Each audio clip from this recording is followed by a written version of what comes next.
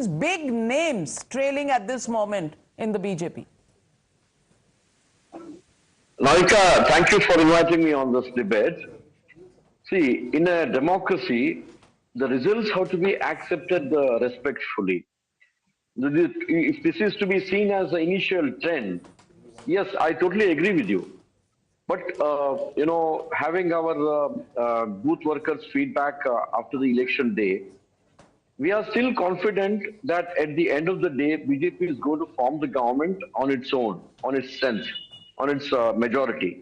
But if the trends are indicating that there is going to be a surprise, then I think we must accept it respectfully. After all, it is democracy. Mr. Ganesh Karnik, take a position. You know, BJP leaders have been less than confident, as far as the numbers are concerned. And many of your senior leaders are not even present in Karnataka at the moment. Bommai's body language doesn't look very positive. Just don't say it for the cameras. Tell me what the reality is on the ground. Navika, I have taken a stand. I'm telling you, this is an indication, and it's an indication. We accept it respectfully. Is it not a stand, madam? Okay. I've taken a stand. Navika, some big takeaways. Okay, well, give me a second, sir. Some big takeaways. Congress has made inroads into Lingayat seats. JDS performance is not strong enough to hold the Congress back. The Congress has also secured a significant share of the Vocaliga seats. Yes. Navika, it could also be, one second, I'll come to you. It could also be that a significant chunk of Muslim vote has moved from the JDS to the Congress. Congress has eaten into the BJP share in central Karnataka. Let's have a quick look at Karnataka also. The big takeaway is also that 8 mantris in Karnataka are actually trailing at the moment, and that is a big number of ministers who are trailing, and that tells you the story of Karnataka. Absolutely, from the Home Minister onwards, a large number. In fact, this is the region that we need to see. This is where everything's at play. This is the whole Mysore region. Let's have a quick look at that over here. Just look at this. Let's have a look at that, please. Look at this particular. Just compare these two regions. This splash of blue is the JDS strongholds, and just look at it. They've been completely dented. The JDS appears to have been hugely eroded in the old Mysore region. If these trends are anything to go by, this splash of green is where Congress has made a mark. It's these constituencies over here. This one, RC Kare. If you can come further south, this side is, of course, RC Kare itself. There's Shravan Belagola. There is other seats such as M.A. Gopalaswamy in neighboring Shravan Belagola as well. Okay. This is Nelamangala, Nagamangala.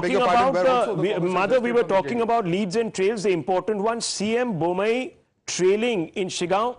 BJP's C.T. Ravi trailing, BJP's Ramesh Jharkioli trailing, Navika, BJP's Murugesh Nirani is trailing, BJP V. Sumanna is also trailing, very important. Abhay Patil of Belagavi South is also trailing. So, both the places or only at Varuna? And Nikhil Kumaraswamy Varuna, trailing. I think he's trailing there. Jagdish Shettar is trailing. These are big upsets that are coming in, and if these leads and trails hold for now, these are some big headlines coming in, and it's important to look at this entire election. Can we actually risk and call the election at this point, Ashutosh? I think so.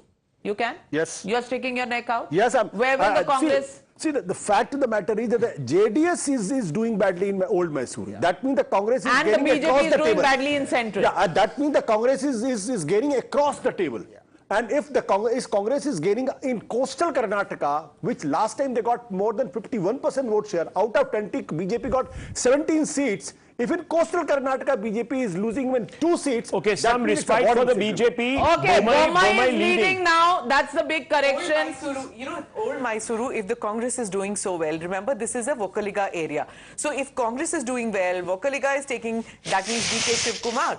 DK Shivkumar has had an effect. I mean, of course, Siddaramaiah is also from that area. I'll come back to you, but meanwhile, the numbers there. 130 plus, I told you on your Chief Minister. Siddaramaiah. वो भी आज बोल रहा हूँ. Okay, 220. 1 second. Trends coming in. Gentlemen, 1 second, please. Trends coming in from 200 seats. Let's have a look at this. What is going on here? Now, in these, the Congress is having 106. So the Congress has picked up 53 from the BJP. From the BJP. It has retained 53 of its own, and the number is 106. 106. Let's flip to the BJP now, and let's have a look at the BJP's map there. This is a switch indicator. This tells you really where the election is headed, how it is turning. Well, before you BJP go into yes, that number, let me just refresh the numbers on the screen. We have 114 for the Congress, 92 for the BJP. Congress passed the halfway mark, 113 is the halfway mark. The Congress at 114. Wow. That's the first time on our screens that we're seeing the Congress winning. The JDS is down 20 seats as of now. The BJP is down about Navika, if this seats. number holds, the Times Now ETG exit poll would have got it spot on. We had Spot given a range on. of 120 to about Absolutely, 100. and we had given a range. We had taken the median of the range at 85, but 92, Yes. it was about 82 to 92. 113 mean for the Congress. The Congress right now is 104. It's early days, viewers. Early days. But that means the Things Congress can change. has cannibalized on its ally, the JDS. ETG poll at the moment seems to be bang on. Didn't get wavered with all numbers. But will Jay dance like some of the other pollsters dance? At the end of the show. At the end of the show, will you dance? We don't believe in dances. We only believe in actual facts on the screen. We believe in the dance of democracy. The Bhangra is happening at the Congress headquarters. we so believe don't in the worry. dance of It democracy. should be some Karnataka. It should be, then go and tell the Congress If headquarters that. Smitaji joins, then you. There, the Bhangra at Congress headquarters. Well, so let's go back to the numbers. 91 leads for the BJP, 114 for the Congress, 18 for the JDS, 1 others. The Congress passed the halfway mark. Is it going to stay there? Is it going to consolidate? That's the only question left now. These are leads and trends, 2 to 4. Performance of the JDS, we got on the day of the exit poll at 6:15 itself, when Mr. Kumaraswamy said, about 25 winnable seats we are not winning due to resource crunch. I mean, the admission is that we are not doing well. So, ye jo number hai, 37 plumbing down to 18. For now. 20 as of now, was a sort of, and this is where the map tells you the entire story. This is where the JDS does so well. Look at the blue patch over there. Look at the previous election. This is where the blue was, and it's now replaced by green. And look at the saffron here in central and this whole there is place, a huge green penetration there. Huge inroads of the green. So as expected, so the BJP Muslim vote has gone to the Congress here. over here. It's pretty clear. Absolutely. And, even the Hindu vote has gone to the Congress. If this region represents the Hindu vote. So Vokalika factor works for the Congress. But is it really about caste? Or is it really about the BJP not handling it well? People have gone in for change. The most reservation has gone against them is the non-performing BJP government. It's as simple, non-performing chief minister. At least that was the perception. So you're talking about trouble engine. You're picking up on the trouble engine. Bommai was the most uninspiring leader chief minister I've ever seen. He might be a good person. Navika, the vertical reservation, the policy that BJP resorted to in order to reach out to left-hand Dalits, that backfired, because what was happening is in that particular scenario, it was aiming at consolidating some form of a Dalit vote base. And right-hand Dalits are with Congress. Now with left-hand Dalit, which BJP aimed at, it lost out on that. My sense, and Mr. Rajagopalan, I must ask you this. My sense is the BJP in most elections has a new caste of beneficiaries. In Karnataka, which is an affluent state, per capita incomes are higher than the rest of India. The beneficiary factor has not worked, and therefore they do not have a captive vote bank, and therefore it's a performance. To just talk about caste and consolidation of caste, Dalit, Vokalika, Lingayat, maybe getting into an area where it's just simply judgment on performance of a government, the BJP, on that governance factor, I think Navika, the seems Congress to have beginning lost out. to turn the knife. Very, very interesting tweet coming from the INC handle. I'm invincible. I'm so confident. Yeah, I'm unstoppable today. That's a song by Sia, by the way. That is a very popular song by Sia. That's a song by Sia. This election was between there you Rahul go. Gandhi and Narendra Modi. It's also trending on Instagram. That's the effect of Bharat Jodo Yatra that you see. This Karnataka election is the outcome. Are we now? Not Siddaramaiah, No. It's been the highest number of times. Let me tell That's you, where Rahul it is Rahul Gandhi's victory. Rahul ji made a speech in the rain. Yes. Viral times. It is Rahul Gandhi. It's only the Rahul Gandhi local leadership. It is Rahul Gandhi. It must be acknowledged today. Well, Rajagopalan. One point. Only one point. 1 minute. Ceasefire. Because of the Modi. Ceasefire. Narendra Modi's defeat Okay. by Rahul Gandhi. Victory is Rahul Gandhi's. Losses are local leadership. No. This is loss of Narendra Modi ji. It is loss of Narendra Modi ji. Okay. Rahul Gandhi ji defeating Modi ji. Democracy has to be kept alive. He does. But in Gujarat you put Modi ji and Rahul ji. So out here, why not you put Modi ji and Rahul ji as well? Absolutely. You called out Siddaramaiah, we put Siddaramaiah. The people of Karnataka, South Africa, settled the score of defamation. once. We wins. The EVM has been. EVM has been. Yes. South Africa EVM. What happens to the election South commission Africa now? EVM has won. Okay, Jindal. Democracy is alive. Apart the election commission, okay, healthy. The Kannadigas, EVM Jindabad. EVM Jindabad. Alive in India. EVM Jindabad. Rahul EVM Gandhi has Jindabad. taught Narendra Modi a lesson. एक second Navika, one second. Since Karnataka is getting Congress, I see three major aspirants for Rajya Sabha from here: Ashutosh, Naveen Jindal, and Lokesh Jindal. तीन Rajya Sabha. Look at the social engineering done by the Congress. नहीं, राज्य- Siddaramaiah 26% OBC, DK Shivakumar 16% Vocaliga, and Mr. Mallikarjun Kharge another 20% SC community.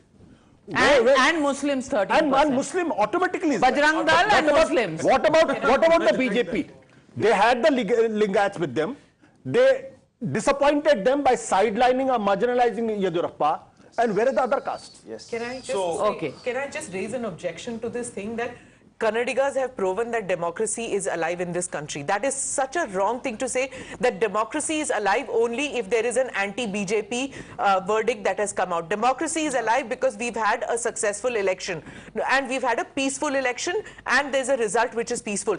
It is not because of a verdict being pro or anti-BJP. And that's a good Karnataka speaking here. And Sorry, I disagree it's really unfair to say that democracy is alive only when the Congress wins. Democracy is Do alive not walk back because from that a statement. government which did not perform That is wrong. was What you said was... You said different. We've said about the government, but for the moment, the big picture, 118 for the Congress party, it's consolidating its lead, 78 for the BJP. And this is how, let's take a look at this. This is how the Vidhan Sauda in Karnataka is going to look. Lots and lots of green, very little of blue. Saffron reduced from the last time, and more or less expected result. Most exit polls had predicted. So for once, exit polls will also get some credibility. But your exit poll has said 104 to 120. And what about exact numbers? Exact number. So 3 cheers for the ETG Times Now exit poll. And for Jay. Jay got his numbers right. Jay kept putting his neck out. Good one, Jay. 1 second, sir. Why you Mr. Jindal said Rahul Gandhi won it for Congress.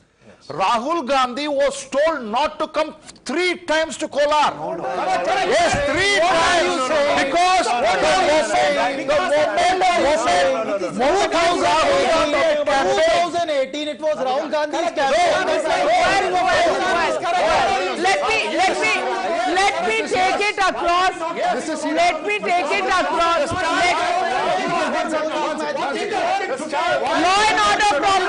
Law and order problem. 1 minute. Calm down, baby, calm down. You put 1 minute. and he's I'm going to the reporter on the ground. The reporter. Gentlemen, this is the house of the elders. Let's go to the young reporter who spent last 1 month in Karnataka. Yeah. So, what the hell? I want to settle this question of Rahul Gandhi. There are 2 points. It is a fact. One second. Look at Jindal. It is a fact. Your party state leaders and top leaders of that have told me that we have decided that we will be the face of this campaign, unlike the BJP, which is banking on its national faces. That happened on ground, and it is a fact. Mr. Kharge, Mr. Siddaramaiah, DK Shukar, their campaigns were far more extensive than any of your national leaders. Yes, Rahul and Priyanka did campaign. One second. Let me complete my point. Allow me to complete my point. I'm telling you that they have focused on the state leadership, and this is what they have told me, sir. This is what they have told me. I'm quoting what they are saying. Okay, so let me just complete my point. The other major point is that Mr. Rahul Gandhi, for instance, unlike during the Bharat Jodo or some other campaigns, there was nothing controversial which he said which actually would have backfired against the Congress. That made a lot of difference as well, unlike other campaigns. Should we say, 1 minute, Rahul, what about it? That was not an attempt to polarize. Just 1 minute, can we have the big numbers on the screen? Can we just take a moment to call the elections? Gentlemen, 1 second, please. 1 second. Think of 1 second. Mr. Rajagopal. Gentlemen. 1 minute. I'm going to silence all of you there who are very excitable there. I'm calling out the elections. Rahul, is it time to call out the elections? Should we just stick our necks out and look at this number here? 119 for the Congress. Do you think, Jay, it can reverse from here? Any major changes can take place? I do not expect a big reversal. Big reversal? No. A little bit of up and down, but they're past the halfway mark. They're past the halfway mark. It's safe to call the elections? Absolutely safe. Psephologists advice? Yeah, it's safe to call. Safe to call the elections. 120. Well, 120 for the Congress, 79 for the BJP, 23 for the JDS. So the Congress seems to have taken more from the BJP than from the JDS. Yeah, actually the BJP has retained coastal. It has retained portions of central. Kittur, Bombay and Hyderabad, Karnataka. Another way of looking at it is that the JDS will also be eaten into the BJP in different areas. Yeah, some pockets. You've had some pockets which but these were there last time around also. Perhaps some last time, but it is this area, this central and the coastal area where the BJP retained, but the rest of the state, Bombay, Karnataka, Hyderabad, Karnataka. We'll have to look at some vote shares. Just a quick point. 3 seats in North Karnataka that you're referring to. This is what JDS does every time. It waits for BJP and Congress to release their list of candidates, and then JDS comes out third to pick up rebels from other seats. That's why you see in North Karnataka they mop up 2 or 3 of those rebel candidates, who are either those who have not got tickets from either BJP or the Congress. I don't know if exactly. There are 3 inroads. This seat was with the BJP gone this time around to the Congress party. These are the 3 seats in North Karnataka. You can see over here where the JDS has made a little bit of a correction, but not enough to make up for the loss. Let's take a look at the overall takeaway, viewers, is that central Karnataka, which is where the BJP gets bulk of its seats from, has actually moved to the And let's Congress look at the bigger map of central Karnataka. 35 seats in this area. Just see how in central Karnataka, the Congress party, large parts of it have been taken over. Absolutely green here. The saffron has been broken. And the question this is then, central Karnataka. Navika, does the BSY factor, did it not really kick in? He did not campaign enough. He focused a lot on his son's constituency. He was even fighting for till the last minute for Jagdish Shettar. He was fighting. And he was not getting an audience and a ear of... always beware of a sulking senior party leader. And here there were a few of them. Mr. Mallikarjun Kharge wins. It's a major victory for Mallikarjun Kharge because he got Mr. in Sauku in Himachal Pradesh, first, and now second thing in Karnataka. And then therefore Rahul Gandhi failed. Then look at it from the JP Nadda point of view. He lost his home state. He lost his home state of Himachal. And then you can start extrapolating so many things. Mallikarjun Kharge's win. I have a point here. Region-wise, region-wise. My question moves on from Karnataka. What does this mean for the 2024 elections? And I want a quick round on that. Smita, I'll begin with you. Yeah. So, like I said, that in 2024, people of Karnataka have voted very systematically that they want a certain dispensation for their state and a certain dispensation for the center. There is no denying that in Karnataka, across the board, other than the 14%, they think that it is Modi and BJP who will deliver as far as the center is concerned. The state is a different ballgame. That double engine, the one engine was not functioning. The one engine has, obviously the results show that, jaise aapne kaha ki carburettor में मिट्टी जल गई थी, वही So हुआ। Ashutosh, no impact on Lok Sabha elections, or do you think this will impact Lok Sabha elections? See, what is worrying for the BJP is that since 2004 onwards, Congress has got more vote percentage, but Congress was declining. Here what is happening, if the Congress vote share goes to 40% or more than 40%, they get a majority seat. So that shows there is a disappointment with the BJP, and that can be a warning signal. Let's listen into Pawan Khera. He is the media head of the Congress. भारी बहुमत से, जैसा कि मैंने आपको कहा, हम सरकार बनाने जा रहे हैं. So how do you see the trends coming in right now? Very encouraging, predictable, but very encouraging. We are absolutely confident of forming a government with absolute majority. So 5 guarantees worked, not Bajrang Bali. 5 guarantees worked. God has been kind. And the negative campaign, the divisive campaign of the Prime Minister personally did not work. I'm joined by Congress leader.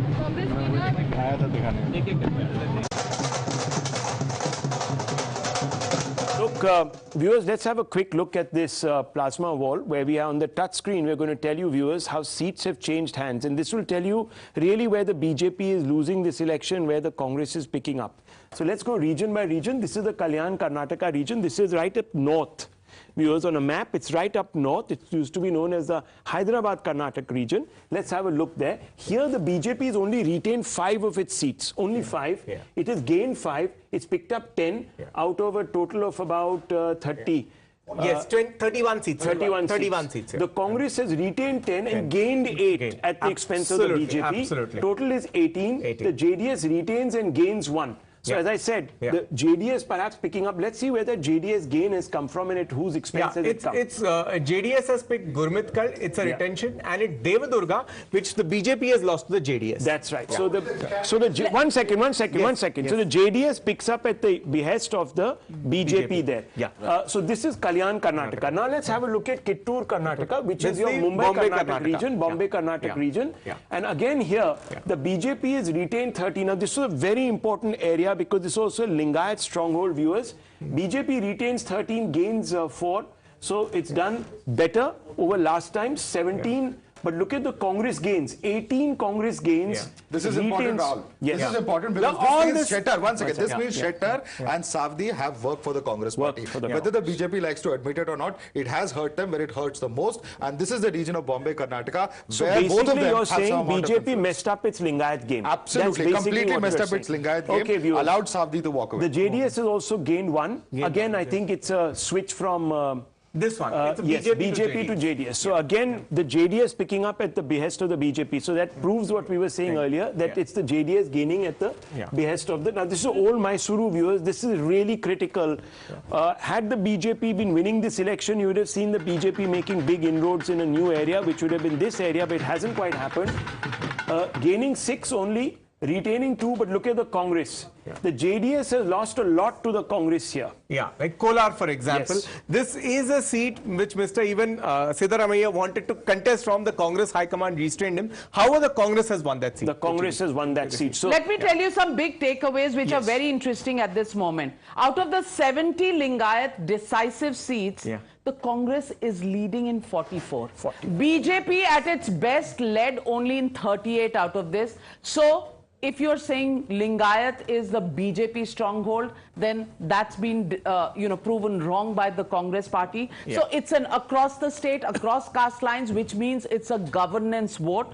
The Vokalika belt, the Congress is now leading in 17 seats, the JDS in 15 and the BJP in 7. So the JDS somewhere giving the Congress a fight. The BJP is this is the Lingayat belt that you're talking very about. Important point. And the BJP is enjoying a little bit of an edge in urban clusters.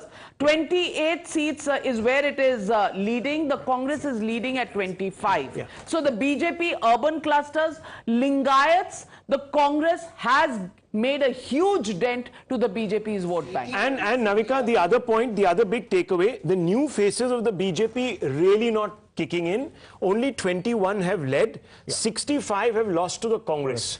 So that is a very important, and in fact even the JDS picking up on those, 15 of those. So that's really where the BJP has been exposed. Again, big news coming in. BK Shiv Kumar leading in Kanakpura after second round. BJP's Dr. K. Sudhakar, Health Minister of Karnataka, is trailing in Chikkabalapura.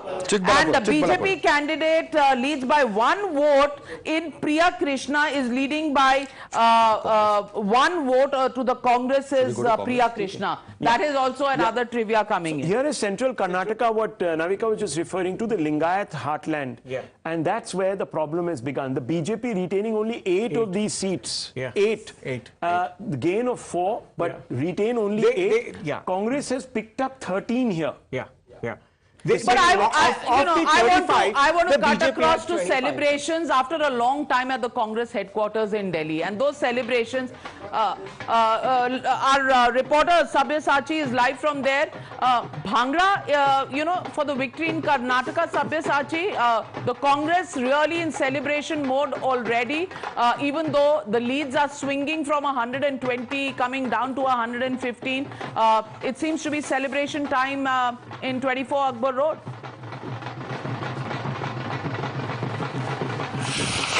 Well, absolutely. The celebration started at 7 in the morning, and party workers started coming in large numbers. And you can see Dhol Nagara are being played, Havan and Puja were being conducted in front of the AICC headquarters, and more Congress workers are coming into the AICC headquarters, and there has been this celebration since morning.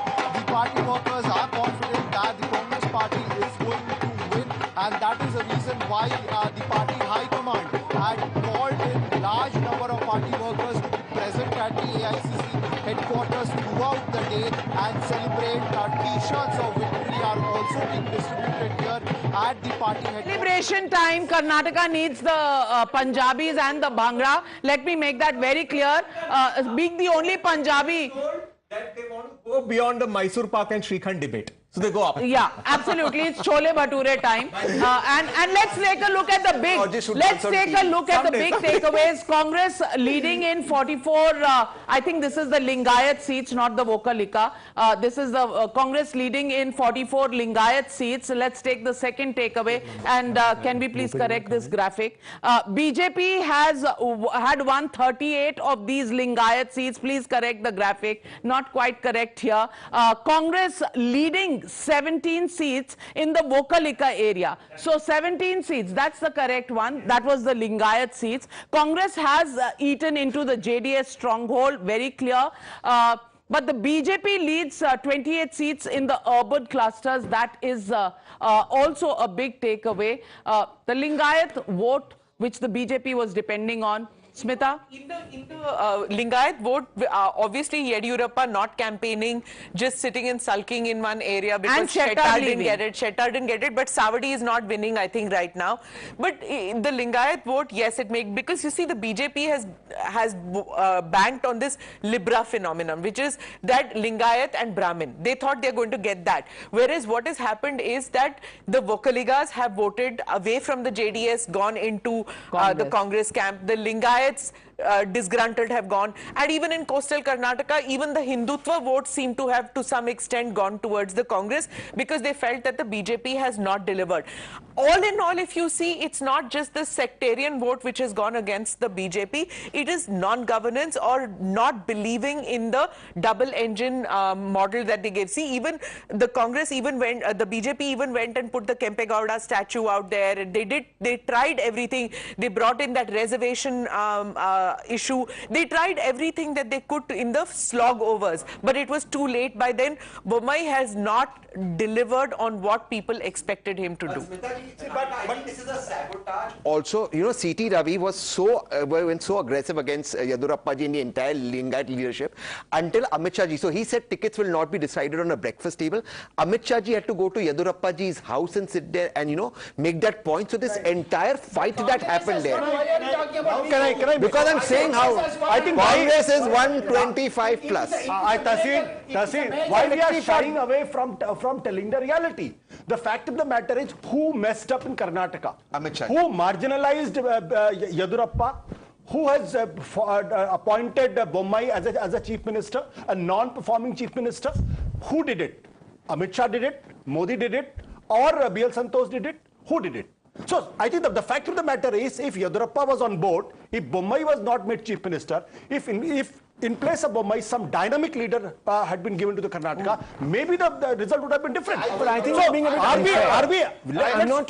I don't carry a brief for anyone. I'm just saying. No, I'm not talking about you. I think there comes a time in the evolution of a party when it has to also look to the future. Yes. So it has to begin to groom future leaders. Yes, because why, Rahul, sacrifice winning Karnataka with the larger picture in mind. Why I'm saying so? Because in Karnataka, the Congress decline started when they you lose the battle to perhaps win the war, and since then they couldn't gain. I think there's a long-term focus here, and I don't think anyone will deny that, given the new number of leaders from also the Lingayat belt that were given tickets. Maybe it hasn't clicked this time. It doesn't always have to click. No one has a magic wand, and Indian democracy is ridiculously unpredictable. If it has which is not, but they should also take the for credit all of us. And the So one big news that is coming in: B.Y. Vijendra, Yediyurappa's son, is also trailing from Shikaripura. So this Yediyurappa factor, has it lived past its shelf life? I think is a question many people will ask now. If his own son is trailing, it's a question that's out there in the open. One second, I just want to make a point that from 1985, ever since 1985, we haven't seen an incumbent getting re-elected in Karnataka. That's true. And the only time, 2004, Congress came second. Single largest party was BJP. So it is a very natural phenomena. I think we are reading too much into that it. Would have been true also. I think there's a genuine concern over the leadership quality. One minute. In Uttar Pradesh, one minute, gentlemen. See, we can't scream over each other, gentlemen.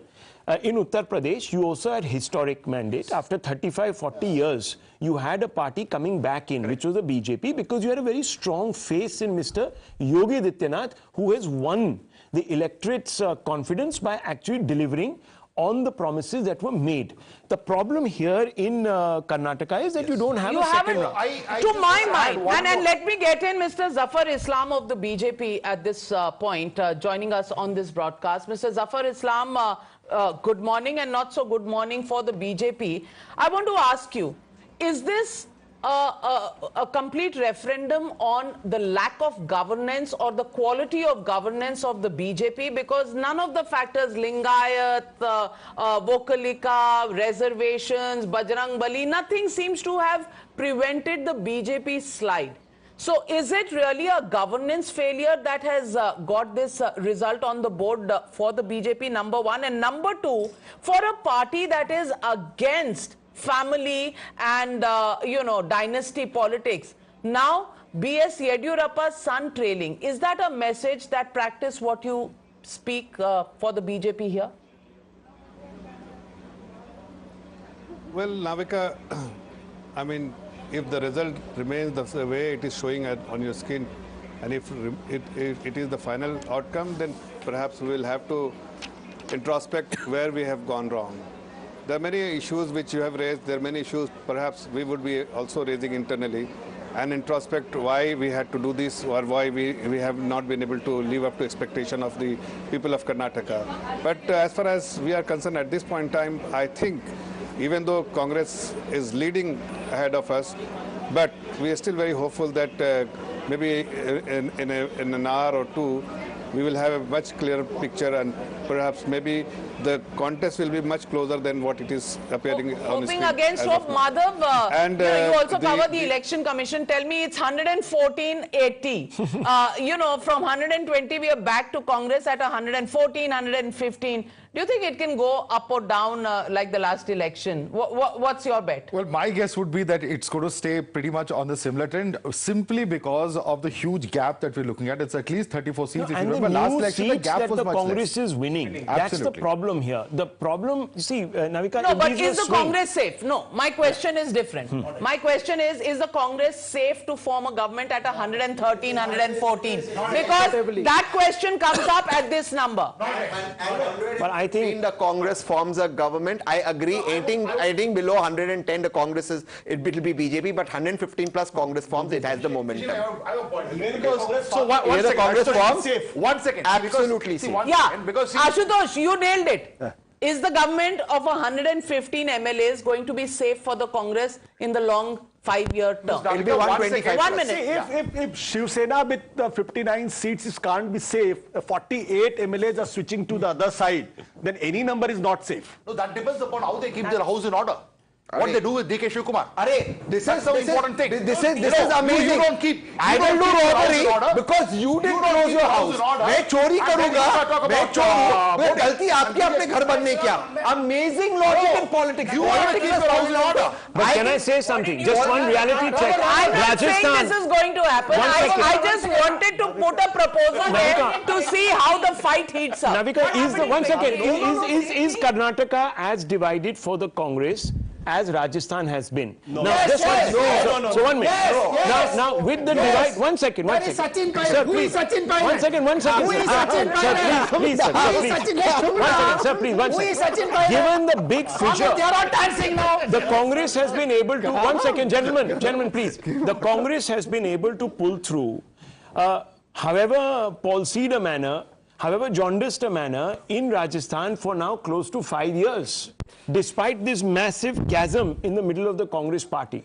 Are we saying that DK Shivkumar and Mr. Siddaramaiah have the same sort of relationship as Mr. Pilot and Mr. But Gehlot? Karge will spoil it. Karge will spoil it. The problem in Rajasthan Mr. is Mallikarjun Karge will Sachin spoil Pilot has shown Karnataka. lot of immaturity.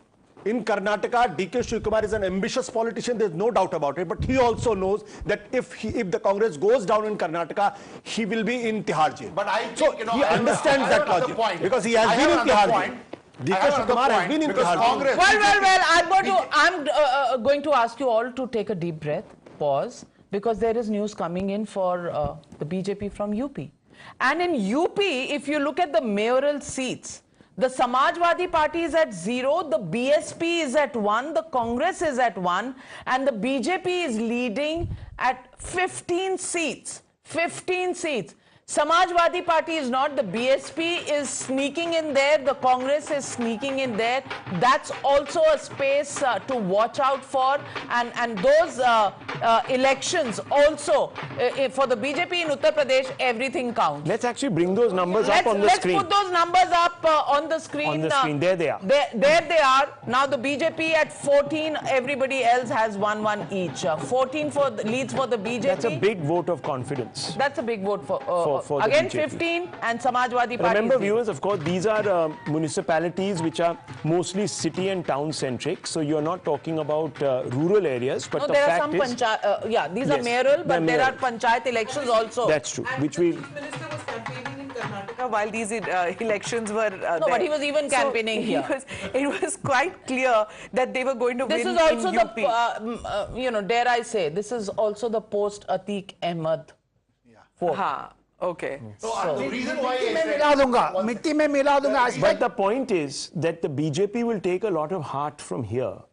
Especially in the northern belt. No, they will be very disappointed, Rahul, because Karnataka was a gateway to South India, and for them to lose Karnataka and to lose any election, as we discussed, BJP doesn't like losing. No party likes losing, but the BJP especially so doesn't like losing. So, and then, now of course it's going to start that dekho bahar kar diya, south se bahar kar diya, it's a north of the Vindhyas party. That whole narrative Can we gets run away from muscle. that? Can we run away from that reality? Yeah, well, let's just go across to our colleague Imran, who's joining us from the Karnataka Pradesh Congress headquarters. We'll just cut across to him, but those are visuals of celebrations going up in Karnataka already. So, extremely gung-ho Congress party has got a victory in Karnataka, and that would do a lot to really buck up their confidence. And also the larger, and also... Karnataka politicians that there are no dancing.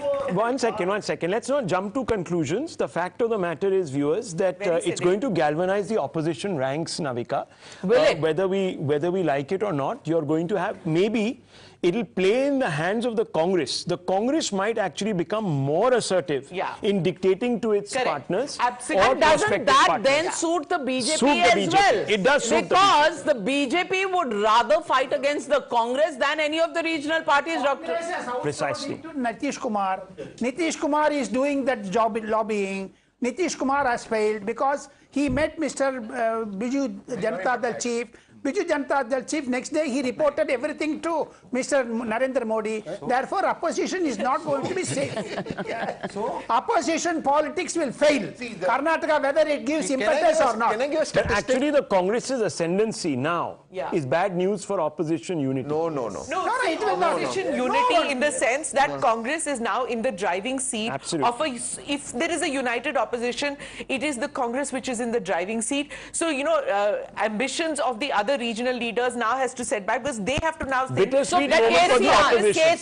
Mamata Banerjee will have to step back. Will they do that? And they have to also realize that if the Congress could do this to the JDS, take away their votes, the Congress can do that in Telangana. I think the TRS is going to... I'm going to Imran. Imran is on the ground. Is it a good election to lose for the BJP willy-nilly? We'll go to that question. First, going across to Imran Khan. Imran joining us from KPCC headquarters. Straight off to Imran. Imran, what are you seeing around you?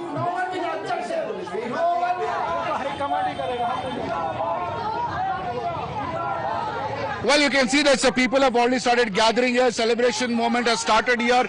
Sir, अभी results आने वाला बाकी है, लेकिन early trends दिखा रहा है. आपको खुशी है? क्या कहना चाहेंगे? जो कर्नाटक की जनता ने रिजल्ट दिया, इसके लिए हम पहली बार उनको बधाई देते हैं और 100% कांग्रेस की सरकार बनेगी. मिनिमम 120, मैक्सिमम 140 तक जाएगा. 140 तक जाएगा. अर्ली ट्रेंड अभी भी मामला 19-20 का है, लेकिन आपको यकीन है कि पूरा कांग्रेस आएगी? लेकिन 100% कांग्रेस ही बनाएगी. कौन सीएम रहेगा? सबसे बड़ा सवाल है कि कौन सी आपके दिल में क्या है? नीतीश कुमार है, बम्मई है? ये सबसे बड़ा सवाल का जवाब जो अपना हाईकमांड ही देगा. हाईकमांड के अलावा कोई नहीं बोल सकता नाम. काफी पॉलिटिकली करेक्ट जवाब दे रहे हैं आप, लेकिन आपके दिल से बताइए आप किसको सपोर्ट करते हैं, बम्मई या डीके शिवकुमार? कर्नाटका की 6 करोड़ 6.5 करोड़ जनता ने इस महंगाई के ऊपर वोट दिया है कांग्रेस को भरोसा करके, तो हाईकमांड भी कांग्रेस को अच्छे सीएम को डिसाइड करके हाईकमांड डिसाइड करेगी. क्या कहना है, डीके शिवकुमार बनना चाहिए कि हमारे खड़गे साहब डिसाइड करेंगे. कर्नाटक के और राष्ट्रीय कांग्रेस के अध्यक्ष है और हमारे पास बहुत सीएम के कैंडिडेट है, एक जने नहीं है, बहुत सीएम के कैंडिडेट है और कांग्रेस में अभूतपूर्व जीत होने वाली है. 140 से ज्यादा सीट हम जीतने वाले हैं और ये सब राहुल गांधी, प्रियंका गांधी जी, सोनिया गांधी मैडम, ये मल्लिकार्जुन खड़गे साहब, डीके शिवकुमार साहब, सिद्धरामैया साहब, सब. आपका क्या है? News coming in.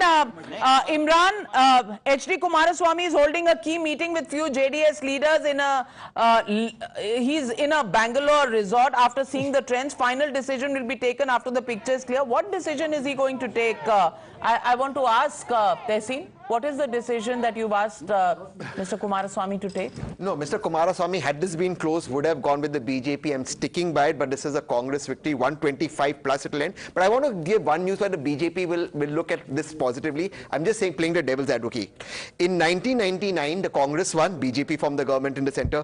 2004, BJP won, Congress formed the government in the center. 2008, BJP won, Congress formed the government in the center. 2019, 2013, Congress won, BJP formed the government in the center. 2018, Congress formed the government, BJP formed the government. So whoever wins Karnataka, the opposite forms the government in the center. So BJP will market that to you, but I'm still requesting you, Rahul Gandhi and Modi ji's vote to please. That's the trend historically. Yes. It is not going to change. You want everything your way, Tehseen. That's not possible. But I told you what I told you, 120. You cannot deny that. Now Tehseen says that whoever wins Karnataka does not win the center. No, that's the trend. That's the trend, but all rules are broken. These kind of things, like I said, Karnataka votes differently. They think they vote the BJP to the center. I'm telling you, Modi will still be a factor when it comes to the center. Okay, Sriram. There are two things. One is, why I said we should wait for some time is, leaders like C.T. Ravi or Bommai, when they're trailing, or Vijendra, it can happen in a booth or two.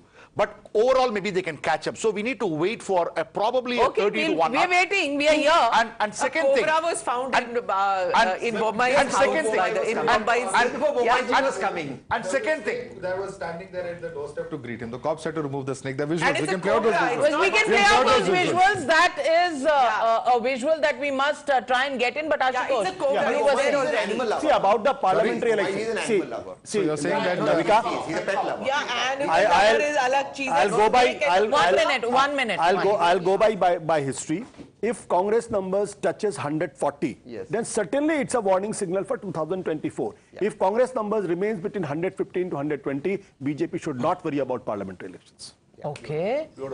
Rajgopalan ji, are you worried? And sometimes Ashutosh speaks the right thing. Okay. But Sometimes. I didn't use the word Rahul. So how can I be right? Rahul, suniye, this 24 is Narendra Modi's election. Can we You show must the take it picture for of that. the snake? Rajya Sabha, you are coming from Rajya Sabha. Lok Sabha. I'm Lok Sabha material. I'm not Rajya Sabha material. Yeah, Rajya Sabha. I'm Lok Sabha material. Lokesh Jindal. See, if the Congress is getting above 130, then one thing is certain that people of Karnataka, they have rejected the Hindutva card that was being played by the BJP. From the last 5 years, whether it is Azan, no, 120, 125 plus, I say that the seat tally will go up till 130. So with this particular trend. Because you look more. at the entire scenario, BJP, Congress has broken into BJP stronghold. 135, say you revised it to 125. No, 125 to 130. 125 to 130. I said 120. Because even in coastal Those Karnataka, are visuals. Let's just play those visuals. That's a cobra, not just a snake. Is there a Oops. Oh. Is it more than just this snake? Are there others out, to greet Mr. Bommai? That's also a question. Yeah. So this was found at Bommai. No, not at his residence. He went to Haveri to visit someone there, and it is there that this particular visual was found. I'll just tell you the name of the Karnataka candidate is full of who he snakes went to. Karnataka, Maharashtra. Yeah, this is the residence of somebody called Shivraj Sajjan, and there was a snake waiting at the doorstep. You'd rather deal with this. Honestly, at least these are. Well, so those are visuals from this morning at the residence of a candidate that Chief Minister Bommai visited. Will he stay Chief Minister for long? We'll have to wait and watch. At the Very moment, Congress at 190. Priyanka Gandhi Vadra in Simla at a Hanuman temple. Yeah. Bajrang Hanuman Bali. temple. Bajrang Bali ke dwar par. So it was only Bajrang Dal and not Bajrang Bali. So they are not banning a Bajrang Dal. And incidentally, Priyanka Gandhi Vadra spent a lot of time in Karnataka. She did campaign in UP. That's quite interesting. Because Mr. Yogi Adityanath cancelled his last leg of campaigning in Karnataka to focus on the UP local body polls. But Priyanka continued to be there in Karnataka. I think that's a clear sign of the priority. The numbers for Uttar Pradesh are at the bottom of your screens now, viewers. 15 for the BJP, those municipal bodies, the BJP is sweeping there out of 17, 15. That's a mayoral poll. Congress is getting which mayor? Well, we'll just come back to you with that. The Congress leading in one. We'll just find out. We'll find out that in just a few moments. Is it the Annur seat which is showing blue? Wait. It is the I'll first start with the story of vote shares. The theory which we put in the morning has actually held. See, guys, it's very interesting. Of course, though I know everybody is saying the BJP has lost the day, but in terms of vote share, the BJP has retained its 37. It's the Congress which has crossed that 6% Rubicon. It has got 44. It's got 7. So you are absolutely right. Yeah? And it's got that purely by cannibalizing the JDS. The JDS has collapsed from 18.5 to 11.1. There you go. Okay. So JDS has lost 7. Gone to the Congress, the net figure, the BJP has retained its 30. So you're saying JDS has lost its stronghold seats to Congress and picked up a few in other regions from the BJP. These are stray and freak pickups. Right. In terms of vote share, it's actually lost substantially to the Congress. So the JDS is facing an existential crisis right now. Absolutely. And this is coming from their own traditional Vocaliga stronghold. Absolutely. Because that shows that the polity in Karnataka is changing very quickly. It's going to become a bipolar. Just one point. Let me ask one a point on question, JDS. Yes. That means if the BJP retains 36% vote share that it had in 2018, and if it's gaining 1%, that means Lingayats are there with them. No, this is by that logic. This is the net figure. I would actually put it something like the other way around. That if the vote share is static at a gross level, okay, there are additions and minus down. At a gross level, it is static, which means that more or less the committed voters have remained with the party. Whatever it is, yes. That 66 may become 61, but among, more or less the committed voters. But among committed voters, Lingayat has a substantial chunk. 1 second, Lingayat has a substantial chunk. No, yes. To my mind, there is a tectonic shift in the politics of Karnataka, and I read it that Mr. Kumaraswamy has only played a role of a kingmaker in the last couple of elections. Coming in and out of 10 Janpath with a handkerchief on his face, last time making this, government, even though the BJP was the single largest party, it's not worked well for him. So I think Karnataka has decided, why need a kingmaker? Decide on one of the two larger parties, because the JDS is never going to be a majority party. Navika, one more thing.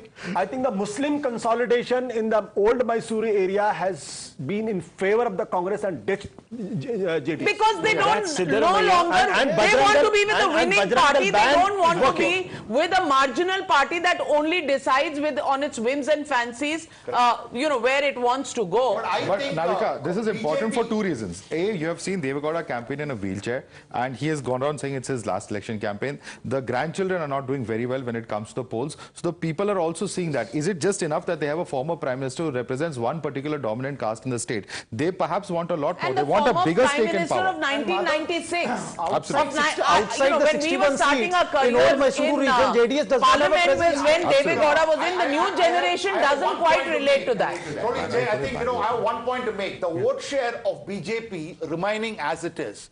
The reason could be that they may be losing something in Kittur and Kalyana, but they are gaining a lot in Old Mysore. Probably they are gaining a lot of vote share. But vote share. So that's the solace. This is where the Prime Minister campaigned extensively in Bengaluru. As expected, look at the numbers Congress here. Moving to the Eagle resorts.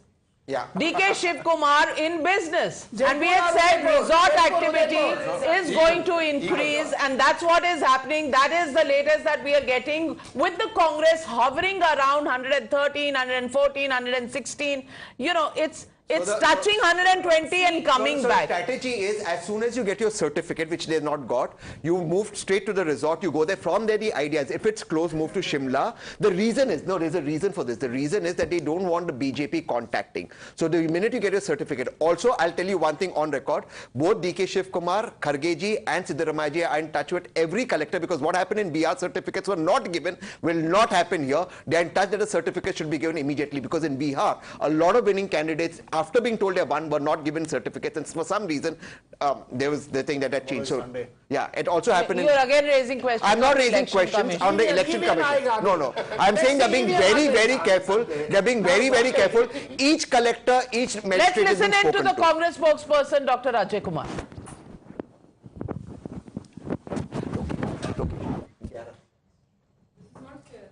Okay, some errors in the audio. Smita, ANI audio, there is an error. Maybe you can ask them to fix that. No, ask them to fix that. But yes, Congress being very careful, down to 115, just 2 more than the halfway mark. Is it anybody's game? Would you stick your neck out? Definitely yes, I would wait for another. Sriram, you're an optimist. No, I'll wait for. See, I'm not saying that BJP is single largest party. I agree that Congress is single largest party.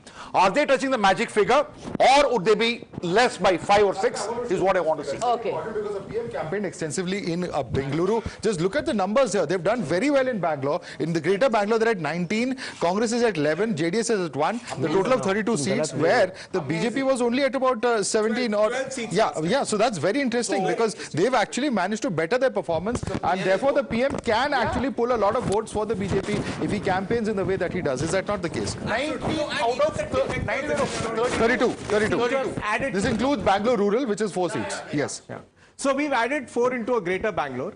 Now, even the defectors, as I said, in and around Bangalore, they've brought in their supporters. So you will have RR Nagar here, You will have Yeshwantpur, you will have KR Pura here. They've brought in their support. So seeing the PM in the flesh and somehow the issues that he has raised has worked, and it has connected with voters, particularly the urban voters for whom BJP is a very, very important vote bank and continues to be. Absolutely. Absolutely. Absolutely.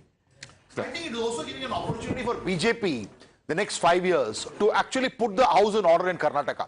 The Karnataka BJP has been another version of Congress. That's what I was asking. Was this actually a good election for the Bharatiya Janata Party? Loose. It because is a very good. 1 second. Because of two issues, and let me bring you in, Dr. Raman.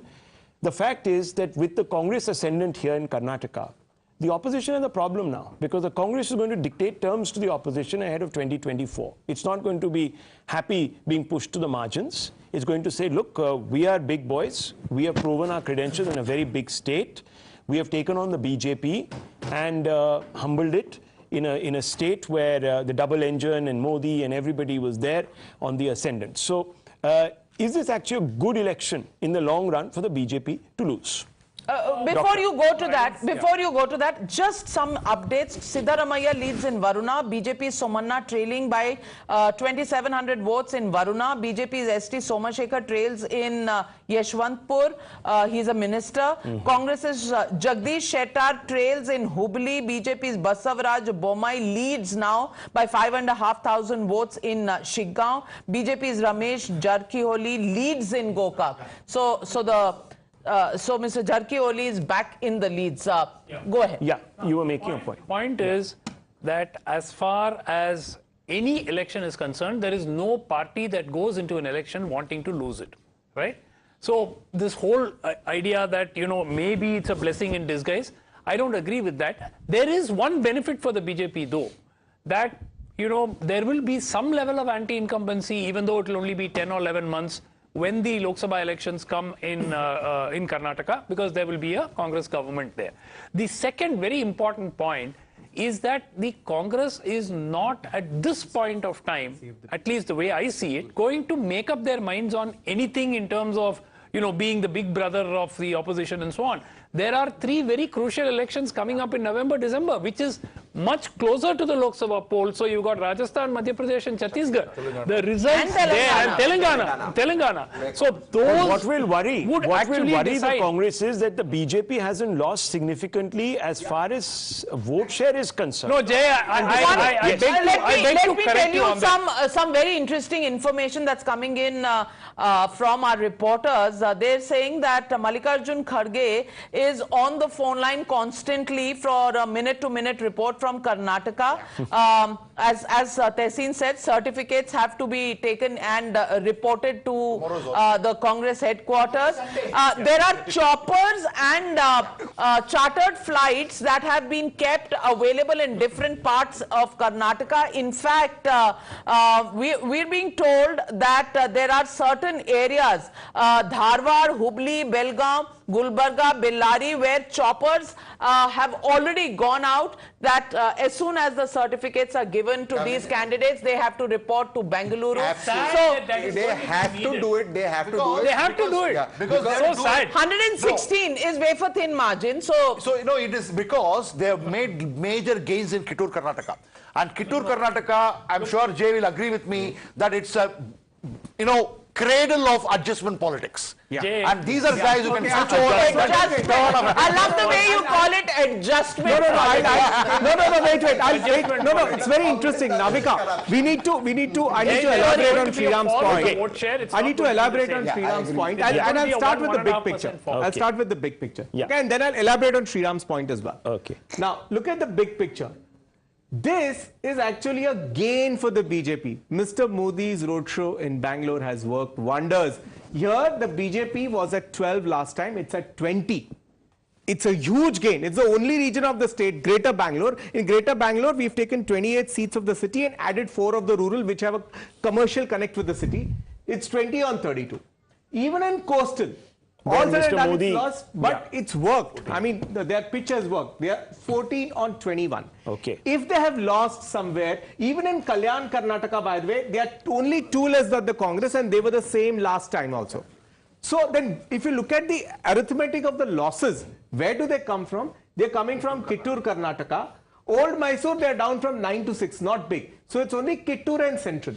I would put Central. It's the Lingayat factor, basically. Basically the Lingayat factor. Basically the Lingayat That's the factor. problem. Now, whether it's an investment in a future leadership, Navika, or it is a decision to sort of marginalize X or Y leader, that of course is a matter. We'll come to that. We'll come to that in a bit. But it's also important to look at the UP local bodies elections. As far as the mayoral elections, which we were saying 15 in favor of the BJP, is now moved to about 17 on 17 for the BJP. Wow. And that is the Yogi impact.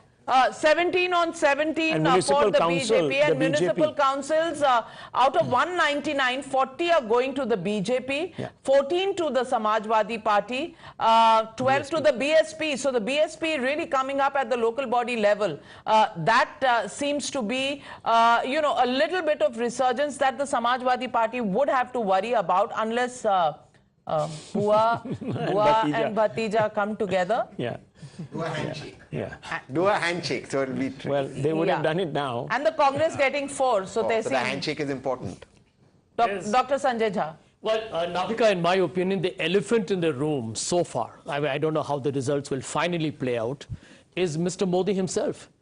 In Himachal Pradesh and now Karnataka, 2 states back to back, held by the BJP, they look like they're being arrested by the Congress. In Himachal, I haven't forgotten what Mr. Modi said during the campaign. When you vote for me, it goes into if you vote for BJP, it goes into Narendra Modi's account. And we all know it's not just his roadshow, but he's put his whole political brand for the Karnataka election. It wasn't about Mr. Bommai. Mr. Bommai was told to go into hibernation, and the entire BJP said, including Mr. Nadda, that we have Mr. Modi, who's our Brahmaster, and he's going to work. Are you oversimplifying? So there is an answer Are you there. oversimplifying it?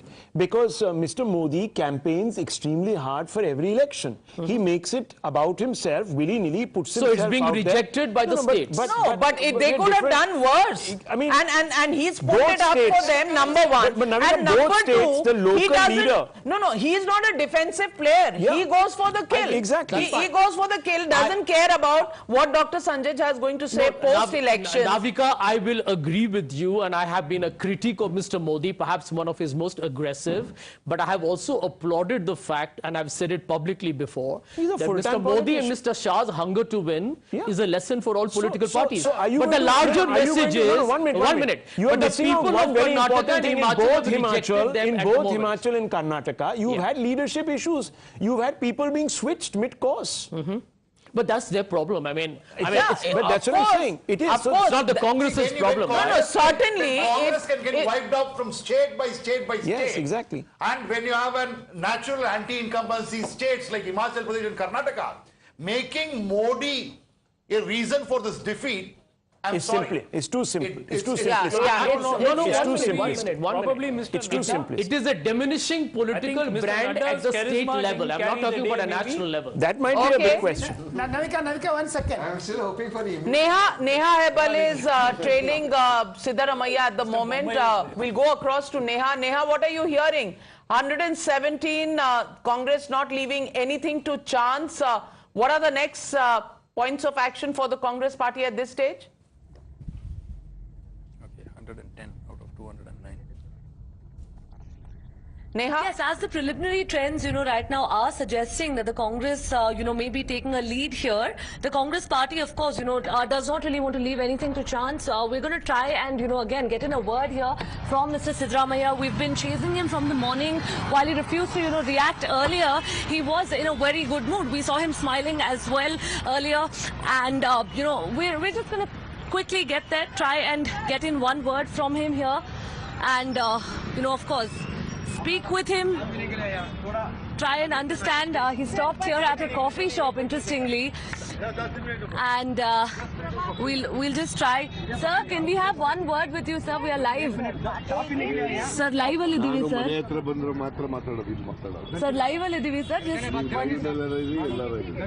okay, all right. Well, of course, Siddaramaiah here, refusing to react. He stopped at a coffee shop right now. But, of course, let's come back to talking politics. What we do know is that the Congress party reportedly has booked the Eagleton Resort over here in Bengaluru, of course, on on the outskirts. They're not going to be leaving anything to chance right now, of course. They're going to keep all their options open in the likelihood, like a few exit polls had predicted, in the likelihood that it is a hung assembly over there, then the Congress, of course, would really not like to let go. They would do everything in their capacity to try and keep the BJP out of Karnataka, because, that's one place that the BJP has managed to retain power in, southern India. So we'll really have to, of course, wait and see. Yes, while he's in, a relatively good mood here, Siddaramaiah, and, that's, of course, something which, as reporters, we get to see very rarely, considering that he's known to be quite arrogant in the past. Siddaramaiah there, not giving in much from his expression, and I'm somebody who likes to read body language. Body language, confident, watchful, not wanting to say anything because he knows even if the Congress wins, his eye of the fish is the Chief Minister's kursi, and he is not going to say anything at this point because numbers are still, fluctuating a bit. Unless he's past the 120 mark, do you think he's going to actually come out, smile and talk to reporters? You are looking at the next Chief Minister of Karnataka. Navika, I am telling you this. I told you this that day. I'm telling you. Siddaramaiah, the next Chief Minister. But Navika, you have a point. I think the numbers need to stabilize above 120 for the Congress to actually go out on the streets and say we are there. And I suppose what Siddaramaiah would be looking at also is how many of his own loyalists have actually won, because he did have a massive say in the picking of a large number of candidates. Madhav, if you could bear me out on that one. Number of his candidates in the first and second list actually had their way. Then DK Shivkumar had to really sort of push in his people in as far as the third and the last few lists that came out. That's when DK finally had a say. Now, whether that selection has been good or not, the point is that Siddaramaiah has had a huge say in how things function. DK Shivkumar, of course, is somebody who says that he's been burning the midnight oil. He just told us yesterday that he's worked very hard in this election and that his hard work has to actually, reap some kind of benefits. That tussle is something that perhaps Siddaramaiah could be thinking about. I'm not a sannyasi. And what does that tell you, Dr.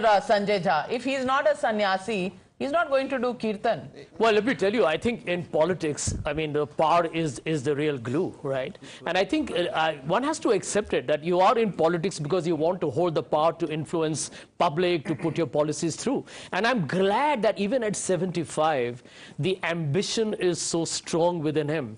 And, I agree with Tehseen there, that although DK has done a phenomenal job as an opposition leader over a considerable period, he's fought it out on the streets, Siddaramaiah remains the most popular leader amongst the Congress legislators. He's the most polarized leader of Karnataka, number one. Number two, he has got maximum number of enemies. He has got a lot of enemies inside. Dr. Parameshwara was denied the chance. He was beaten in 2013. Mallikarjun Kharge, he was beaten by Siddaramaiah. How Siddaramaiah came to Congress in 2013. Mallikarjun Kharge was denied the chief ministership. So everybody is paying for the blame. And Siddaramaiah told the High Command in 2013, if I am not the CM, I will split the party, have alliance with JDS and become the CM. And DK Shivkumar knows all these things, and that is the reason why he forged an alliance with HD Kumaraswamy and offered him the chief ministership. Maybe that's why he's not smiling, Navika. Navika, 1 second. Maybe that's why he's not smiling. Since I have little knowledge on Karnataka politics, Mallikarjun Kharge is going to be the chief minister. Simple as okay. I'm Setting glad the you didn't say cat Rahul amongst Gandhi. the pigeons at the moment. It's all happening. Once again, the Congress at 115. Gentlemen, calm down. Congress at 115. Dr. Suman Siraman. Danger or? Okay. No, I think, I was just looking at the official Election Commission website. It's 110 out of 212. So they need 3 more out of 12. So I think that they should, and generally there is a effect which we see in election after election. The leader actually pulls away closer to, so it could go up to 120 as well. The one very important point, Rahul. Sweep. This is certainly not a sweep. Vote of confidence in the Congress. No, this is perhaps a vote it is. against the BJP. If you increase your vote share by 6%, yeah, I don't think that you can call it just an anti-incumbent so where vote, does the vote share come from? Clearly, that is something that we need to ask Dr. Sudhanshu Trivedi of the BJP joining us on this broadcast. And Dr. Sudhanshu Trivedi. Well, look at what Srinivas BV has just put out. Jai Bajrang Bali, tod di bhrashtachar ki nali. Sudhanshu Trivedi ji, Bajrang Bali, Lingayat कुछ काम नहीं किया कर्नाटका में, और Congress looks like it's going to form the government, but it's still trying to keep helicopters and chartered planes ready to fly their MLAs. Are you sniffing a chance even at this point with 79 on the board for the BJP? Are you looking at a chance to form the government in Karnataka? Navika ji, up till now, the trends which are coming are not up to our expectations. But let us wait for the final result, then the exact tally will be in front of us. But what is evident is that the Congress seems to be ahead of us. But as far as the election issues are concerned, now the election is over. So it can be objectively analyzed. On the issue of Bajrang Bali and others, I would like to say this is not the issue for us for the election pang. I would like to remind when Bajrang Dal was formed, 1984, when we were 2 seats party, nothing doing with politics. But for them it was politics, that's why they have brought it into the election manifesto. And as far as the results are concerned, let the final result in the final figure should materialize, then we will be definitely deciding and analyzing that what is the reason of it. That, of course, we will wait for your analysis. But Dr. Trivedi, many people will say, okay, Bajrang Dali and all these polarizing issues were not the issues that you were campaigning on. You were certainly campaigning on governance. The Prime Minister listed a large number of achievements of the Bommai government, the state government. He talked about double-engine Sarkar and how it had sort of brought in new projects, etc. Then why aren't you reaping the rewards, sir? Why aren't you reaping the rewards? Let me give you a couple of statistics here. In the Vocaliga belt, the Congress has swung the election there by 5%. 5% swing in favor of it in the Vocaliga belt. And in the Lingayat belt, the Congress again, 5% swing. So what is the factor that has hit you?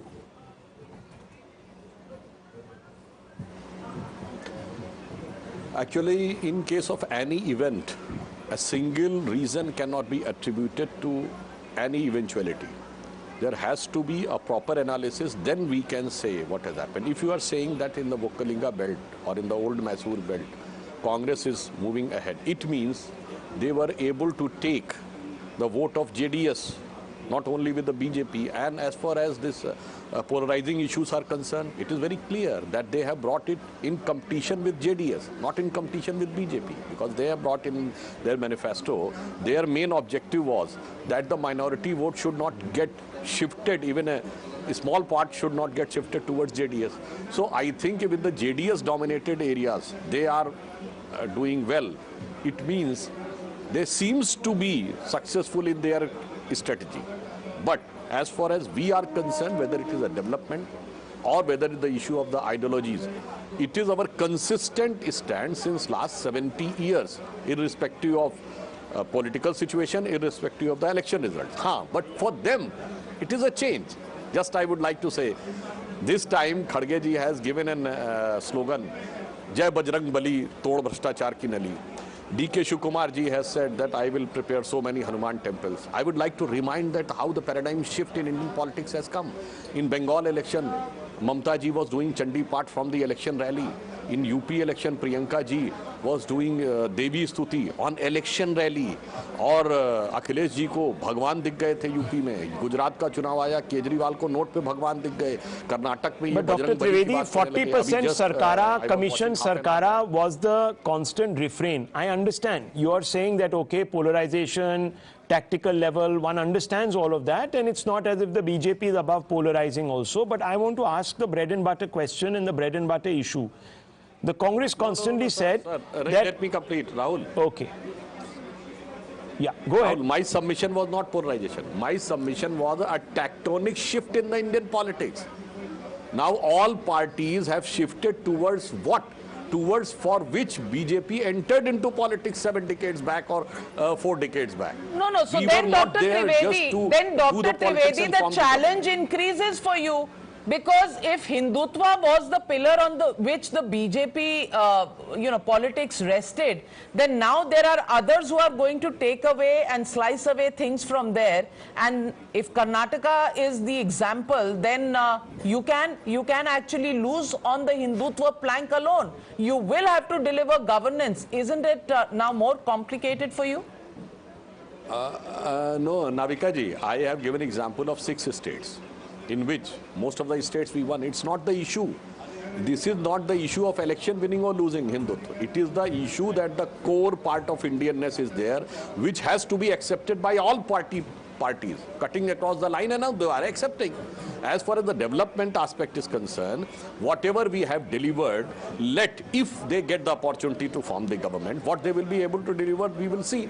I just remind, Microsoft or the IT superpower India became, and Bengaluru became IT center during Vajpayee government and become a digital center of the global center of the digital technology. It has become under Modi government. If they are capable, they can show that what industry. But Dr. Trivedi, does it bother you that the BJP, is an international industry, that the BJP has lost its gateway to the south? Does that bother you at all? Because many people will now say, Dekha, BJP is only a north of India's party. It's not a pan-national party at all. That's what they will say. Rahul ji, I have heard so many times this argument. But if I ask you, in how many southern states Congress was there just before Karnataka? None. 0. All the 5 states. 0. They are not in Kerala, they are not in Telangana, not in Andhra. And with an exception of Karnataka in 2013, because we were divided and Yediyurappa ji was out of the party, they managed to win. Otherwise, if you see, and the undivided Andhra in 2009, in the 21st century, how many southern states they have won? In Tamil Nadu, they are not in power since 66 years. In Kerala, they used to come and go, but this time left front again came in Kerala. So for the first matter, I can say that the Congress is first time entering into southern politics. If you just leave around the example of 2013, you can't win a debate with Dr. Sudhanshu Trivedi. But Asaduddin, state spokesperson of the JDS, joining us on this broadcast. And Mr. Asaduddin, the JDS below expectations strike rate, and this time around, no kingmaker, no king, nothing? Ma'am, if I heard you right, you are asking about our position as a kingmaker. I want to make a submission that these are early trends. Let the figures stabilize. We are still hopeful that we will be finishing maybe around 40 or 45. And I want to make one more submission. Mr. Sudhanshu Trivedi was telling that both the JDS and the Congress were competing with each other to polarize the voters, which is not right, because he cannot give even a single example wherein JDS has tried to polarize the voters. It was the BJP who said that it is an election between, Mr. C.T. Ravi said, it is an election between Tipu Sultan and ODR. And Mr. Nalin Kumar Katil said that... but Mr. Asaduddin, you were at 37 seats last time around in 2018. This time you're at 26. Not once over the last few hours since results have been coming in have you really crossed that mark. So you're about 11 seats down, and at this point, Dr. Suman Siraman, please look at the tally. 113 is what it went to, back to 114. Do you think, Mr. Asaduddin, you're from Karnataka, do you think this is a safe region for the Congress, and do you think that you've ceded ground to the Congress party in your strongholds? Yeah, ma'am, I still believe that in Vocaliga dominated areas of old Mysore region, our tally will improve. And there is one more thing. Many of the exit polls who were showing us between 12 to 36 or something like that, there was a basic flaw in their assumption, because in their figures. I hail from Hyderabad, Karnataka region, that is Kalyana, Karnataka region. We were being given anything between 1 and 3 seats. I reside here. I am sure that we are going to win at least anywhere between 5 and 8 seats in Kalyana, Karnataka region. It's even early, it is early days, these are early trends. I am sure No, no. Has the minority vote consolidated with the Congress party?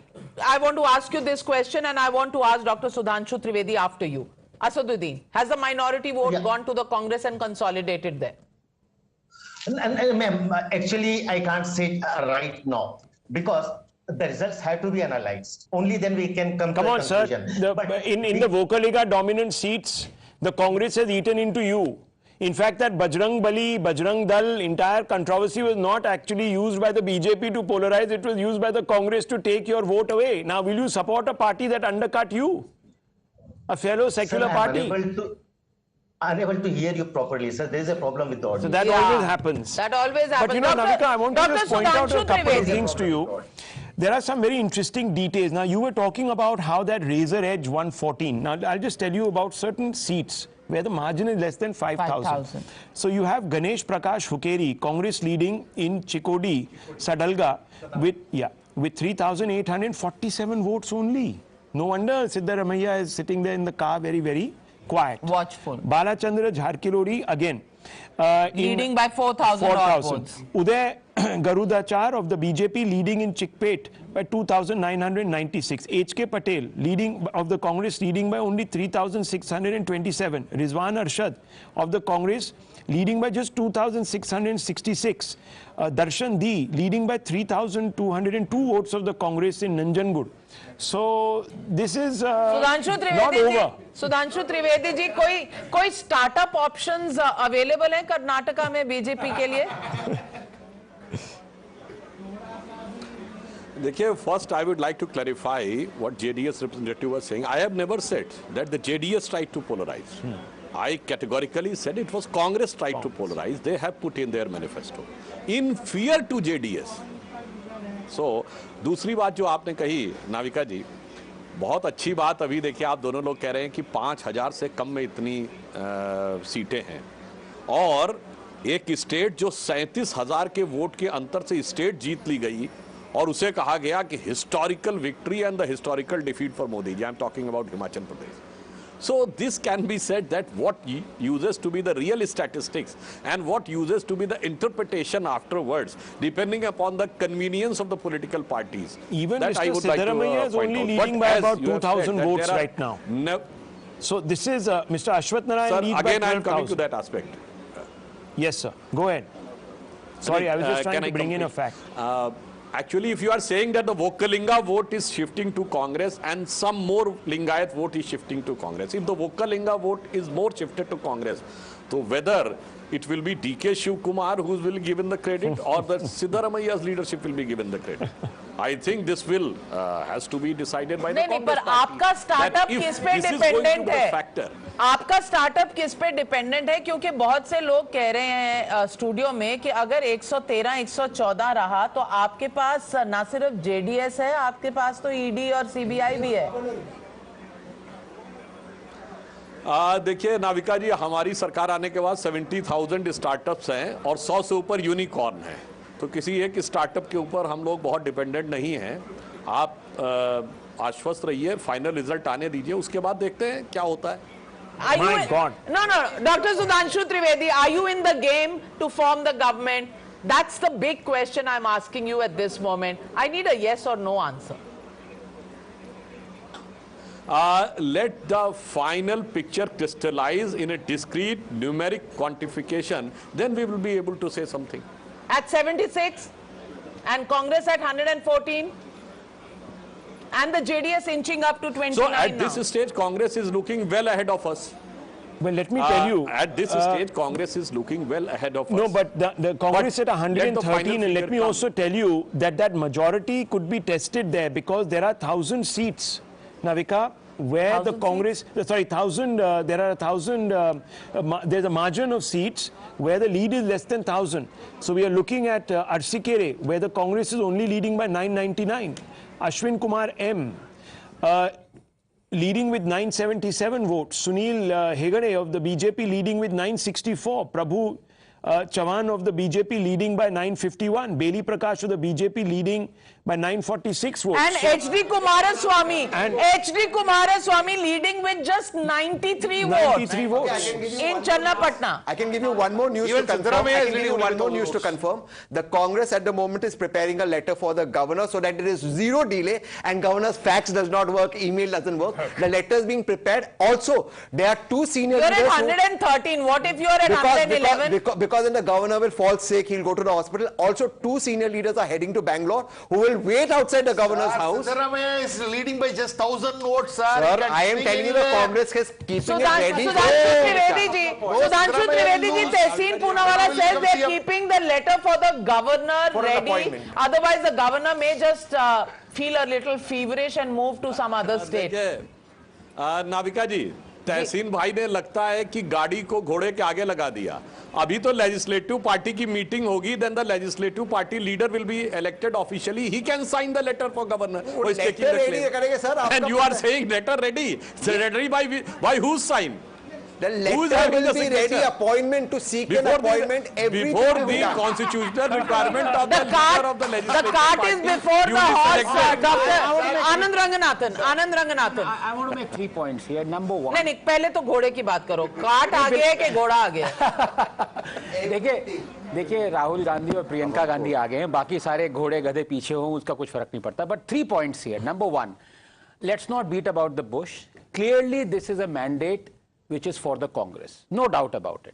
The BJP... You can't say that. I'm sorry, I'll disagree with you. You can't say it's for the Congress. Anand and I are on the same page. Yeah, 1 second. It's not for the Congress because at this moment, there is no clear majority. It's at 113 and with these waivers... But Rahul, Rahul, there's 44 more seats. Sir, can I allow me, sir? Okay. Let me finish because I have some information that is coming through. That number might actually go down for the Congress in the next few moments. So just hold your horses. Literally hold your horses. Don't park them in whichever resort you want to, because you never know what's going to happen. But yes, and you had said this. You had predicted this, that whoever gets 113, the BJP will form the government. Do you stand with that? And I was just about to add to that. When I say the mandate is for Congress, I don't necessarily mean that it is a landslide. It is a combination of a few factors. But let me also say this: a strong Congress is good news for Modi. Please understand. That's right. The person who is aggrieved today is not Modi if Congress forms the government or wins, but actually Mamata. And number 3, if JDS is 30 now, if JDS is 30 and it stays that way, Congress leaders would be sleeping with one eye open tonight. That's right. Well, let's go across to Sadanand Gowda, who's just spoken to our reporter, and they're not conceding defeat anytime soon. Let's listen in. Leader Siddaramaiah Gowda on the results that are showing as the Congress is leading or probably nearing to form the government. Sir, what would you like to say on the current, the leads that show Congress forming the government? Earlier, the lead for Congress in the second round and all that, it was nearly 121. Now it has come down to 109, 108. BJP's number was in the initial stage, it is around about 75, 80. Now it has gone up to 88, 89. So gradually the fluctuations are there, and it is too early to come to a conclusion that we may not be able to form the government, Congress may form the government. I don't think so. Ultimately, certainly BJP will go beyond 113, the magical number. More than 115 to 120 seats we will get, and we will form the government of our own. So we saw BJP pitching for the Bajrangbali, card at the final stage of the election campaigning. How do you see this particular thing, the card and the pitch that did not work for the BJP? I don't agree with your, because it was raised by the Congress. In their manifesto, they wanted to touch an organization which is in the larger interest of the country. And most of the Hindu people, they believe in praying Anjaneya, that Lord Hanuman. Unnecessarily they provoked us, and the people against the provocations made by the Congress party. It is not our fault. It is their fault. They did it. It was because they started to compare it with the PFI. How they can compare the Bajrang Dal with the PFI? PFI is the anti-national organization. Bajrang Dal is in the larger interest of the nationalistic approach people. That organization is there. So they themselves, it is a so-called suicidal attempt by the Congress. So are you still saying that you're hopeful of the magical number? 100% we are hopeful. By 3 o'clock we will be able to see that we will cross 113, the magical number. But in case, if there's a hung assembly, are you in touch with the JDS leaders? Did you have any talks with them? No, I don't think this is not the right time to talk with some other. When we hope that we will be able to form the government, why should we think of that? It is not the case. And all the final decisions will be taken by the central party leaders and we will follow them. Right, thank you so much for joining with us. So clearly the BJP seem to be still confident despite the numbers that showing the Congress taking the lead. But the BJP does definitely seem to be confident enough, and they say that they need to wait for some more time. Camera person Thompson, Pinky Rajpurohit, Times Now, Bengaluru. Well, viewers, the reason the Bharatiya Janata Party still thinks it has a chance is because of the nature of this mandate. Wafer-thin margins are keeping the entire state of Karnataka on tenterhooks. It's keeping all the three players in extreme suspense. The Congress hovering around that majority mark, but we are being told that a large number of seats are hanging in the balance, and that number could actually come below 113, and that will really set the cat amongst the pigeons in Karnataka. Absolutely, and as the numbers stand right now, the ETG Times Now poll bang on target. But let's go across to Deepak Bopanna, who's joining us from DK Shivkumar's house. And Deepak, I'm told sweets are being distributed regardless at 113. Do you think it's safe to distribute sweets so early? Well, probably a little premature, like you said. 113 also not something that the Congress themselves would consider completely, safe at this point in time, considering we are still around round 4, round 5 of counting, so several rounds to go. Just 2-3 minutes ago, several Congress, supporters, DK Shivkumar supporters who were here began to distribute sweets. Let me show you the mood here. Already there are pictures being taken. People, of course, smiling. They feel that the Congress, of course, it has an edge and it will only continue. Here you see all of them, of course, glued. Some of them glued to the television screen, some of them getting pictures together with some of their leaders. You have some of the close associates of Mr. DK Shivkumar who, of course, gathered here as well. And let's try and get in a word from some of them. Madam, you all remained very close to Mr. DK Shivkumar through the campaigning and through the last few years. How confident do you feel looking at these numbers? Do you feel it's safe right now to say Congress? I'll talk in Kannada so that it's easy. ಸಾಹೇಬ್ರು ಅಧ್ಯಕ್ಷರಾದಾಗಿಂದ ಕೂಡ ಇಡೀ ಕಾಂಗ್ರೆಸ್ ಪಕ್ಷದಲ್ಲಿ ಒಂದು ದೊಡ್ಡ ಸಂಚಲನ ಮೂಡಿತ್ತು. ಆ ಸಂಚಲನ ಅವ್ರ ಗೆಲುವಿಗೆ ಕಾರಣ ಆಗಿದೆ. ಸಾಹೇಬ್ರ ಒಂದು ಶ್ರಮ. We lost that link, but big breaking news coming in. Jagdish Shettar trailing.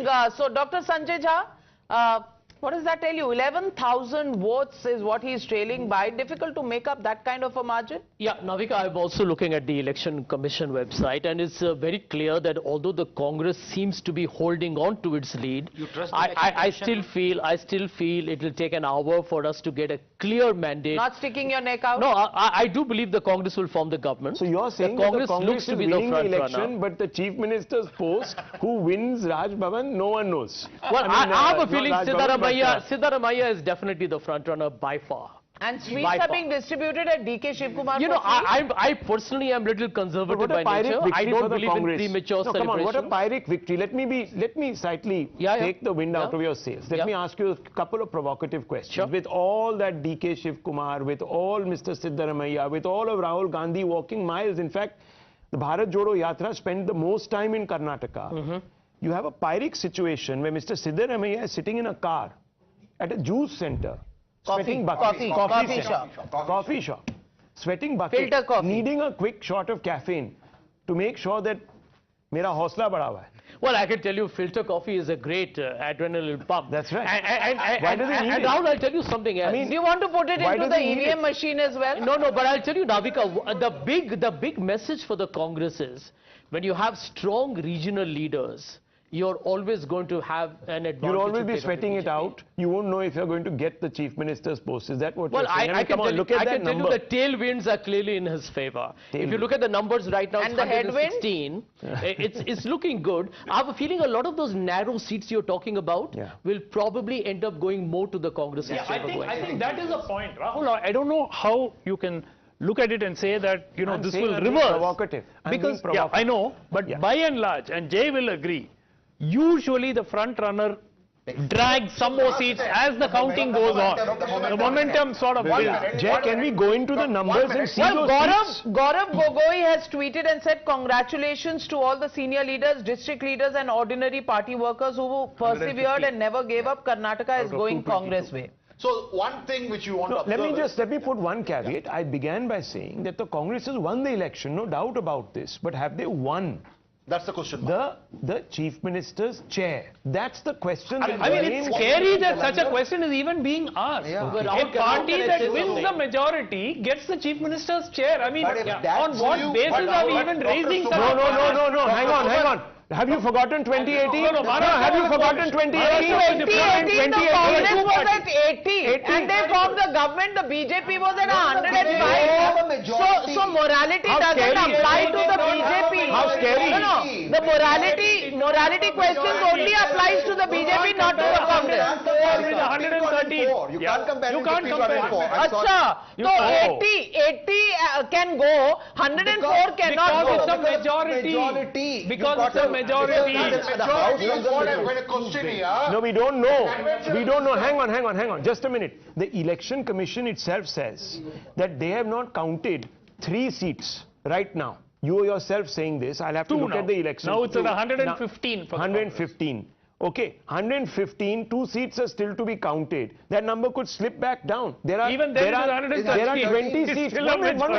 But listen to me, there are 20 seats where the margin is less than 1,000 or 5,000. But in the momentum, Congress will pick it up. In the momentum, Congress will get bulk of them. More likely. Because the momentum Congress does that bear out? In the bulk of it, Congress will get more because the momentum. Let's go to Jay. Let's go to Jay.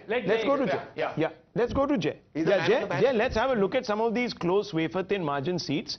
Let's pull out some of the data there. Now let's have a look. If you look at the last 10 minutes, these 2 seats in Bangalore have changed. Okay. So this is Dasarahalli, which is change for?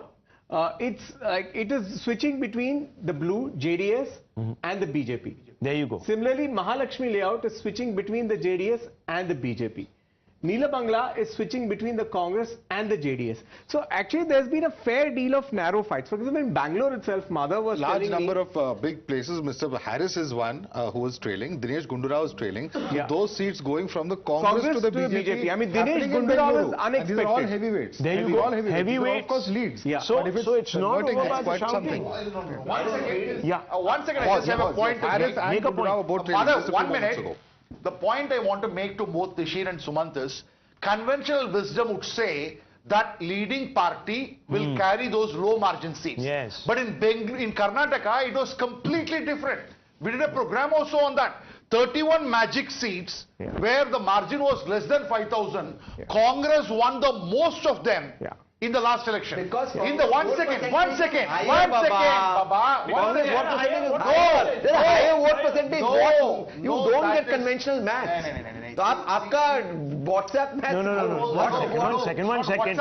The Congress's peaks. No, 1 second. The Congress's peaks might be on Congress strong. True. So the vote share, don't go by the vote share. It doesn't tell you about even spread. Okay, it doesn't tell you about close contests. True. Okay, it is a general yardstick to say, oh yeah, the Congress is 7% ahead. And yes, conventionally, I told you that if that were the case, we are at and a higher voter turnout, I think. But that doesn't mean that it will cut across all seats. I totally agree. But I'm saying, but what Suman and I think, the Congress will pick up the bulk of the seats in a close contest because the momentum. You hope. It's not hope. Hope. That is how you can't. This is the BJP. Okay. Yes. If at 11 Well, o'clock while you guys have Because been that was a sweep laboring elections, on that in point, Gujarat, it was a sweep the JDS has just touched 30. So out of the remaining 2 seats that you were talking about, 1 has gone to the JDS. And that can happen, Dr. Suman Siraman. Sab kuch aapke paas nahi hai. Keep saying it till 12:30 or 1:20. I am telling you, we are going. What I was telling you last time, to look at 1:30 p.m. Nirmala Sitharaman had a laddu saying that we are one. Okay, viewers, let me tell you the big takeaway right now. There are 3 big takeaways. The Congress has, 1 second please, the big takeaways. There are 3 basic takeaways, Navika, and let's elaborate on this. The Congress has won this election fair and square, no doubt about it. The BJP certainly not close to the majority mark, but can it actually rest the wafer thin margin? But can it actually rest the Chief Minister's post? These are even now leads, and some of these leads are extremely wafer thin leads, and you know, it could swing. Though many people here believe that it will go with the party that is showing the Secondly, winning trend. Navika, this is no wave election. This is an election where there has been anger against the BJP. They tried to upstage that anger by changing a large number of their incumbent seat holders. 103 new tickets were given. It hasn't paid off. And thirdly, the JDS has been eaten into by the Congress, which is bad news for opposition unity as we go into 2024. These are 3 main takeaways. Also, for the BJP, it's important to know that every time the gamble of double engine may not work, especially if it is perceived that the local government or the state level government is not delivering on the promises. And local government was a trouble engine. Yeah, exactly. So double engine, Modi can come and support. But if the local state government does not perform, then people will have a problem with that government. And we saw that in Himachal, we've seen that in Karnataka. But had BJP been winning right now, they would have said this is Modi's charisma.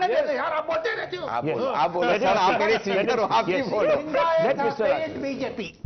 Lingayats have failed BJP. No, governance has because, failed. No, governance party Sarkara.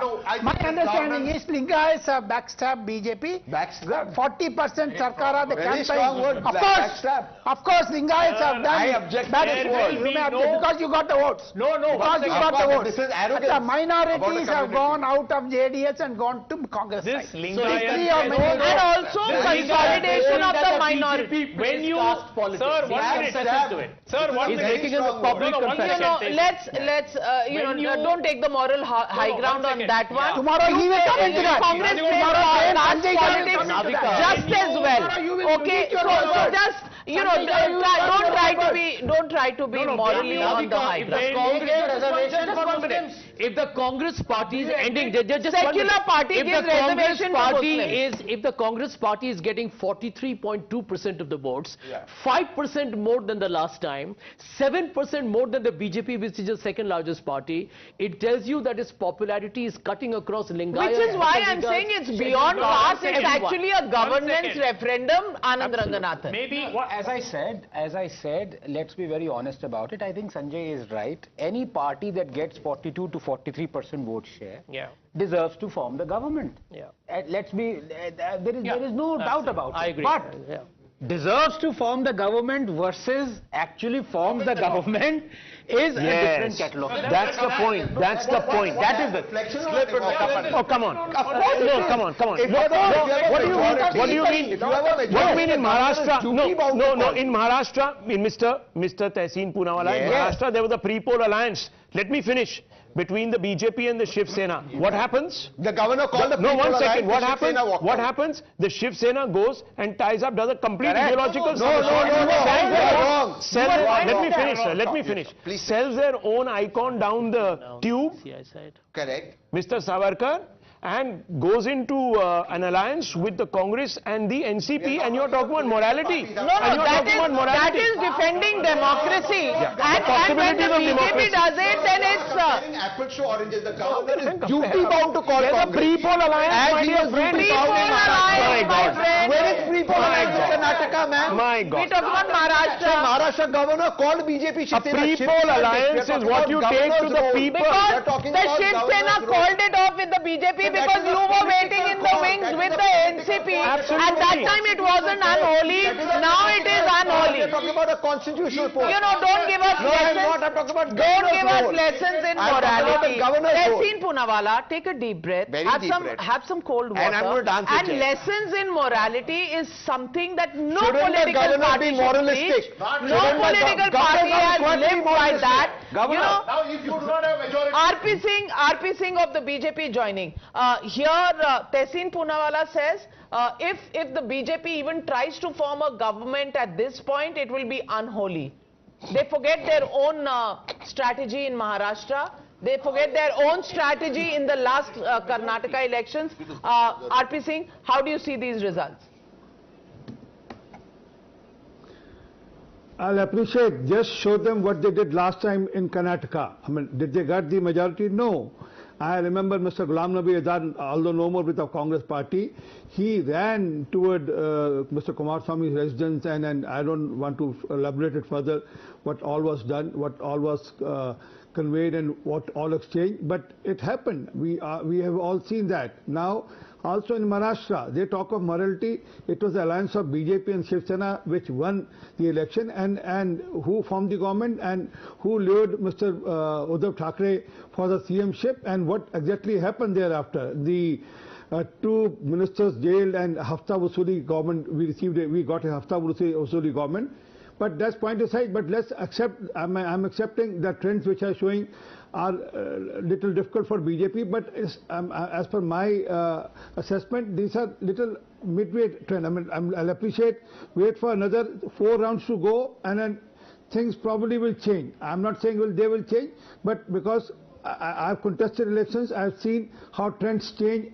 Because there are pockets where you are stronghold, there are pockets where the Congress or the other parties are stronghold, and then it depends on that. And then the vote difference is very thin still. My feedback is almost can I ask you a question, Mr. RP Singh? Will you look towards the JDS for support? The time has come to talk now, practically. The Congress at this moment is at 118. I don't know where those leads have come from. We'll just check that right now. We are being told that that number might slide down. We don't know. But RP Singh, let's assume that we are at about 112 for the moment.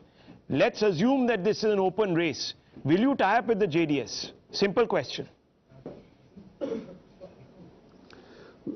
We are a political party, and everything is open in the political domain. I mean, I can't say that, but let our political. So what Mr. Ashok said yesterday, High Command and that we are not sannyasis. Karnataka team decide on it. I can't predict on that. Can I compete? Well, I just spoke to somebody very close to the Chief Minister, Bommai, and the view from there is we'll have to sit in the opposition.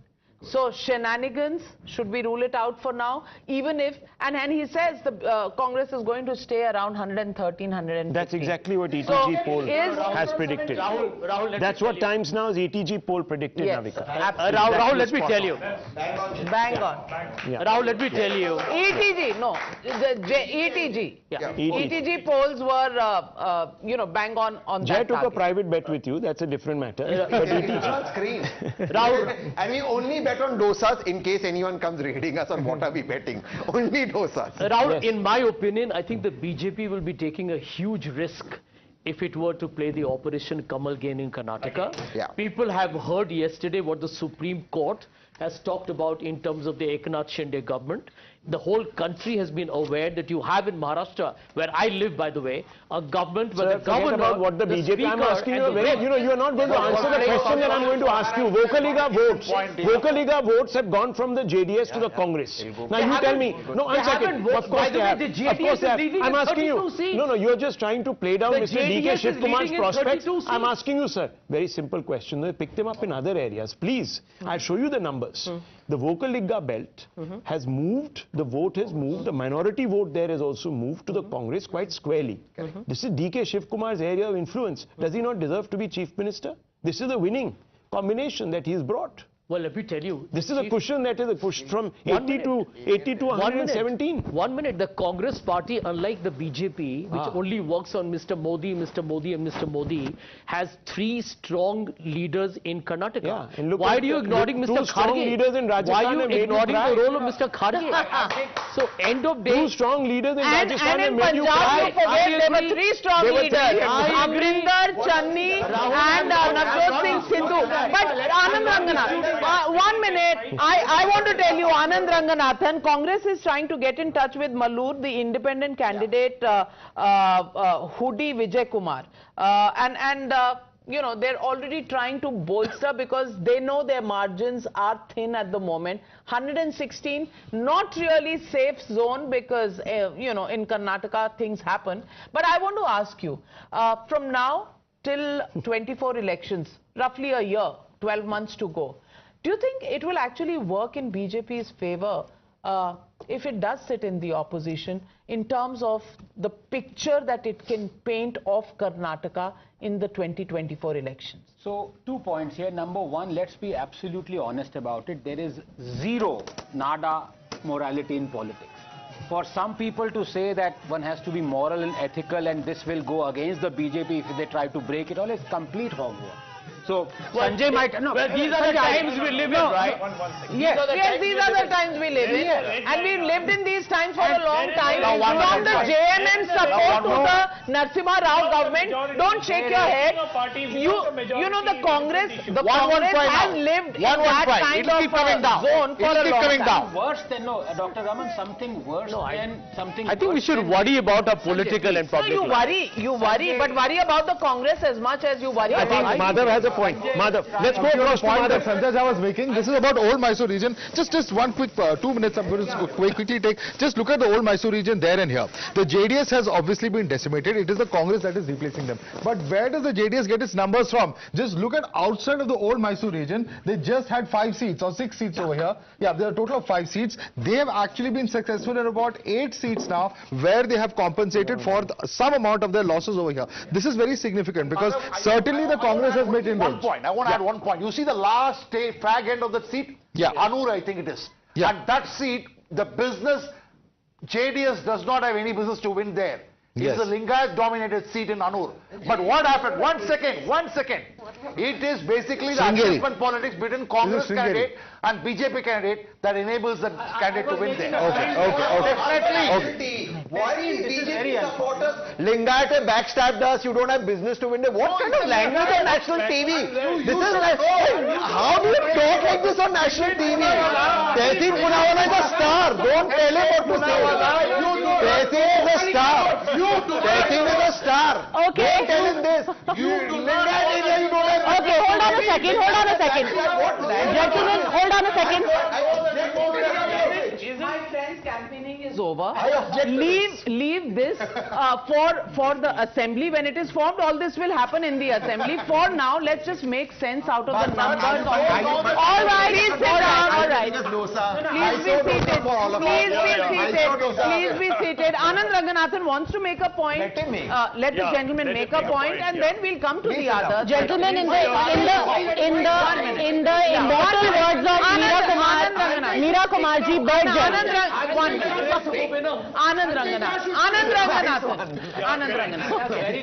I always believe the winner should show grace and dignity. Yes. You are trying your damn best to become the Deputy Chief Minister of Karnataka, but please, it won't. Yeah, first you have to be unsuspended. No, 2 points. As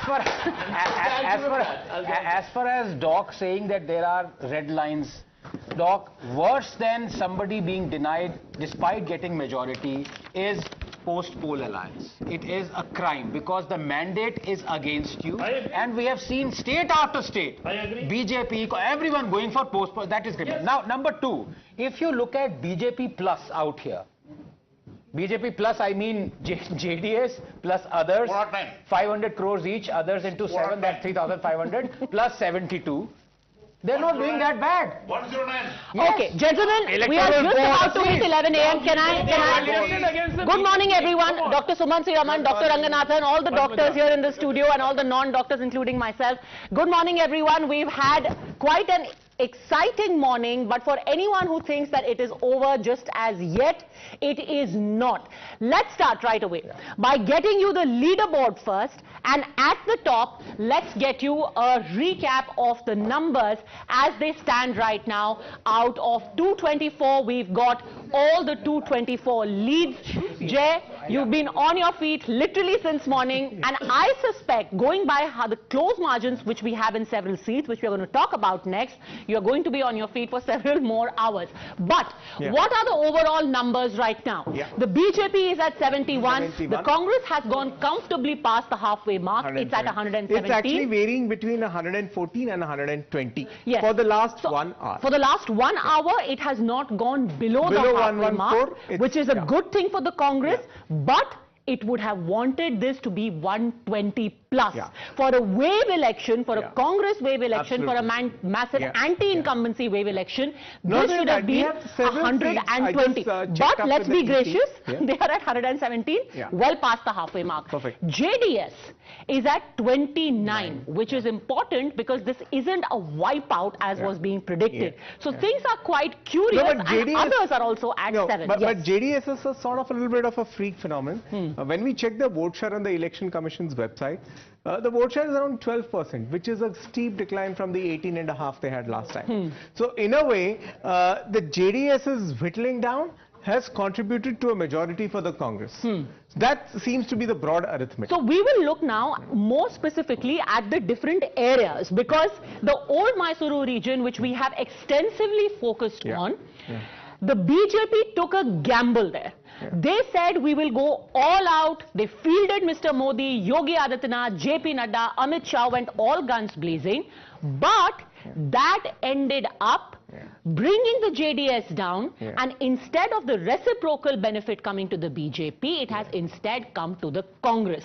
Has that been seen in terms of the seats being gained by the Congress in Old Mysuru region? We will check that out in just a bit. But let's also take a look at the vote shares that we have as of now. These are as far as the seats is concerned. Okay, the Old Mysuru seats are here up with us.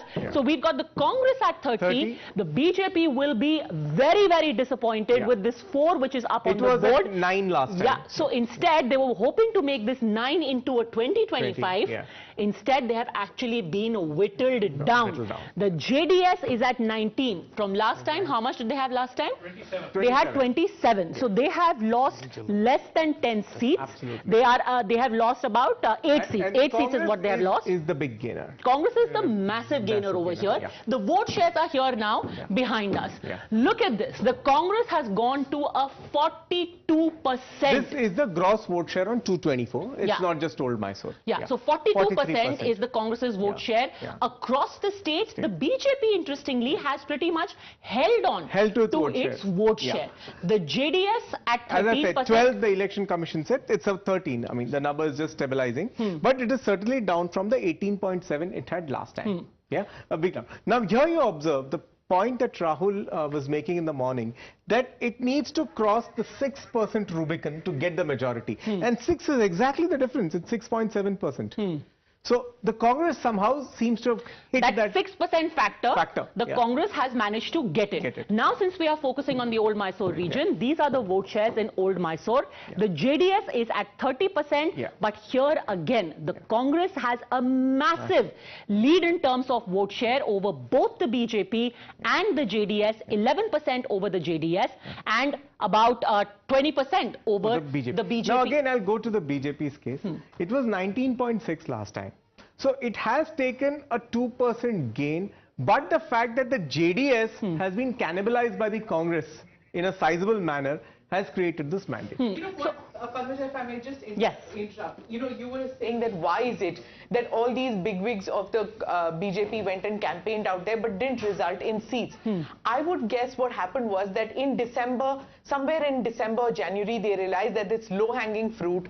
People are dissatisfied with especially the Vocaligas. They are dissatisfied with the JDS, and here is low-hanging fruit. We should be able to pluck it. So they went out there thinking this is virgin territory. Let's grab it.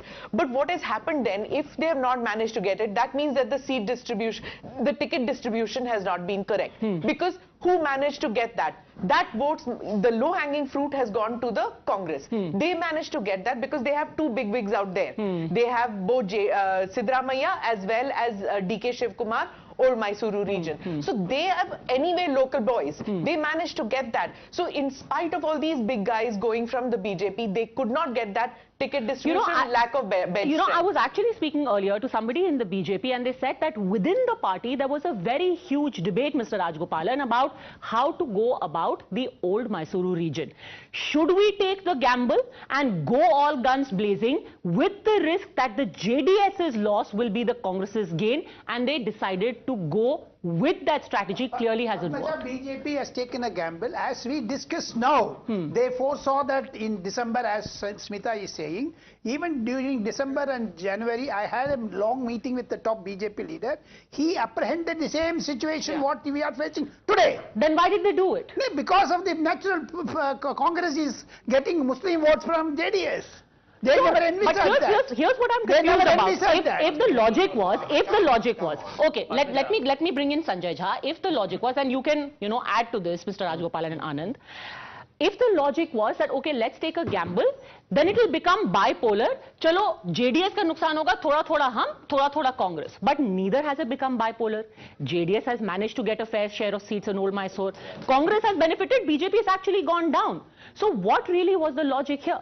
Sanjay Jha. Padmaja, let me tell you, we can do the granular arithmetic of the way the caste had to be handled or polarization had to be done by the BJP and Old Mysore, etc. But there's a fundamental point we are missing, which is that when issues like corruption, unemployment, inflation, poor governance are dominating the political narrative, they cut across all these other dynamics that we look at. So I respectfully disagree because I think it's a little early in the day to start talking about a dominant narrative. We are still in a situation right now where at 11 a.m. we have plenty of close call seats. Let's take a look at some of these seats which are still very, can we take a look at some of those seats perhaps on our election data center. Where do you find, Mother, some of these closest seats coming from? Which region? Well, region-wise, if you look at it, let's quickly go back to the zoomable parking. In fact, a close contest in terms of the total number of seats is what we're looking at region-wise. You were just discussing Old Mysore. Then just look at the numbers over here. Congress is way ahead of the BJP and of the JDS with 31 seats. There's a second region which I want to talk about. Small request. There's a lot of chatter in the studio. It gets picked up. So please, silence in the studio. Yes. Let's go back to the other regions where, in fact, the numbers have just come out. These two areas are where, in fact, the Congress has got its maximum numbers. There's Kittur Karnataka, Old Mysore, and Central Karnataka. These three areas have very clearly driven the win as far as the Congress is concerned. Just between these three areas, close to 86 seats. If you add the few seats in Kalyan Karnataka and Greater Bengaluru, perhaps they could surge past 100 as well. And this is, of course, a huge blow for them. Remember that in coastal, this is an area where the BJP is marginally better. Greater Bengaluru is another area where BJP is marginally better. Apart from that, all the other regions, clearly the Congress has been able to consolidate and do well. Let's talk about these regions and what this means for the Congress. And in the meantime, we will get together that list of the seats which still have a very close margin contest going on and discuss each one of those seats one by one. Now, Kalyan Karnataka would have been very crucial for Mr. Khadge to show that if it comes to that, and if between Mr. Siddaramaiah and DK Shivkumar, the Congress is looking for a third option, he's also in the running. Clearly, that hasn't happened. This particular area should have been about 25 for Mr. Khadge to say, hey, I am also in my area of dominance. What do you have to say, Madhav? Well, there's two ways of looking at it. Because the BJP's numbers appear to have come down here. Jay can give us the exact figure, but I think it was close to about 12 or 14. Last time and it was 12, the BJP is down to 9. Yes, and therefore, see, he has campaigned very extensively over here. He said that I'm a son of the soil, vote for me, just as Modi goes to Gujarat and says that I'm a son of the soil. Therefore, you have to make me win over here. But so Mr. Kharge and his campaign has to a large extent worked. If you compare the Congress, out of 31 getting 18 isn't such a bad record. No, but yes, probably not as steep as you would have. They are in the lead. There's nothing bad about any Congress numbers right now. By the way, who's leading Shirahatti? Has anyone been keeping track? Who's leading that bellwether seat of Shirahatti? It was in the morning, Dr. Chandru Lamani of the BJP. Okay. In the morning. So maybe this time it disqualifies to be a bellwether. All right, we're just getting news right now that the JDS is already in a huddle. HD Kumaraswamy is holding a meet at Taj West End. Good time already for the hotels and the resorts, as Anand Ranganathan, Dr. Ranganathan was saying. Resort owners are the biggest losers of this election. Every time, really? Resort owners are going to be the biggest losers. They've lost big business. You see, nothing is going to happen. But about Taj West, but Eagleton's been booked. I've gone to that hotel, I've met Kumaraswamy. Every single time he's there. I've never not seen him. Smita is saying because he lives there. He lives there. What? He lives there. He's never, even when he was... Do you also live there, Jesse? Every time you've been to the Chinese embassy, you've met Rahul Gandhi. So that's... I have never been to the Chinese embassy. I've never been to the Chinese embassy. Guess what? Because they operate out of 7 local Kalyan Mark. The Prime Minister doesn't take their name. Okay, BJP that was a rough shot. In Shirahatti by 14,000 votes. Who's BJP leading? BJP is leading. Chandru Lamani, it's no longer a bellwether is leading by 14,000. All right, so right now the BJP is leading in Shirahatti. We are being told about this huddle that is happening. We'll go across, in fact, to GVL Narasimha Rao and Mr. Mohandas Pai. All right, let's listen in to Mr. Siddaramaiah.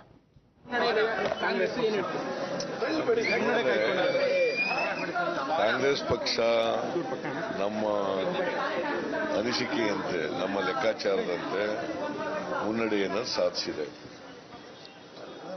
ನಾವು ಬಿಜೆಪಿಗೆ 65-70 ಬರ್ಬೋದು ಅಂತ ಲೆಕ್ಕ ಹಾಕೊಂಡಿದ್ದು. ಆ ಥರನೇ trend ಇದೆ ಈಗ. ನಾವು 120ಕ್ಕಿಂತ ಜಾಸ್ತಿ ಬರ್ತೀವಿ ಅಂತ ಹೇಳಿದ್ದು ಅದೇ ತರ ಟ್ರೆಂಡ್ ಇದೆ.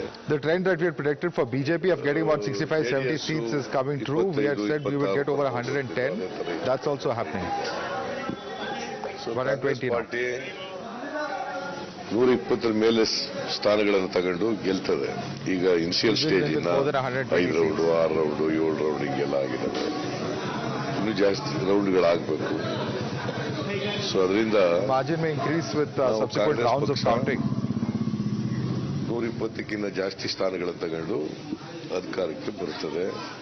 ಸ್ವಂತ ಶಕ್ತಿ ಮೇಲೆ ಅಧಿಕಾರಕ್ಕೆ ಬರ್ತದೆ. ವರ್ಣದಲ್ಲೂ ತುಂಬಾ ಲೀಡ್ ಇದೆ. ವರ್ಣದಲ್ಲಿ ಈಗ 3 ರೌಂಡ್ 4 ರೌಂಡ್ ಆಗಿದೆ. 8,000 ಲೀಡ್ ಇದೆ. ಸೊ ಇನ್ನೂ ಜಾಸ್ತಿ ಲೀಡ್ ಆಗುತ್ತೆ ಅದು. ಚಾಮರಾಜನಗರದಲ್ಲೂ ಅಂತಿಮ ಪರಿಸ್ಥಿತಿ ಇದೆ ಸರ್. ನಿಮ್ಮ ಶಿಷ್ಯ ಪುಟ್ಟರಂಗ ಶೆಟ್ಟಿ ಅವರು ಪುಟ್ಟರಂಗ ಶೆಟ್ಟಿ ಅವರು ಕೂಡ ಗೆಲ್ತಾರೆ ಅಲ್ಲಿ. ಸೋಮಣ್ಣವರು 2 ಕ್ಷೇತ್ರಗಳಲ್ಲಿ ಸೋಲ್ತಾರೆ. Somana, the minister is going to lose in both the seats. That's what Siddaramaiah is saying. ಚಾಮರಾಜನಗರದಲ್ಲೂ ಸೋಲ್ತಾರೆ. ಸರ್, ಟೋಟಲಿ ಒಂದ್ ಕಡೆ ಕೇಂದ್ರ ನಾಯಕರು ಬಿಜೆಪಿ ಪರವಾಗಿ ಬಂದಿದ್ರು. ಅವ್ರ ಅಲೆ ವರ್ಕೌಟ್ ಆಗಿಲ್ಲ ಅನ್ನೋದು ಇಲ್ಲಿ ಸ್ಪಷ್ಟವಾಗಿ ಕಾಣ್ತಾ ಇದೆಯಾ? ನಾನು ಹೇಳ್ತಾ ಇದ್ದೆ, ನರೇಂದ್ರ ಮೋದಿ ಅವರು ಎಷ್ಟೇ ಸಾರಿ ಬಂದ್ರು ಕೂಡ How many times the Prime Minister came here? And how much? ಕರ್ನಾಟಕದ ಮತದಾರರ ಮೇಲೆ ಏನು ಪರಿಣಾಮ ಬೀರಲ್ಲ. ಯಾಕಂತಂದ್ರೆ ಜನರು ಬೇಸತ್ತಿದ್ದಾರೆ ಬಿಜೆಪಿ ವಿರುದ್ಧ. ಅವರ ಭ್ರಷ್ಟಾಚಾರ, ಅವರ ದುರಾಡಳಿತ, ಅವರ ಜನವಿರೋಧಿ ನೀತಿ, ಮತ್ತೆ ಅಭಿವೃದ್ಧಿ ಏನು ಕೆಲಸ ಮಾಡದೆ ಇರ್ತಕ್ಕಂಥದ್ದು. ಇವರಿಂದ ಜನ ಬೇಸತ್ತಿದ್ದಾರೆ, ಜನ ಬದಲಾವಣೆ ಬಯಸ್ತಾ ಇದ್ದಾರೆ ಅಂತೇಳಿ ನಾನು ಹೇಳ್ತಾ ಇದ್ದೆ. ಬಹುಶಃ ಅದು ಅದೇ ರೀತಿ ಜನ ತೀರ್ಪು ಕೊಟ್ಟಿದ್ದಾರೆ ಅಂತ ಹೇಳಿ ನನಗೆ ಅನ್ಸುತ್ತೆ.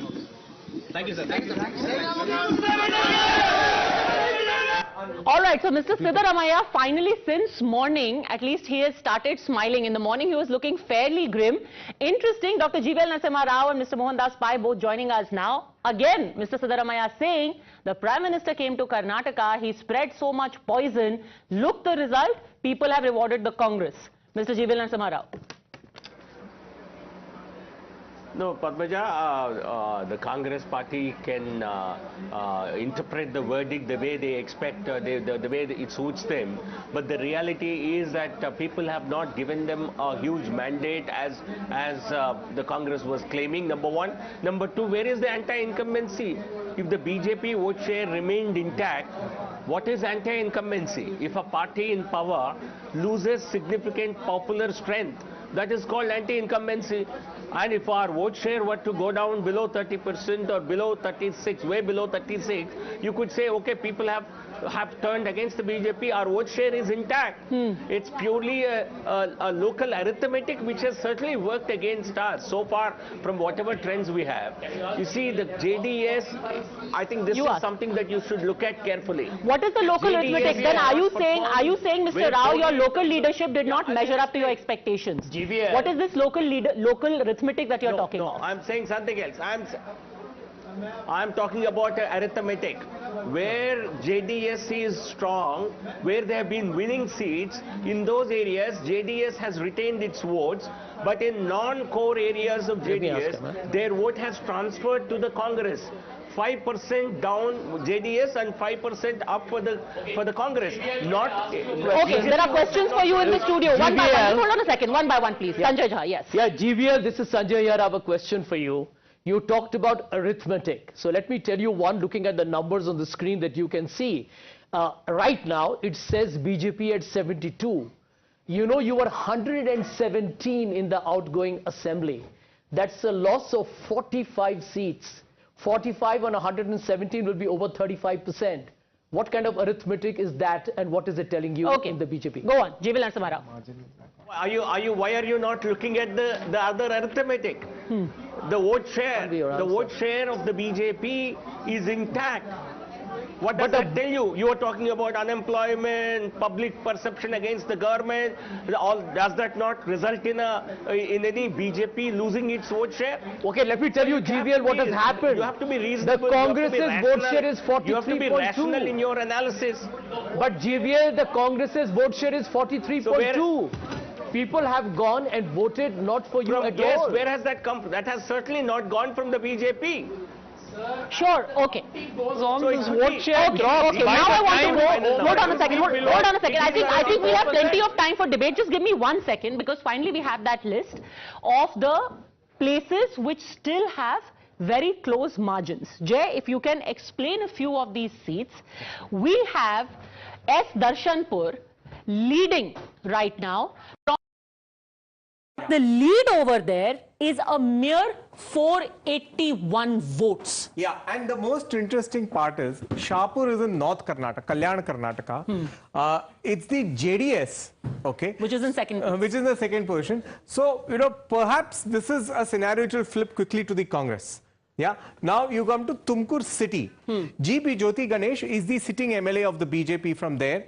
And the Congress has taken a lead. It is a narrow lead, and it is. Tumkur city, the lead is of 474. Tumkur city also has a fair deal of Lingayat voters, so I might not be surprised if this one flips back again to the BJP. 474 is the slender lead the JDS has in Tumkur city. Yeah. The next is in Mudol, which is a reserved seat. Yeah, so you got the Congress in a lead of 430. This, remember, are at least 8 seats where the lead is less than 500 right now. You know, now Mudol, actually, if you just load Mudol again, the BJP is Mr. Govind Karjol. He was actually the deputy CM once of the BJP. So it is again a serious contest, and I expect him to be a heavyweight. It's an SC seat. He has won 3 times, SC reserve seat. He should pull through again. Rahim Khan of the Congress is leading in Bidar with 429 votes. Absolutely. Now, Bidar was a contest between Rahim Khan and Ishwar Singh Thakur of the BJP. Mr. Suryakant Nagmarpalli is the son of Mr. Gurupadappa Nagmarpalli.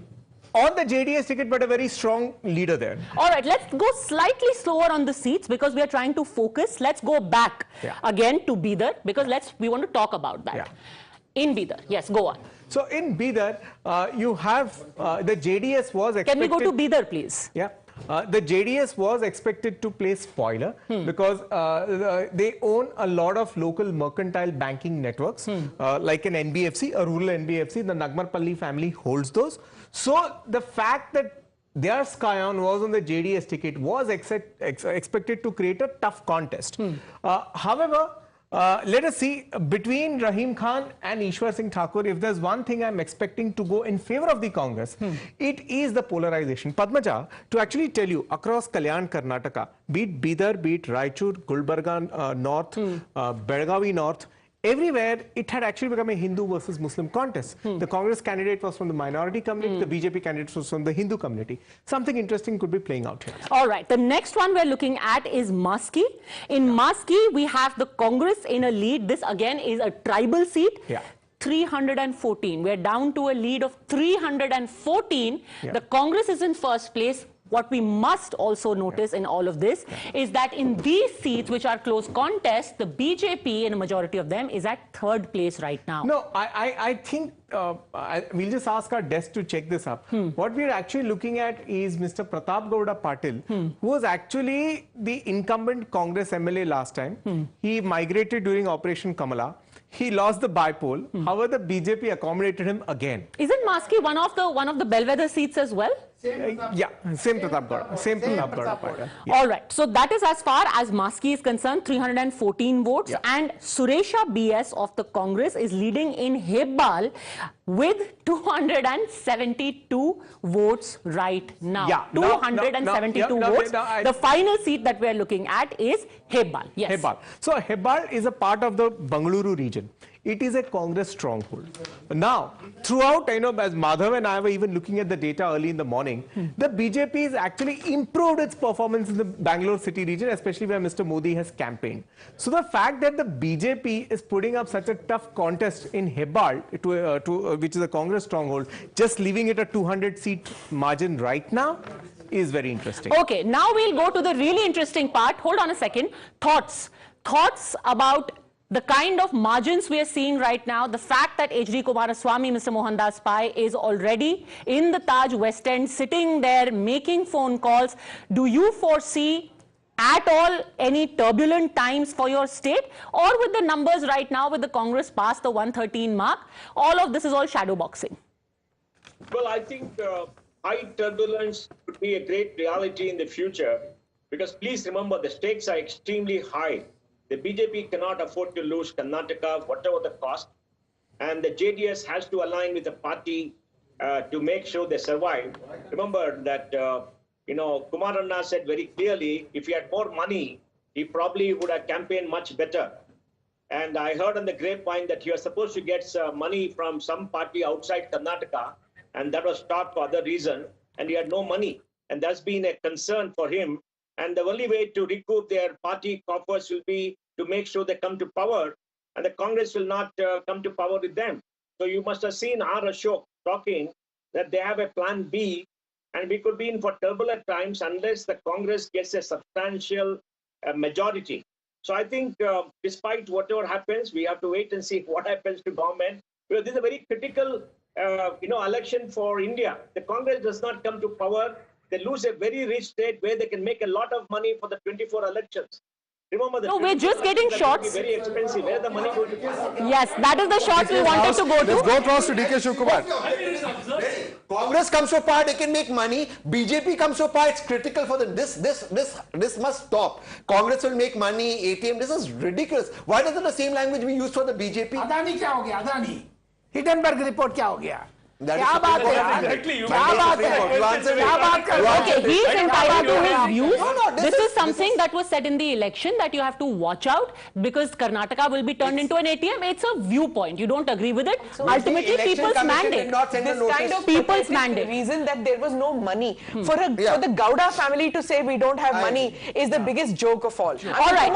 So Deepak is with us. One quick announcement. We're going to see Siddaramaiah speaking in a press conference. His victory speech in just a few moments, but let's quickly go across to Deepak Bopana, who's with us. Deepak, take us through what's happening. I believe Ab Ki Baar DK Sarkar is the slogan there at his house. He's Deepak Bopana. Yes, Madhav, you can see right now jubilant mood outside Mr. D.K. Shivkumar's house. Yes, these are initial numbers coming in, probably round 7, round 8 of counting that's going on, but the Congress is looking optimistic. Most of the numbers show around 120 for them at this point in time. That's the number that they're thinking is safe, and they're hoping that this number sticks around for the next couple of hours. You can see right now Mr. D.K. Suresh as well, just a while ago, came in here. He's, of course, watching very closely all the developments, because we should understand that the D.K. brothers play a very significant role if a situation arises where they do not have the numbers that are required. So, of course, a strategy and planning, of course, will happen first among the D.K. brothers, and then it will, of course, percolate to the other Congress leaders. But more importantly, just a while ago, inside the room where Mr. D.K. Shivkumar usually addresses the press, there were chants of Apki Baar D.K. Sarkar that was, of course, being raised, and also Mundina Mukhyamantri, D.K. Shivkumar. That means that the next Chief Minister is Mr. D.K. Shivkumar. So for his supporters here and the Congress leaders who've come, who of course been backed by him, who they have been backing, they feel that D.K. Shivkumar is the man for the post. But of course, if the Congress even manages to secure that magic number and beyond, their troubles don't end there, because they have to choose the CM face. The legislators, of course, will have to sit together. This could be a real headache for the Congress. If DK supporters are aggressive, if they've made inroads in the Vocaliga heartland, and if this is the kind of sentiment that is there on ground, this could really prove to be a big headache, because a split within any party, it's not just about the Congress, even in the BJP, can actually help the other side. I think we are jumping the gun, Madhav. Throughout the campaign, it was said that, D.K. Shivkumar and Siddaramaiah will have a difference of opinion. They will sabotage each other's candidates. None of that seems to have happened. Okay, so I think hold on a second. I know you're referring to those videos that were released of the two of them talking to each other, discussing the election, saying, oh, Indira canteen pe BJP wale kha rahe hain. But also remember that in the interim, Mr. Shivkumar gave that interview to Barkha Dutt, where he said very clearly that when Mr. Siddaramaiah when Mr. Siddaramaiah was asked to get the numbers on his own, he couldn't get them. I got those numbers, and let me also tell you, when he spoke to Navika Kumar, he said very clearly on the day of the exit poll, I'm not a sannyasi, let the results come, I will open my mouth. We are being told he's going to do that, but tell me this, Madhav.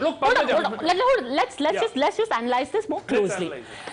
Is there a possibility that if this stays between 115, 120, then Mr. Shivkumar will clearly say, listen, 2024 is nipping at your heels. You need a man of resources. Who's the man of resources in Karnataka? Well, he's certainly going to try and extract his point of view. There's no two ways about it. He said that even this morning. He's in fact said that I've worked very hard and I want that I be given the result for that. And certainly, of course, when it comes to Mr. Siddaramaiah, why the party would certainly be a little concerned about it is the fact that A, he is aging, B, they have to look at the future leadership, and C, Siddaramaiah will always come out and talk about how there is a possibility of him splitting the party. Yeah. There's all sorts of conversation about what role he played in the year 2019. So there are a number of questions. I think DK Sarkar slogans are again being raised. Let's listen to it. Over to you, Deepak.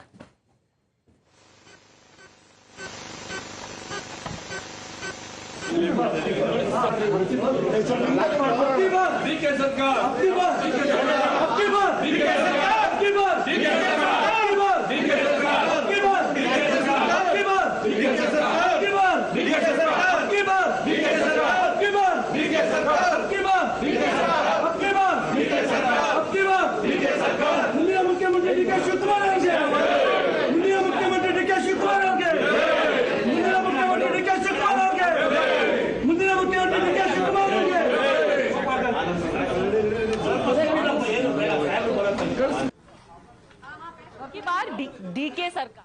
There's nothing wrong. What is wrong? It's a good thing. Who's saying there's anything wrong? We're just saying who's going to be CM. There can be one CM. What is the party going to do? My argument, my point is, you are straight away taking a few supporters raising slogans saying this man is going to be the chief minister, to equate it with a split in the party which has just won a majority, which is ridiculous. I'm saying, what is the party going to do? This is obviously a headache at their hands. They will have to resolve this. Both of them have spoken in one voice. Will be chief minister. I've been telling you this since yesterday. I'm repeating it will be done. So DK Shivkumar. We're going to be Rajya Sabha. Lok Sabha. You also said Congress is going to win Uttar Pradesh. Okay, Mr. Rajgopal. बहुत लोग हैं जिनको उम्मीद है लोकसभा लड़ने की, Will DK Shivkumar work under Siddaramaiah? Simple question. He has already done so for 5 years. No, with this present situation. Yes. DK Absolutely Sarkar, yes. no. Absolutely DK yes. Shivkumar is Sachin Pilot of Karnataka. Okay, we will. But I think they are going to alternate between chief ministership and that deputy doesn't chief. work. No, that will So not work. 2020. It never worked. Did it work in Rajasthan? It never works anywhere. Because it's doing so beautifully in Chhattisgarh, in Rajasthan, everyone's so pleased. It was supposed to happen in Kashmir also. At one point of time, Omar Abdullah was supposed to get away, and Congress was supposed to have a chief minister. 6 years, he never moved out. No, and So Mr. it never Kumaraswamy happened. has done it with the BJP in the yeah. past. So it's never- Who steps aside and says, हाँ जी चलिए अब आपकी turn है, आप बन जाइए एक बार गद्दी में बैठ गए. But why is DK Shiv Kumar supporters so enthusiastic? Let's take a look again, because he can also today say, Madhav, look at the old Mysore region. Had it not been for the gains that you are making in Kittur, Karnataka, and in old Mysore region, you would not have reached this number. Let's go across again to our data intelligence board and see what is the old Mysore region like and who is going to claim credit for it. Over to you, Jay and Madhav. Yeah. Now look at the old Mysore region. Of 55, the BJP has got 4. Last time it had 9. The JDS is down from about 28 to 18. It is the Congress which has picked up in a major way to hit the 31 halfway mark. You look at it vote-wise. We'll stick the seat-wise numbers. Let's go to Kittur, Karnataka. Okay. Yeah. Perfect. Now Kittur, Karnataka. BJP at 17. Last time here it was at 30. Okay. With the defectors, it had probably gone up to 33. The Congress was at 17. Okay, they have actually swapped their numbers, right? Now, also in terms of vote share over here in Kittur, Karnataka, the BJP was 5 percentage points ahead of the Congress. This time the boot, the shoe is on the other foot. The Congress is about 5 percentage points ahead. There you go. These are the Kittur, Karnataka vote share. Yeah. Yeah. So what does that mean? Kittur, Karnataka is ruled by Karnataka. So here you see the vote share, right? He's lost there. About 4 percentage points, 44 and 40 and a half. The JDS at 5.45, others at 9.48. But it's very interesting. They're just about 3 points apart That's in exactly percentage points, but in terms of the seats, there's a massive difference. How does that translate? Yeah, so it's a perfect sweet swap. Last time in Kittur, Karnataka, the BJP was at 45, the Congress was at 40. It's just like a perfect swap. All right, so Mr. Bommai is still watching the election results. He's at the house of Shivraj Sajjan in Haveri, looking quite glum at this point. This is definitely a few to do the favorite Was that snake ominous? Was that snake ominous? Did it have something to do with what actually is transpiring? Snake is supposed to be a very good omen. No, in South India it's called Sarpadosha. Mr. Rajgopal, would you like to educate them what is Sarpadosha? Sorry, not South ka divide hoga. Unintentional, please. No. Snake coming to the house, you're absolutely right. It's considered I always remember. On Diwali, we always used to have a snake up here at our house. Supposed to be very good. It is poisonous, it's cobra. Well, it is a poisonous snake that was caught in time and could not sting anyone before. On a lighter note, well, Mr. Kharge had said कि poisonous snake है, usko touch मत करना. And bang, today you had a cobra coming into Mr. Bommai's house. I mean, we'll leave the rest to people's imagination. But the only venom that was spoken about was by Siddaramaiah earlier this morning. So that's also interesting. That's a little thing weird that after elections, what was the need to make this dig? Are you suggesting he's trying to sabotage post-result also? All right. No, let's get back to Mr. Rajgopal and said if Congress goes to 115, we have a issue. Congress was 120, now it's 117. It will go down to 115. Congress will go to 125. I mean, one second. 122. I don't understand. 1 second, Tessin. I don't understand this. 115 is above the halfway mark. Yes. So logically, there is no issue for the governor to invite the legislature party leader. He is duty bound to. Gehlot is duty bound to. I mean, I can understand if Mr. Rajagopalan said if they don't get 113, then all bets are off. The yes. law of the land says if you're going to has argue, to invite Congress. But let's wait for the numbers to settle down. The discussion here is not even about who's going to be invited. No. Hold on. I will tell you what the logic being given Operation Kamal will anyway kick in. Even at 120 it will happen. I am answering you. Even at 130 it will happen. Sir, but the point is nobody is talking about Operation.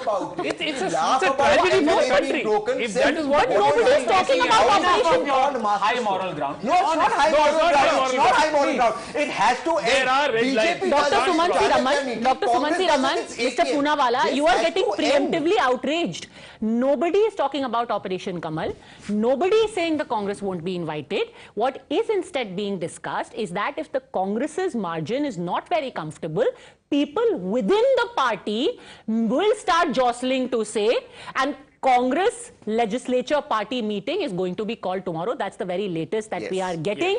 Mr. D.K. Shivkumar is the winner from Kanakpura, R. Ashok of the BJP who had been fielded. The idea was to keep Mr. Shivkumar engaged in his own constituency, but the Kanakpura da Banda, which in Kannada means the boulder of, I thought it was like the guy from Kanakpura, but apparently it means the Kanakpura da Banda. This is very nice. And the Congress is celebrating the Punjabi. So apparently it's the boulder. Mr. T.R. Prasad Gowda of the JDS is with us. Gaurav Bhatia from the BJP is here with us. It seems as of right now the Congress does not need you, Mr. T.R. Prasad Gowda. And you, Mr. Gaurav Bhatia, have some soul searching to do about what went wrong. Do you still have hope in Karnataka from the small margin seats, or you've called it a day? Mr. Gaurav Bhatia. Yeah, First of all, we are I hoping think it is a victory. It is a victory of our democracy. Can I respond? Can I respond? Yes, please go There's on. some interruptions. Yes, go on, please. Yes. Gaurav Bhatia. Yes, we need to understand that elections are the festival of our democracy and it is our victory of our democracy. But I would say that it is too early to say that BJP has lost the elections. I think we should wait till all the results have come and we can see after that who has won the election and who has not. I must also say that no matter what the election results are, the BJP has always accepted with dignity, being graceful, the verdict of the people. We will not blame the EVMs. And I must tell you that 60% of the votes are still to be counted. So therefore, I am only requesting that we wait till, 2 o'clock to see whether BJP will emerge as the winner or not. And we are confident that we will emerge as the single largest party who would have majority to form the government. All right, let me go straight across to Times Now's correspondents on the ground, our senior reporters. We've got both Deepak Bopanna and Imran joining us live from the KPCC office. Over to you first, Imran. What's the strategy over the next few hours and the next few days? Imran.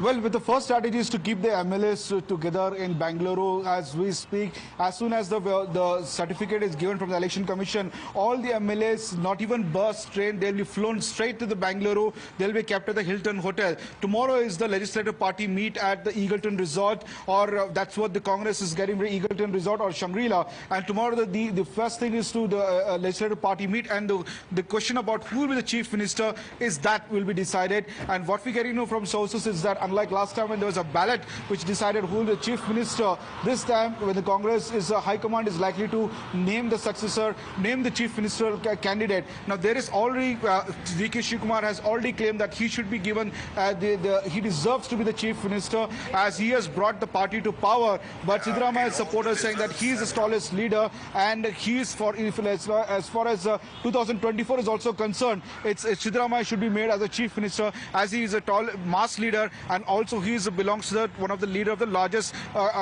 community in Karnataka. So this is a tight battle now between Congress, who will they decide is what we need to wait and see. But instantly, Imran, supporters of Siddaramaiah are also shouting slogans. It is not just DK Shivkumar. They have posters there. Neha Ebale is there at that location. We'll try and connect with her in just a minute. It's very interesting because they are, of course, well, the slogans haven't yet been actually put out over here, but very, very important that they're obviously chanting slogans in his favor. What are they saying? What is Siddaramaiah himself going to say? He's supposed to address a briefing in just a few minutes, but very, very interesting to see how things have panned out. And in fact, Jay can quickly take us through some of these results and trends coming in, because CT Ravi is trailing. Central Karnataka is an area where many believed Yediyurappa is going to play a very important role. And in Central Karnataka, so many seats have switched from the BJP to the Congress this time around.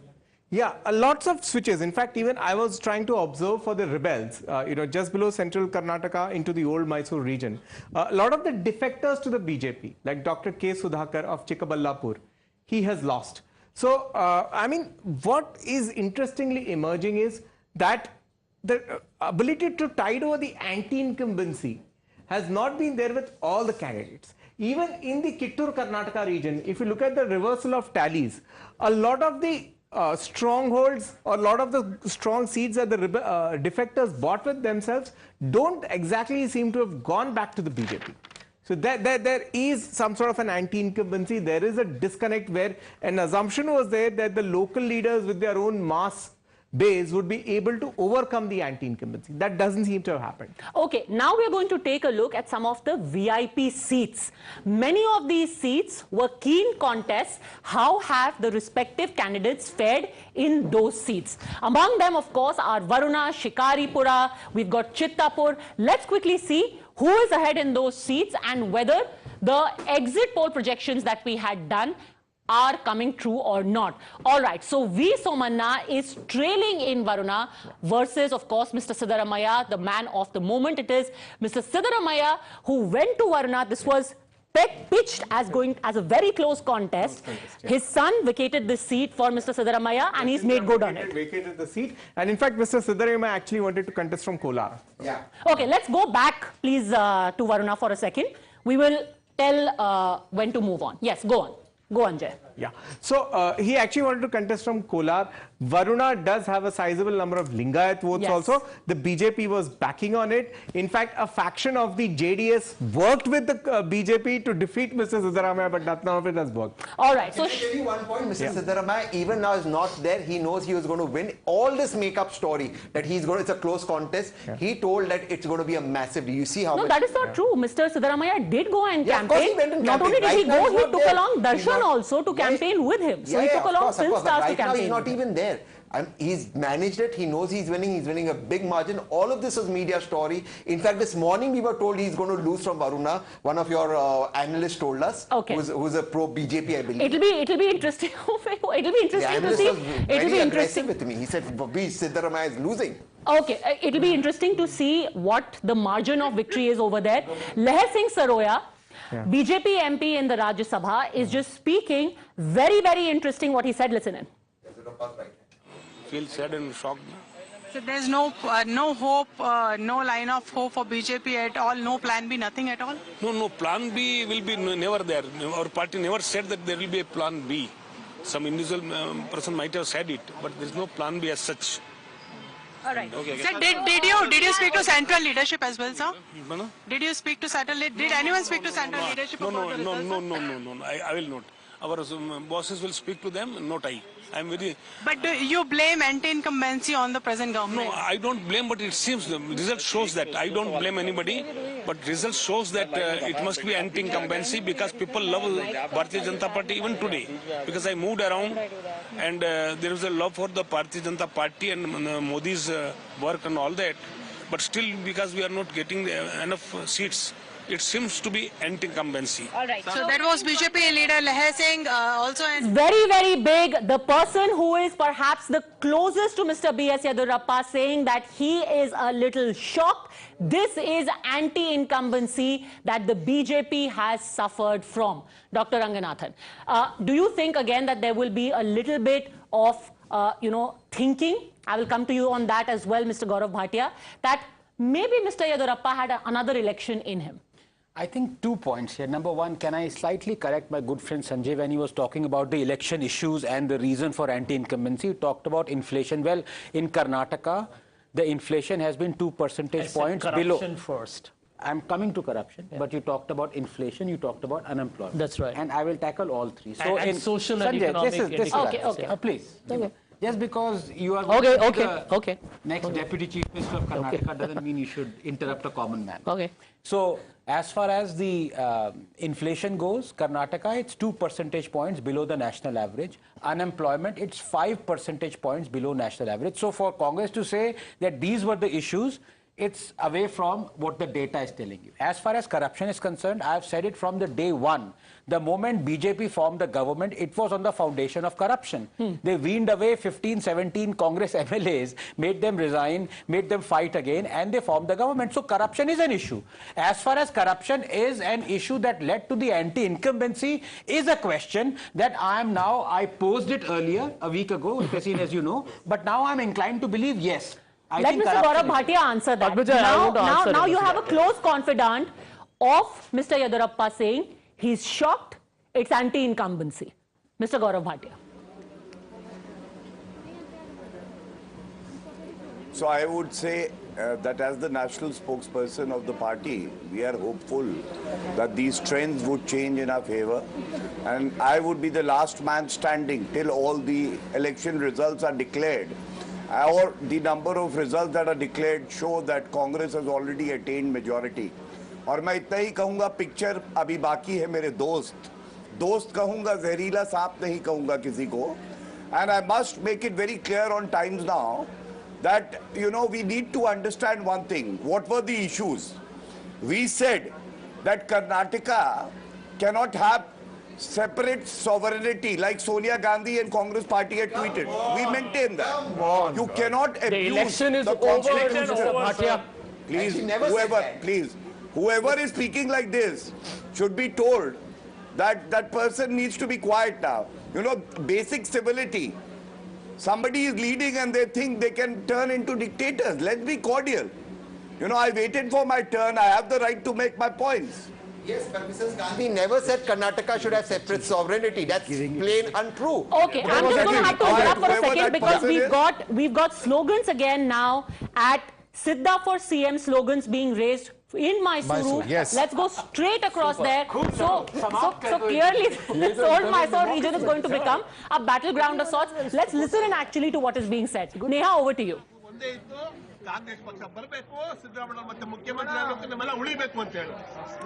Yes, well, you know, you have supporters of Mr. Siddaramaiah over here going on to shout slogans in his favor. And, you know, this is, of course, important right now because you have them. They've come out over here with posters as well. And, you know, even as the initial trends are just coming in right now, they're still saying that, you know, while the numbers are still to trickle, while the final numbers are still to trickle in, supporters who really gather over here.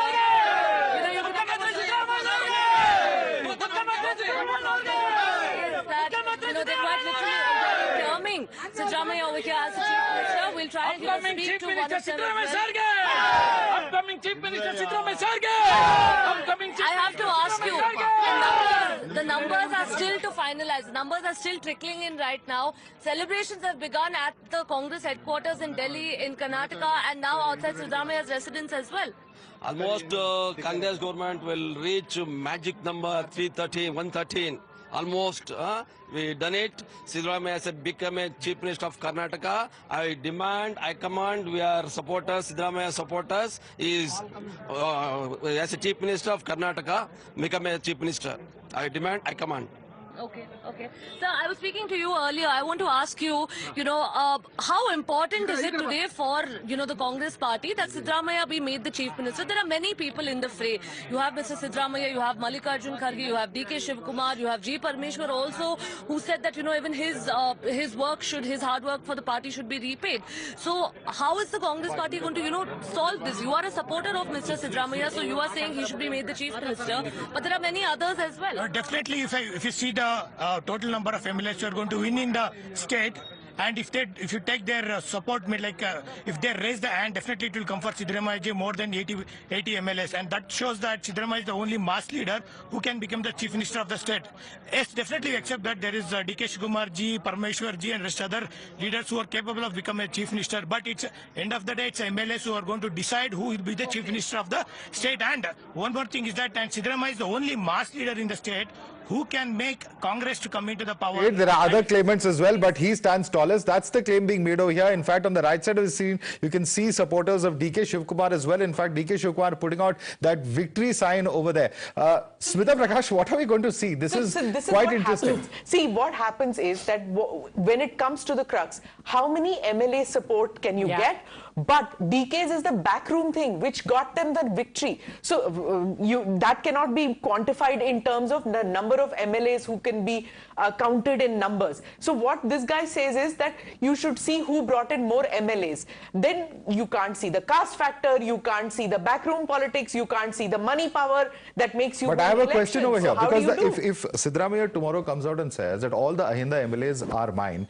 Mr. Kharge can also come out and say that the SC MLAs are because of me. Exactly. So what happens in that Karnataka scenario? is all you're talking about Hyderabad, Karnataka, which has gotten a significant number for them. So what happens there? Because Kharge is the one who's got those numbers, and Kharge is senior to Siddaramaiah. Absolutely. If Kharge and DK join hands, and they very well can, what happens in that scenario? Can they outwit Siddaramaiah? Can I also Sanjay, one second. See, I think one important point that if Congress forms the government, then we have to also take into account, factor in that all those 17 or 18 Congress MLAs that were wrenched away by the BJP, what happened when Mamata won the TMC and they went back to the TMC. Exactly. You might have a possibility where BJP right now is 70 odd, might become 50 odd. Yeah, and how many of them have actually won? How many have actually won is also a very important question, isn't it? And again, hold on a second. When it comes to Mr. Siddaramaiah versus DK Shivakumar and saying, how many MLAs are mine, both of them come from the same region.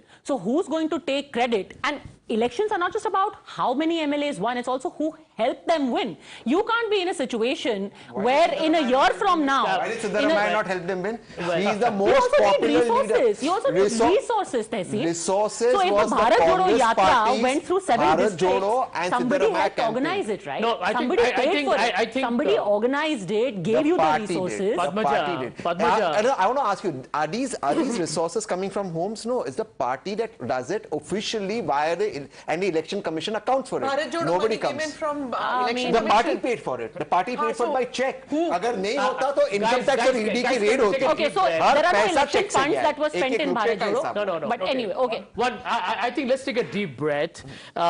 There are many stakeholders when a party wins an election. Let's not look at just resources. There is strategy, there is tactics, there's back office, there's leadership. There are the number of people who support you. And incidentally, I don't know why we're making such a hullabaloo about, DK's supporters screaming for him and Siddaramaiah's supporters screaming for him. That's the way politics is. If you think there are only 2 people who are fighting to take credit, already you have Mr. Gehlot. Absolutely. That's what it's all about. We already have Mr. Jairam Ramesh and Ashok Gehlot saying Bharat Jodo Yatra ka effect ho chuka hai. But Jairam Ramesh was quite prophetic. Yesterday he said that JDS should be decimated. And then he was proven right in some way that, they wanted to do it with or without JDS. I think this and JDS, interestingly, you mentioned that they're down to 25 from about 29, 30 that we were discussing a short while earlier. So those numbers have actually come true. Those predictions are actually true. Okay, so very quickly, I think there is a little bit of interest also in trying to look at some of the more individual seats. We've already seen 2 of them. We've seen Varuna. We've seen Shikaripura. Let's go to Shikaripura next. We've also seen Mr. Siddaramaiah, of course, is leading in Varuna. We've already seen that. Next, we are seeing Shikaripura. Hardly any surprise over there. Vijendra is leading. He was up against Mr. Narayan Raju Gowda, important rebel, but he's got through. Okay, the next seat we are going to take a look at, again, Shikaripura. We can move on from Shikaripura. We already know that Vijendra is leading from there. The next seat, all right, the next seat that we are going to take a look We're still stuck it's going through the scene. at Shikaripura. I knew this morning you're winning because of Madhav. He's wearing the green pocket square. Oh, please. That was a lucky credit. So if this pocket square was saffron, the BJP would have won. You would have come with that. We knew you knew the internal mechanics. He was the real bellwether. He was the real bellwether. One interesting story. He's the Kerala story. Moved Ashok to take on DK Shivkumar in Kanakapura. Okay, this is interesting. We have at Hubli Dharwad Central Mr. Jagdish Shettar. Yeah. So at least one of those predictions is coming true. Right. Jagdish Shettar is trailing. Yeah. And his erstwhile protege, Mr. Tengikai, is the one who is leading right now for the... Tengikai actually means coconut. Coconut? Yeah. Okay. Tenginakai. Mahesh Tenginakai. Mahesh Tenginakai. All right. So he is leading there for the BJP. And Mr. Jagdish Shettar is in second place. Also interesting that from Varuna, Mr. Siddaramaiah has got a pretty decent margin right now. He is leading by about 7,000 votes over Mr. V. It's very important, which means that they were right in not giving him the ticket, for which Mr. Yediyurappa was sulking because he wanted Shettar to be given a ticket.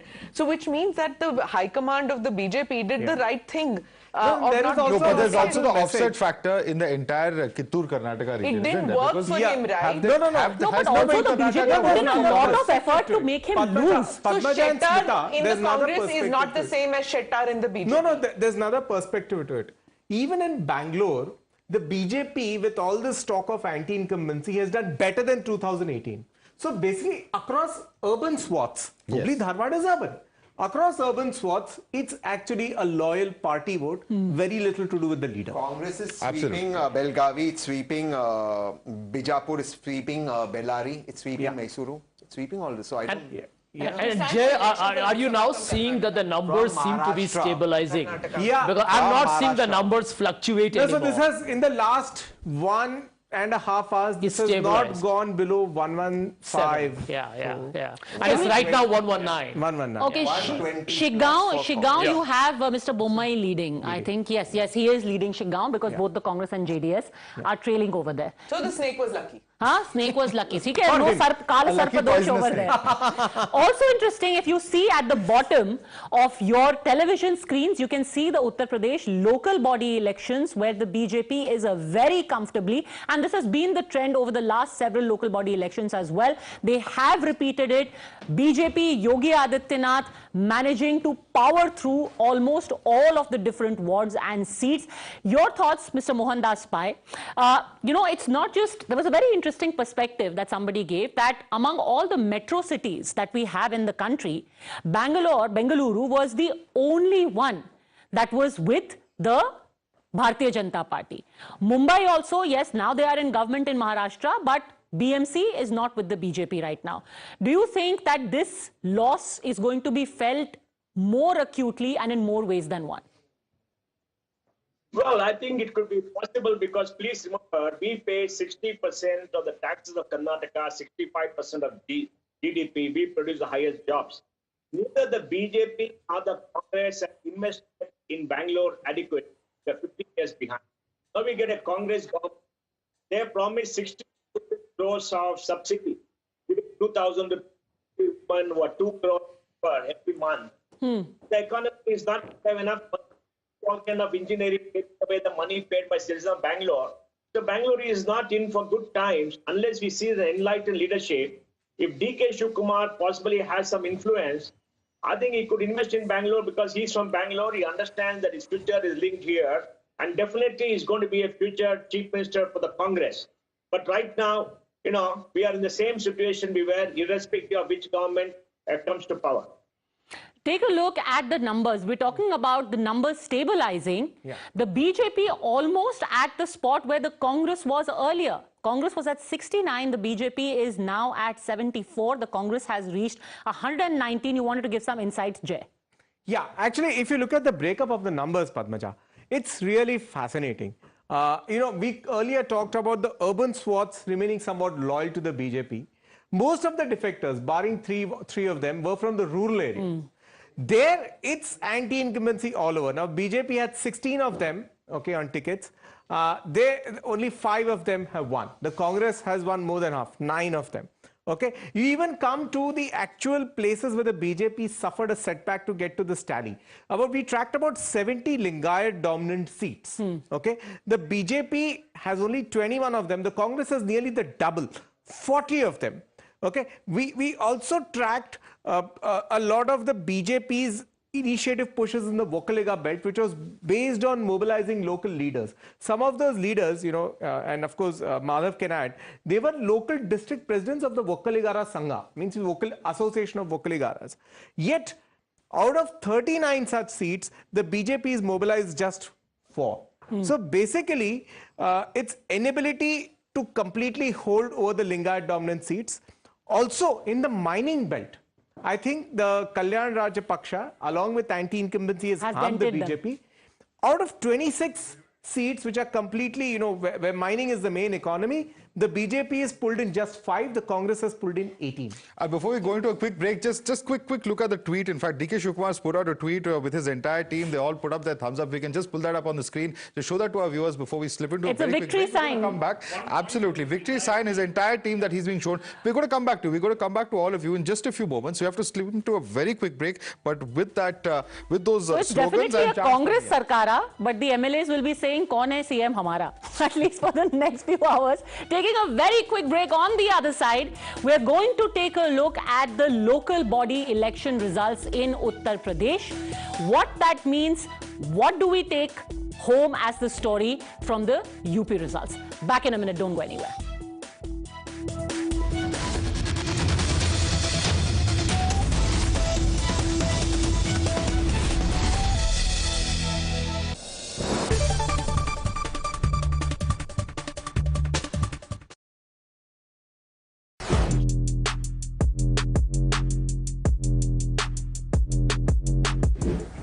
Guys, MG comet के interior की कहानी अब हम आपको सुनाते हैं। Fan को करते हैं थोड़ा स्लो और शुरू करते हैं किससे। ठीक है, तो यहाँ पे सबसे पहले आपको बताएं कि इसे स्टार्ट करने के लिए चाबी कहाँ गई भाई?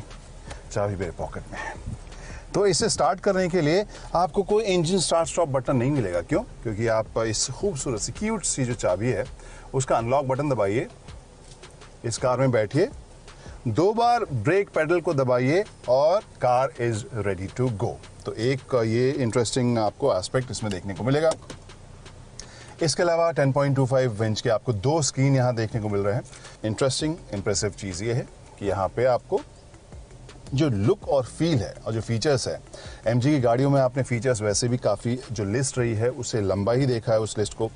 यहाँ पे भी आपको उस हिसाब से ये लोडेड ही नज़र आएगी। एंड्रॉयड, एप्पल कारप्ले, ये सभी आपको वायरलेस भी आपको इसमें ऑप्शन देखने को मिलेगा। और जो फील है, जो इसका रिस्पॉन्स, वो मुझे काफ़ी अच्छा इम्प्रेसिव सा लग रहा है। और जो डिस्प्ले है वो काफ़ी वाइब्रेंट सा भी आपको देखने को मिलेगा। राइट साइड में जो इंस्ट्रूमेंटेशन की जगह, अब इलेक्ट्रिक कार है तो वहाँ पर इंफॉर्मेशन तो आपको अलग अलग सेटअप में मिलेगा। लेफ्ट साइड में वोल्ट, करंट और पावर वगैरह की जानकारी आपको मिलेगी। ऊपर जो है कुछ एक जो साइंस है उसमें एक यूनिक या एक अलग चीज़ आपको देखने को मिलेगी पिछली सीट पर जब आप बैठे हैं।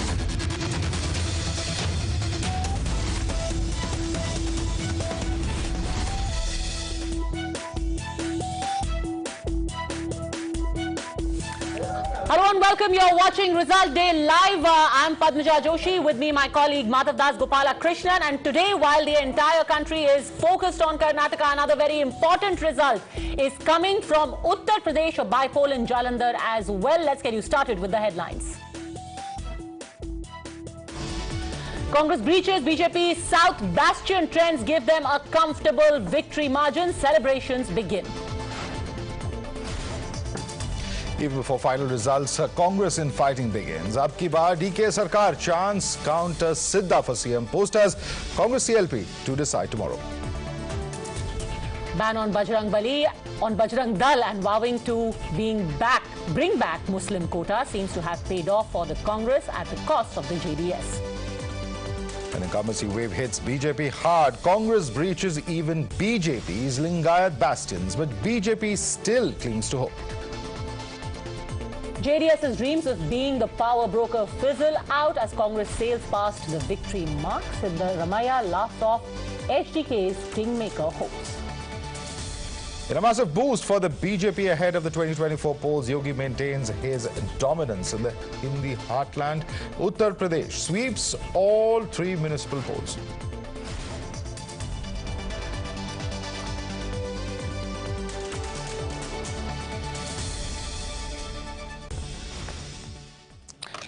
Well, the BJP has continued to maintain its dominance in Uttar Pradesh civic elections in all 3 municipal bodies of the state that elects 80 MPs for the Lok Sabha.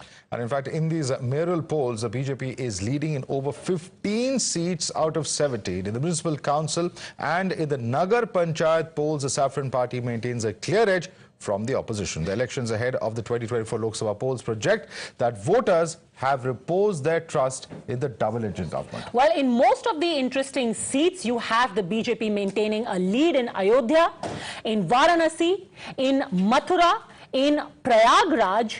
You have the BJP in the lead. Very interestingly, though, that in Chakia, which is the hometown, the bastion, the Garh of Atiq Ahmed. Now remember, the importance of these local body elections is that these are the first ones after that very high profile encounter of Atiq Ahmed's son and his gunman and the subsequent murder of Atiq and his brother. Yogi Adityanath, incidentally, in the course of campaigning for these local body elections, had gone and campaigned at the very spot in Chakia where Atiq Ahmed used to run his empire from, and it is there he had reiterated saying that in Uttar Pradesh, which was known for the mafia, now it is known for Mahotsav. UP mein no danga, sab changa. Let's go across to our reporters. In fact, joining us live at the moment is Amir Haq. I'm going to come to you first. Amir, Ayodhya, Varanasi, Mathura, Prayagraj, overall the BJP is leading, but Chakia, where in fact Padmaja mentioned, is one area where the Samajwadi Party is leading. But overall, take us through these results and how BJP's performance has been. Well, Madhav, these local body polls were supposed to be a mandate of the people in favor or against the Yogi Adityanath government, especially with the kind of work that this government has done over the last 1 year. Because remember, this is the second term running that Chief Minister Yogi Adityanath is serving as the Chief Minister, and therefore these results should be something that should enthuse the top brass of the BJP out here in UP. Because out of the 17 mayoral seats, BJP is leading on 16 of them. It is only one seat, that of Agra, wherein the BSP is actually leading, and the Samajwadi Party, which was the principal contender against the BJP, has drew a knot so far as trends are concerned. Also, Congress not making any headway as far as mayoral seats are concerned. Apart from that, there are about 544 Nagar Panchayat chairman seats in which BJP seems to be leading on over 50% of them. As far as the Nagar Palika polls are concerned, there are about 199 chairman seats on which the BJP is once again leading in almost 50% of them. So this should be some result that should enthuse the BJP leadership as well as workers out here. But I'm here in the BJP office, UP BJP office right now, and I'll ask the Caro person to show you that not much enthusiasm out here as far as the beach celebrations for the kind of performance that BJP has shown in the local body polls here is concerned. The workers haven't really congregated here. Very few office bearers have come outside over here. Now we are hearing that perhaps in an hour or so there will be celebrations, but perhaps these celebrations will be muted. Let's go across to Ghaziabad. I believe we already have some reactions coming in from there. Over to you, Tejshri.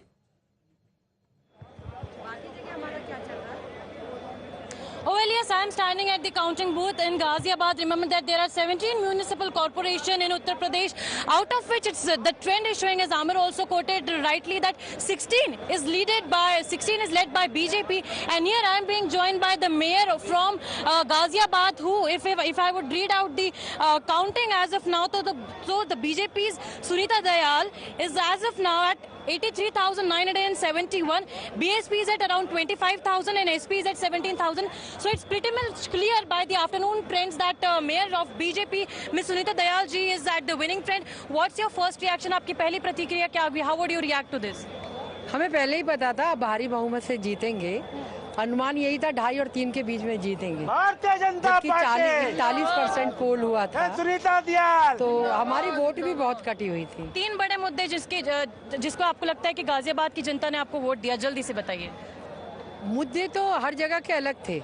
मैंने एक ही बात कही थी कि सबका साथ लेकर इंदौर को पीछे करके हम आगे आएंगे सफाई के लिए। और आखिरी सवाल, गाजियाबाद और गौतम बुद्ध नगर ये बड़े फाइनेंशियल कंट्रीब्यूटर्स हैं पूरे उत्तर प्रदेश में हम देखा जाए तो, इसे अब आगे आप किस तरह से ले जाएंगे बतौर मेयर? गाजियाबाद लगातार बहुत आगे रहा है सफाई में, सब चीज़ों में, किंतु इसको सुंदर भी बनाएं। कहीं कहीं ब्यूटिफिकेशन के बहुत चांस हैं, उसको भी करेंगे, ज़रूरतें भी पूरी करेंगे। बरसात आ रही है, सबसे पहले मुझे लगता है जो ज़रूरत है जल भराव को रोकने के लिए, नाले पटे पड़े हैं गंदगियों से, उनकी सफाई तुरंत कराएंगे। मतलब ग्राउंड लेवल पे आपका फोकस रहेगा? पहला फोकस ग्राउंड लेवल पे, फिर ब्यूटिफिकेशन पे, फिर अदर फैसिलिटी पे। All right, so this was Sunita Dayal mentioning that her focus will be on the ground issues, and that is what the Uttar Pradesh fought for, that on the basic issues. You remember that all the big faces from Uttar Pradesh, say it be Yogi Adityanath, Keshav Prasad Maurya, say it be Samajwadi parties, Akhilesh Yadav, all extensively campaigned for this particular election. Right. And that is why we could see that in this municipal corporation election. Well, extensive campaign, as you rightly mentioned over there. Let me take this across to Prerit also, who's joining us from Muzaffarnagar. Prerit, इस वक्त मुजफ्फरनगर में क्या position है बताइए, और क्या कह रहे हैं वहाँ पे लोग? What are the big issues in this urban local body election that have actually made a difference? Prerit. हाँ बिल्कुल, देखिए कि मुजफ्फरनगर में जो 4 नगर पंचायत है उसमें से 2 पे भाजपा अभी बढ़त में है पहले राउंड की अगर काउंटिंग की बात करें तो, और 1 में निर्दलीय प्रत्याशी, दूसरे में जो है वो जो है समाजवादी पार्टी की तरफ से। लेकिन मैं आपको बताना चाहूंगा कि देखिए मुजफ्फरनगर जो पश्चिम यूपी के राजनीति में बहुत मायने रखने वाला क्षेत्र है, क्योंकि यहीं से जो है पश्चिम यूपी की रणनीति तय की जाती है, और इसी इलाके से राकेश टिकैत भी आते हैं, और इसी इलाके से जो है वो जो यहाँ के जो तमाम जो चाहे वो तमाम जो नेता है वो भी यहाँ से आते हैं, जो तमाम अलग अलग तरीके से चीजों करते हैं, चाहे वो हिंदुत्व को लेकर के हो, चाहे वो किसान को लेकर के हो, जिस तरीके से मुजफ्फरनगर की जो पहचान रही है। लेकिन इस बार ये जो नगर निकाय जो चुनाव जो Cut across to Bengaluru. Sorry to interrupt you there, Prerit. DK Shivkumar is out of his residence. He's in fact waving to his supporters. He's live at the moment. Let's quickly cut across to those pictures. Deepak, I think, is there at that particular location. If we can quickly patch in Deepak as well. Let's get those pictures where DK Shivkumar has come out of his balcony in Bengaluru, and in fact is perhaps expected to address his supporters in just a few minutes. Those are the pictures there. He's addressing his supporters. Let's quickly go across to Deepak. If you can hear me, Deepak, DK Shivkumar expected to leave. What exactly are we looking at? What are we expecting to happen in Karnataka at the moment? Is DK going to go to his party's head office? What are we expecting?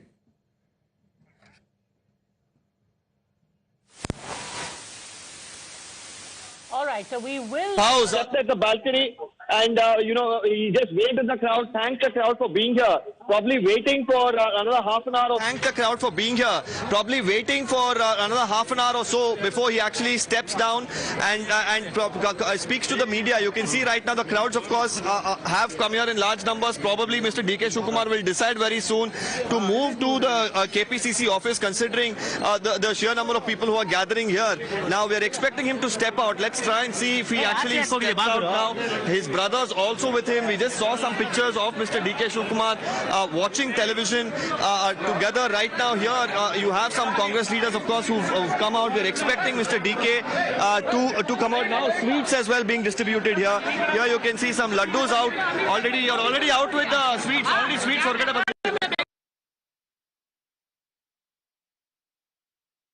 Well, okay, I think you lost that line there. But one update quickly before we go back to UP, Padmaja, and this is a very important one. We were pointing out how Renuka Acharya, the political secretary to the chief minister, was trailing in Honnali. Now he has lost. And he's a very important figure because he's been the political secretary to Yedurappa in the past as well, and is a very important figure there. Politically speaking, he's from the central Karnataka region as well. So that entire series of losses.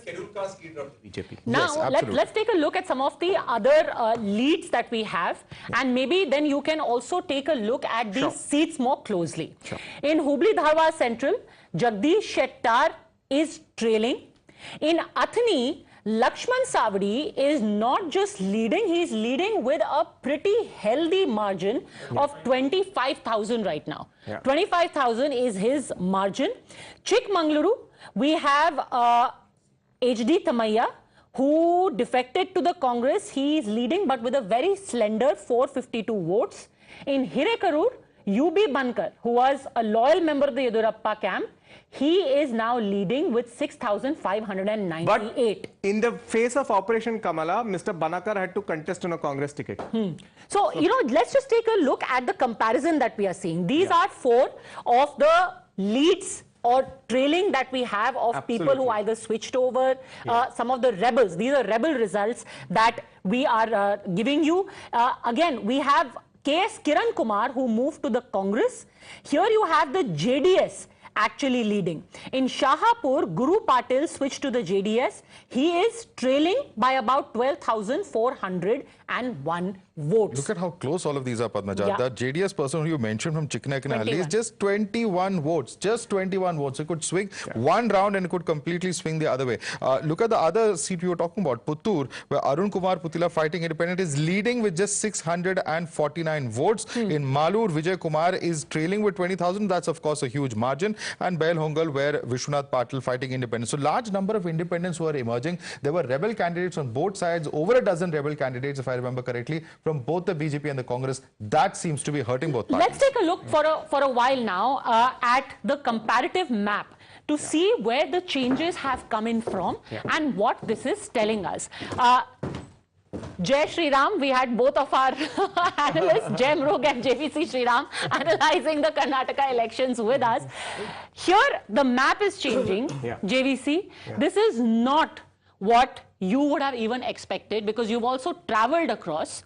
So, let's first see where the changes have maximum come from and what this is telling us. Jai. Okay, let's start with this. Hiriyur. This on your left, viewers, is the 2018. This is what it was last time. You take a look and the substantial chunk pretty much evenly spread, but largely here where you have coastal Karnataka and a very large part of central and the north, which is Kalyan Karnataka, was where the BJP belts, where the saffron belt was. Now, you see this large part, central and north, has all gone green. This has gone to the Congress. Even the JDS's blue over here, the JDS's blue chunk here in Old Mysore is now dotted by a substantial amount of green, which means that the Congress is nibbling away at the saffron chunk here, at the blue chunk here, and has managed to turn it green. Jay. Absolutely. Let's go, you know, a little bit of sort of seat by seat. Let's take this one here. Bagepalli. Earlier, the incumbent, okay, they're just loading it fast. Okay, let's take one from coastal I'm just going to Karnataka. come back to you. We just got to focus once again on UP and look at the kind of numbers that we're getting at. In fact, there are a lot more, in fact, that we're going to bring to our viewers in terms of the developments in Karnataka. But I want to quickly take this across to our guests and ask them also for their perspective on the kind of results and numbers that we're looking at. Mr. Rajgopalan, how are you looking at UP and the results and the numbers that have been thrown up? And how significant is this? Is this actually a result that has some kind of meaning? Because we're looking at BJP virtually sweeping, at the moment at least. No, the UP result is totally different from Karnataka. Absolutely. UP has two major factors. One is Yogi Adityanath. Second thing, Mitti mein mila dunga. That slogan has gone very wild, like the road roller, like that, you know, many trucks which is going to be held on the other side. So therefore, Yogi stands tall. Yogi has been silent for the last 6 months. That silence paid more dividends, and moreover, Yogi, according to this result, will give majority of 80 to BJP in the Lok Sabha. That is how you can convert that. Local, state, central, all are with BJP. Okay. Yeah, quick response from you as well. I think the BJP continues to be strong in the urban areas. Number two, Samajwadi Party appears to be, as of now, the only formidable opposition against the BJP. The BSP has clearly weakened, there's no doubt about it, and that irrelevance of the BSP is helping the BJP more than it's helping the Samajwadi Party. The Congress, of course, has a long and hard battle ahead. All right, Okay, Ashutosh. 2 o'clock, 2 o'clock. I think we should quickly put out the numbers. Let's take a look at the numbers here and what the vote share of the BJP is. The BJP's vote share is only growing with time over the last few. Here we are taking a look not at this time's vote share, but showing you a comparison of how it has grown over time. The municipal corporation from 32% in 2006, in 11 years, they have grown to a 45%. In the municipal councils, while there was a dip in 2012, which remember is before Yogi Adityanath's time, now it has grown to a 17%. And in town panchayats, it has doubled from 6% in 2006. It went down in 2012 to 4%, which was largely because of the performance of the Samajwadi Party. And now it has rebounded from 4%, it has gone up to 12%. We're also being told that Yogi Adityanath is going to be going to the BJP. Uttar Pradesh के अंदर दो चीजें बहुत important है। एक तो उत्तर प्रदेश से नरेंद्र मोदी जी बनारस से चुनाव लड़ते हैं, दूसरा योगी आदित्यनाथ भी हैं। और पिछले दिनों 4-5 सालों के अंदर अगर एक नेता जो बहुत मजबूती के साथ राष्ट्रीय पटल पर उभरे हैं, that is Mr. Yogi Adityanath. And Yogi Adityanath has really come up as a strong leader. I do not agree with his tactics. I do not agree with his strategy, the way he has been talking about. He's using extrajudicial methods to eliminate mafia and all that. But the fact of the matter is, he has proved to be a strong leader. And in North India, people like strong leaders, and especially those who are willing to take walk extra miles. That way, UP is with the BJP. Right. But right, you contrast with Karnataka. In Karnataka, BJP didn't have a strong leader. So that has UP was actually the real double engine that the BJP keeps talking about. It was the perfect example, and that picture, if you remember, in the lead up to UP, where the Prime Minister had gone to Lucknow and he had put his hand on Yogi's shoulder and he said, UP plus Yogi, Upyogi. It was very clear that this is their idea, कि हर state में ऐसा double engine मिल जाए. There are only two double engines. Double engine in Karnataka. There are only two. Double engine. No, in fact, I don't know whether you saw that there was a write-up where they said there are only two double engines. One is UP and the other is Assam. And all the others, the second engine is pulling in the opposite direction, which is the local government, state government of the BJP. All right, what are the big takeaways? Since we are talking about, how Yogi Adityanath, and it's very clear, like Ashutosh ji also just said, that he has on his own emerged. Now, in the BJP, there are very few chief ministers who have a vote-catching ability of their own. Himanta Biswa Sarma is one, and he's doing it for all of Northeast as well. And Yogi Adityanath, inarguably, is the second one because he's being fielded now as star campaigner in other states. He went and campaigned for the BJP in coastal, in Old Mysuru region. Voters are reposing confidence in this double engine that we were talking about. Yogi Adityanath's stature and confidence has both grown over time. The BSP and the Congress are failing to make a dent in the mayoral polls, pretty much like they have failed to make a dent in any poll in the recent past in Uttar Pradesh. Massive win for the BJP in UP.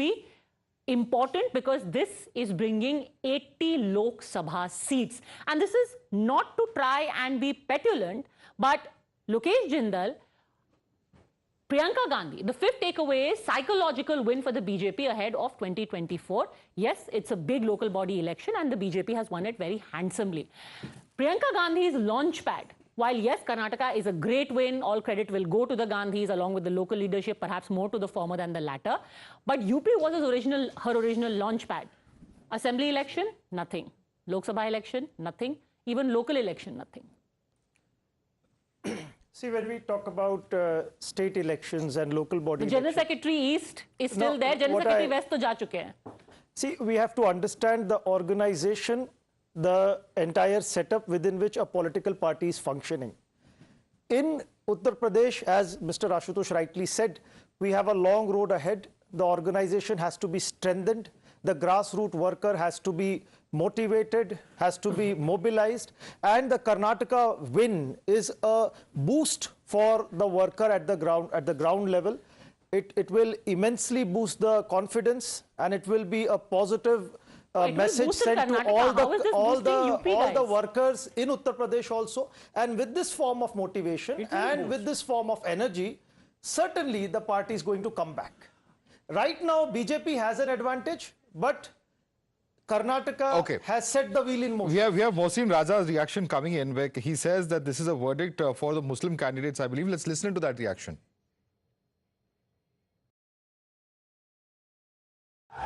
देखिए, जाहिर सी बात है, आपने देखा कि बड़ी तादाद में निकाय चुनाव में मुस्लिम समाज को टिकट देकर हमने ये एक बात साफ कर दी है कि जैसे आप भी लोग उठाते थे सवाल कि क्या मुसलमानों को आप चुनाव नहीं लड़ाना चाहते, जो लड़ने में सक्षम है और जिसने अप्लाई किया है और वहां से जो रिपोर्ट आई है संगठन के लोगों ने जो नीचे से रिपोर्ट दी ऊपर, और उसके तहत उनको टिकट दिए गए हैं और हम उम्मीद करते हैं कि बड़ी तादाद में वो जीत कर भी आएंगे, क्योंकि अब एक जो दौर था वो बदल चुका है। क्योंकि विपक्ष भ्रमित करता था कि भाजपा को वोट ना दीजिए, भाजपा आपकी विरोधी है। अगर विरोधी है तो आपने क्या किया था? 4-4 बार सत्ता आपने बनाई थी, 3 बार बहन जी ने बनाई थी, आप लोग 4 और 3 7 बार मुख्यमंत्री रहे उत्तर प्रदेश के। कांग्रेस 30 साल तक लगातार उत्तर प्रदेश में अपना मुख्यमंत्री देती रही, तो आपने तो कभी उनको आच्छादित किया नहीं। Mr. Rajiv Pratap Rudy of the BJP is joining us live now. Encouraging results from Uttar Pradesh. You would be hoping that in time, not this year, but in time, Mr. Rudy, you are able to get the same kind of double engine in Karnataka as well, of the kind that you have in Uttar Pradesh. Hi, Madhav, and hi, Padmaja. Yes, politics is all about situations in different places at different times. Some brings us cheer, some brings us sorrow, and it goes on. But at the end of the day, Karnataka is, of course, as it looks from the figure, the regional politics overshadowed anything to do with the BJP at the national level. And that possibly is what we never work on. We work for the state and the center to work together. And the national projection goes to the state, and the state projection comes up to the national level. And it's been working fine in many of the states. Wherever this aberration happens, and then there is an issue which comes up because of leadership or certain areas we need to improve, certain areas which you have done extremely well, you tend to lose. All these this will ultimately be analyzed when we come back on the desk to discuss all these things. But on the other hand, if you see that same situation where Mr. Adityanath is there and the central government is there, is doing phenomenally. So the combination is what matters. And if the combination is in a straight line, it gives a very positive effect. But if there are aberrations in that, there is a problem. So I'm happy that at least at this point of time, you are talking about, none of the channels as of now are talking about the Uttar Pradesh polls. And the phenomenal victory which is predicted and is visible there now is something which is also an eye-opener for all those states which work with the BJP and have the BJP-ruled states. So I think it's this contrast in itself, and education is in itself a great analysis of what is happening in the country as far as politics is concerned. And regionalism, when it has an impact on national politics, the results are very different. And you know, this is also, yes, JVC. So what is going to happen in UP, to what I can see, is the complete meltdown of BSP is going to move certainly Jata voters into BJP. They're not going to go anywhere. And Yadavs also went for Modi ji in 2019. So at the moment, UP, actually more Jatavs than Yadavs. Yeah. In 2019 results, there were more Jatavs, more non-Jatav Dalits voting for the BJP. Yes. Now non-Yadav OBCs. Yeah, and non-Yadav OBCs, exactly. So now Yadav's also significant portion will come. Jatav also will come. As a result, I think 76 plus is what you can look for out of 80 in Uttar Pradesh in 2024. You know, let's just talk for a bit about the leadership style. Mr. Rajgopalan and Mr. Sanjay Jha, let's talk about the leadership style of Yogi Adityanath. Ashutosh ji said, I don't agree with him, but he's made the message very clear. Look at the kind of seats which are being polled on today. One, the municipal polls are happening on the backdrop of the encounter of Asad Ahmed and, you know, Atiq Ahmed being convicted, etc., where Yogi Adityanath went to Chakia and he said कि यहाँ दंगे होते थे, यहाँ mafia होते थे, अब यहाँ पे महोत्सव होते हैं. Second, the bypoll which is happening for Lok Sabha in Uttar Pradesh is Suar. Why was that necessitated? Because Abdullah Azam finally got convicted and then he was disqualified. Azam Khan, when he was campaigning for the Samajwadi Party for these bypolls, he said कि अब हमें तो रगड़ के ही रख दिया है, अब बस क्या करना है, गोली मार दो हमें आकर के. So people who used to run riots, Sanjay Jha, earlier, under earlier governments, are today in a position where Yogi Adityanath is saying, boss, I am the person who calls the shots in this state. And people seem to be responding to it. Padmaja, I have a simple answer to that. Nobody's going to deny that Uttar Pradesh has suffered from lawlessness for a long time. But, you know, it swung between two pendulums. On the one hand, you had that acquisition of a Gunda Raj kind of a culture. On the other hand, you have something equally reprehensible in the bulldozer politics of Mr. Adityanath. I mean, no matter what he claims about cleaning up crime and, you know, the mafia rule, the use of extrajudicial authority is frankly a vicious anti-democratic stance for any political party to endorse. Sorry, just 1 minute, just 1 minute. My second point was what Mr. Rudy mentioned. You know, he talked about the fact that, you know, our strategy to make Karnataka benefit from the BJP's national image didn't work. Well, there's a message there. It hasn't worked in Himachal Pradesh. And it hasn't worked in Karnataka, 2 states that the Congress is winning from the BJP. And look at the manifesto of the BJP closely. You know, whatever they said, the Congress talked about welfare, guarantees, we'll talk about, we'll stay away from Karnataka for the next 10 minutes because we want to focus on Uttar Pradesh. I promise you, we will go back. We will go back to Karnataka with Mr. Rudy and with you, Dr. Sumansi Raman. Let Mr. Rajagopalan respond to you. And also, it's interesting you talk about the bulldozer because you know what Yogi did? When he went to Prayagraj to campaign, on the day that he went there, on the very spot where Atiq Ahmed's properties were brought down, 75 houses for below poverty line families were made. So he's turned it into a bulldozer Robin Hood. I will bulldoze the rich to give houses to the poor. Mr. Rajgopalan. Yogi Adityanath has brought a branding style of bulldozer, mitti mein mila dunga, this type of destruction activities. But I would also say that Yogi Adityanath's brand image in other parts of the country, apart from Uttar Pradesh, is also for construction of Ram Mandir. Therefore, he goes by destructions as well as construction. Therefore, his image is intact. He is not. And very interesting, very interesting. Akhilesh Yadav has tweeted. I just want to read out. One second. I just want to read out Akhilesh's tweet. Akhilesh has tweeted on Karnataka. He says, Karnataka से संदेश है कि भाजपा की नकारात्मक सांप्रदायिक भ्रष्टाचारी अनुन्मुखी महिला युवा विरोधी समाज बंटवारे वाली झूठे प्रचार वाली व्यक्तिवादी राजनीति का अंतकाल शुरू हो गया है. But there is no tweet coming in from the UP. से क्या संदेश है? This is nothing. This is absolutely nothing which mentions or is related to UP at all. Do you find that interesting? In fact, sir, and when you see there are this 12 coming adjectives over here. Nakaratmak, Sampradayak, Bhashtachari. Mr. Shriram, you find this interesting? Must be really but crying. if you look at the figures of the local bodies election, I think BJP should not rejoice because 236, 143 SP, BSP 30, Congress 34 and 43. If you combine all those anti-BJP things, that comes to around more than 200 seats. No, ultimately, BJP is celebrating too early. What happened? Let me complete. Let me complete. If the BJP has to come back to power in 2024, the BJP has to score 70 out of 80. With these figures, can they come? Yes, because ultimately the figure that will really matter is the mayoral polls. How many mayors do they manage to get elected? And they've swept the mayoral polls pretty much. 16 out of 18. Only urban. It's only urban. What about the rural? But last time in assembly elections, the BJP has been... Where BJP wins matters. Where opposition wins doesn't matter. That's the bottom line. Okay, let's get the view from Mr. Shriram. You can ask the question. Let Mr. Shriram respond to that. Last time it was said when the BJP won, everybody said BJP has made inroads into the rural hinterlands. BJP has inroads into the most backward and other backward caste. Now, if you are only focusing on the urbans, I belong to the UP and I know 60-70% UP. Okay, Mr. Shriram. Actually, let's try and pull up a comparison. Your response to Ashutosh. Hold on a second. Let's first try and pull up a comparison between the local body elections of last time as compared to this time. Let's pull up those comparisons. Yes, go on, Mr. Shriram. What I want to ask Ms. Sanjay Da is, at the end of the day, the women in the UP particularly say that my children are able to go and in the evening and come back to home. That's more important. There is no crime there on the road. And that has to be stopped. And the Mulayam Singh Yadav's government, Akhilesh Yadav government, Mayawati's government, everybody turned on Nelson's side towards this crime and mafia. And this was stopped only by Yogi. And Yogi has stopped it. Are you aware of the NCRB data on attacks on women? Okay. Are you aware of the data on attacks on women in Uttar Pradesh by the NCRB? I do have. One second. Which is the state which is the highest? No. See, the point is that, see, at the end of the day, you can say whatever you want to say. Yogi, everybody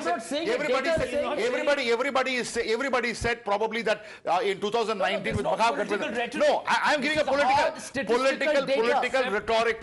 That political rhetoric is the same. I'm telling you. Okay, I really think we should cut across to our colleagues who are on the ground. I think Techri has people already there reacting to this. At least some cheer for the BJP supporters. Ashutosh bhi hamare saath hain. Ashutosh pe bhi jayenge. Techri, first over to you. 129. Well, this is a very interesting thing when it comes to Uttar Pradesh local body polls, that when you cross these counting booths, you see several different parties changing by within few footsteps. So now there was BJP, I walk few steps over here, and this is the BSP, and I have the winning candidate over here. आप कहाँ से पार्षद किस तरह जगह से चुनकर आई? Ward number 18 से. तो बहुजन समाज अभी फिलहाल भारतीय जनता पार्टी ट्रेंड कर रही है, लेकिन बीएसपी की जीत आपके लिए क्या मायने रखती है फिलहाल? बीएसपी की जीत मेरे लिए बहुत बड़ी मायने रखती है. बहन मायावती कुमारी जी की वजह से हम लोग जीत में हैं. उन्हीं की वजह से आज हमें पदवी भी मिली है और इस पूरे देश का पूरे उसका विकास करने का जो जिम्मेदारी मुझे दी गई है बहन माया कुमारी. 17 में से सिर्फ एक ही है जो बीएसपी अभी फिलहाल लीडिंग में नजर आ रहा है. 17 में से 16 बीजेपी ट्रेंडिंग में है जीत के लिए और एक जो है वो बहुजन समाजवादी जीत पर है. ये हमारे लिए सबसे नंबर 1 के लिए बात है, हमारे अपनी प्राउड फील करने वाली बात है. बहन मायावती की जीत है ये, और इस जीत से हम मैं ही नहीं, मेरे जितने भी भाई लोगों ने मुझे सपोर्ट किया है, जितनी भी मेरे समाज ने मुझे सपोर्ट किया है, उन सब के लिए मैं तहे दिल से धन्यवाद करती हूँ. All right, so you see, this is the Bahujan Samajwadi party's candidate who is leading as of now, and I would like to show you the visuals over here, that these kind of the visuals that we can see, but we have to remember this fact that Uttar Pradesh local body election play a major role in the 2024 election, and that is what several leaders have been saying. Say it be BSP, say it be SP, and say it be Bharatiya Janata Party, and this is a roadmap indeed for the 2024 elections, because you see 80, the largest number of seats for the Lok Sabha election counts here from Uttar Pradesh, that is 80. We'll also try to speak to several candidates who are in the leading trend over here, and from the several counting booths that we are giving you. Come back to you in a second, Techri.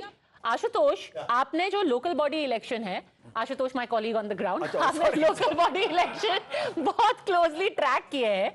यहाँ जो हमारे guest है वो कह रहे हैं कि 236 अगर बीजेपी का आंकड़ा अभी आ रहा है और 143 समाजवादी पार्टी का आ रहा है, तो इससे खुश होने की बात नहीं है बीजेपी के लिए. क्योंकि और कांग्रेस भी जोड़ ली. हाँ, सिर्फ दो अलग अलग बात करियो कि 236 क्योंकि दिख रहा है कि गांव में उनका समर्थन कम हो रहा है. आपने इसको ट्रैक किया है कई सालों से, क्या ये सच है? क्या ये आंकड़ा और समर्थन कम होता दिख रहा है? देखिए, ये आंकड़ा अभी बहुत ऐसा कम नहीं होता नजर आ रहा है. हालांकि देखिए, पहले से ही जो शहरी मतदाता रहे हैं वो एक तरीके से जो उनका मूड और मिजाज रहता है वो भाजपाई रहता है. और खासतौर से अगर जो बड़े शहर हैं, जैसे जहां पर इस वक्त नगर निकाय के चुनाव हो रहे हैं, आप देख सकते हैं कि 17 में से जो 16 सीटें हैं वो बीजेपी एक तरीके से जीतती हुई नजर आ रही है. हालांकि एक सीट है वो बहुजन समाजवादी पार्टी के खाते में जाते दिख रही है, लेकिन 16 सीटें ऐसी जरूर है जहां पर बीजेपी पूरी तरीके से लीड कर रखी है.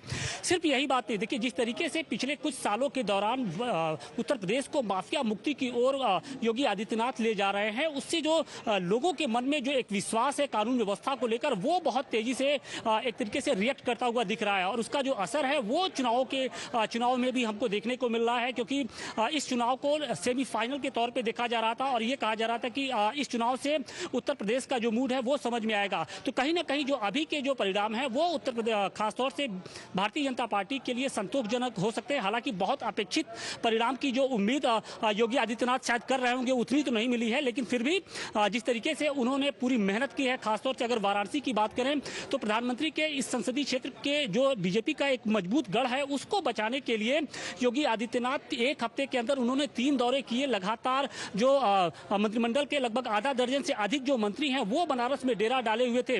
और न सिर्फ वाराणसी बल्कि आसपास के सभी जिलों की अगर हम बात करें, चाहे आजमगढ़ हो, चाहे चंदौली हो, चाहे मिर्जापुर बीजापुर हो चाहे गाजीपुर हो, इन सभी जिलों में योगी आदित्यनाथ हो या फिर जो डिप्टी सीएम जो थे वो लगातार दौरे कर रहे थे और लोगों के बीच में जो कानून व्यवस्था, जिस तरीके से आतिक अहमद की हम बात करें या फिर अशरफ की बात करें या फिर उसके पूरे फैमिली के ऊपर जिस तरीके से कार्रवाई की गई, इसके अलावा मुख्तार अंसारी के परिवार के खिलाफ जिस तरीके से कार्रवाई की जा रही है उसको एक तरीके से भुनाने की कोशिश की गई और कहीं ना कहीं बीजेपी इसमें कामयाब भी होती हुई दिख रही है। हालांकि कुछ मसले जरूर हैं जिसको लेकर जो अभी ग्रामीण मतदाता हैं वो जरूर नाखुश दिख रहे हैं, खासतौर से महंगाई का जो मुद्दा है, बेरोजगारी का मुद्दा है, क्योंकि ये ऐसे इलाके हैं जहां पर बीजेपी थोड़ा सा पहले से भी कमजोर रही है। उन इलाकों में बीजेपी अभी उतनी पकड़ मजबूत नहीं कर पाई है। उसका असर, उसका सबसे बड़ा कारण ये है कि बीजेपी का जो केंद्रीय एक तरीके से जो बड़े जो नेता हैं, खासतौर से जो जिस तरीके से नरेंद्र मोदी का इंपैक्ट रहा है उन क्षेत्रों में, वहां पर अभी जैसे जैसे उनके दौरे होंगे, जैसे जैसे चुनावी जनसभाएं होंगी तो उत्तर प्रदेश की जो फिजा है कुछ और बदलेगी और बीजेपी को ये उम्मीद है कि 80 में से 70 सीटें वो एक बार फिर से लाएगी। तो लोकल बॉडी का जो ये इलेक्शन है वो कहीं ना कहीं सेमीफाइनल के तौर पे देखा जा रहा था और इस सेमीफाइनल में मैं ये कहूंगा कि बीजेपी लगभग जीत की ओर जा रही है और इसका जो असर है वो लोकसभा चुनाव में भी देखने को मिलेगा। Ji, Ashutosh, Techri, thank you both for having joined us. We'll keep a close eye when Yogi Adityanath in a while is expected to come to the BJP office. But the big story right now developing is in Karnataka. We had DK Shivkumar a while ago coming and waving to his supporters. So it is a Siddaramaiah for CM versus DK for CM, a kind of contest at least between their supporters. Which absolutely, and in fact, you know, that is one power struggle that is on the balcony. In fact, you know, some of the supporters were shouting, "Twinkle, twinkle, little star, Siddaramaiah superstar." That's what Neha Hebale is reporting from Mysore. But I want to first go across to Deepak Bopara, who's with us. All right, we have reactions coming in of Mr. Mallikarjun Kharge. Let's listen into that first before we go across to Deepak. Jana ತಾವಾಗೆ ಎದ್ದು ನಮಗೆ ಬೆಂಬಲ ನೀಡಿದ್ದಾರೆ ಮತ್ತು ಕೆಟ್ಟ ಆಡಳಿತ ವಿರುದ್ಧ ಜನ ರೊಚ್ಚಿಗೆದ್ದು ಮತ ಹಾಕಿದ್ದಾರೆ ಬಿಜೆಪಿ ಮತ್ತು ಇದರ ಮೇಲಿಂದ ಗೊತ್ತಾಗ್ತದೆ ನಮ್ಮ ಕರ್ನಾಟಕದ ಮತದಾರರು ಎಷ್ಟು ಪ್ರಬುದ್ಧ ಇದ್ದಾರೆ ಅಂತಕ್ಕಂಥದ್ದನ್ನ ಇದರಿಂದ ಗೊತ್ತಾಗ್ತದೆ. The wisdom of the people of Karnataka is there before us. ಚುನಾವಣೆಯಲ್ಲಿ ಪ್ರಧಾನಮಂತ್ರಿಗಳು, ಹೋಮ್ ಮಿನಿಸ್ಟರ್ಗಳು, ಅಕ್ಕಪಕ್ಕದ ಚೀಫ್ ಮಿನಿಸ್ಟರ್ಸ್ ಇವರೆಲ್ಲರೂ Home ministers, neighboring state chief ministers were all brought in to campaign by the BJP. Power, ಆಮೇಲೆ ಮಟೀರಿಯಲ್, ಮಸಲ್ ಪವರ್ ಎಲ್ಲ money power, material, muscle power was all used by them in this election. ಯಾವುದಕ್ಕೂ ಮೋಸ ಹೋಗಲಿಲ್ಲ. ಅವರು ಒಂದಾಗಿ ಕಾಂಗ್ರೆಸ್ ಪಾರ್ಟಿಗೆ, despite that they could not cause us any damage. ಅದಕ್ಕೆ ನಾ ಎಲ್ಲ ಅಭ್ಯರ್ಥಿಗಳಿಗೆ, ಗೆದ್ದಂತ ಅಭ್ಯರ್ಥಿಗಳಿಗೆ congratulating all the candidates at the moment. ಈ ಸಂದರ್ಭದಲ್ಲಿ ಅವರಿಗೆ ಅಭಿನಂದಿಸ್ತೇನೆ. ಮತ್ತು ಯಾರು ಸೋತಿದ್ದಾರೆ, ಡೆಮಾಕ್ರಸಿಯಲ್ಲಿ ಸೋಲು ಗೆಲುವು ಇರ್ತದೆ, ಅವರಿಗೂ ಕೂಡ ನಾನು ಮುಂದೆ ಅವರ ಪ್ರಯತ್ನಗಳಿರಬೇಕು, ಒಳ್ಳೆ ಕೆಲಸ ಮಾಡಬೇಕು ಮತ್ತು ಜನರ ಸಮಸ್ಯೆಗೆ ಸ್ಪಂದನೆ ಮಾಡ್ತಕ್ಕಂಥ ಕೆಲಸ ಮಾಡಿದ್ರೆ ಅವ್ರಿಗೆ ಗೆಲುವು ಆಗ್ತದೆ ಅಂತಕ್ಕಂಥದ್ದು ಇದು. ಒಂದು ಕಾಲದಲ್ಲಿ ಕಾಂಗ್ರೆಸ್ ಪಕ್ಷಕ್ಕೆ ಅಮೃತಗಳಿಗೇನ ಇಲ್ಲಿಂದ 2024 ಎಲೆಕ್ಷನ್ ಚೇಂಜಸ್ ಆಗುತ್ತಾ? 3 ರಾಜ್ಯದ ಎಲೆಕ್ಷನ್ ಬರ್ತಾ ಇದೆಯಾ, ಮಧ್ಯಪ್ರದೇಶ, ಛತ್ತೀಸ್ಗಢ, ರಾಜಸ್ಥಾನ, ಇಲ್ಲಿಂದ ಕಾಂಗ್ರೆಸ್ ಫ್ಲಿಪ್ ಆಗಿ ಚೇಂಜ್ ಆಗುತ್ತೆ, ಒಳ್ಳೇದಾಗುತ್ತೆ. ನೋಡಿ, ನಾನು ಅಮೃತಗಳಿಗೆ ಆಗಳಿಗೆ ಅಂತ ಹೇಳೋದಿಲ್ಲ.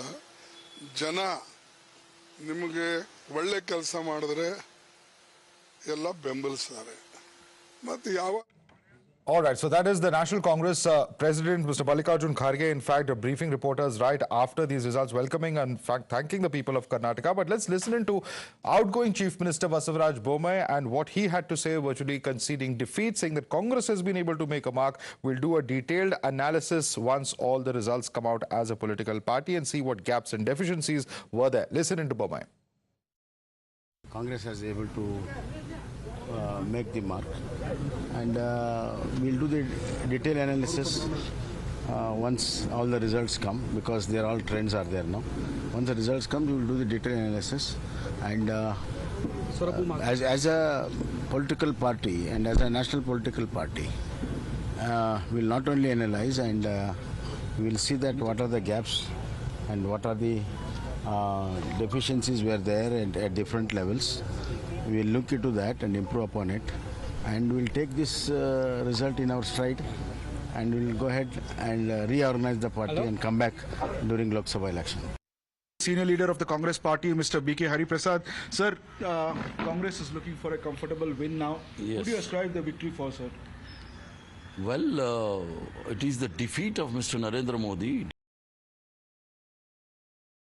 defeat of Mr. Amit Shah, defeat of Mr. Nadda. They campaigned here as a local leaders, even at the, almost like a district leaders. It is the defeat of these leaders who thought that they want to impose Gujarat model and the UP model. People of this of Karnataka have given a befitting reply. So what do you think what led to the downfall of the BJP side? Well, campaigning of Mr. Modi, Mr. Amit Shah and Mr. Nadda, that has led to the downfall, plus the 40% commission and the price rise, which is partly the BJP High Command is also responsible for this.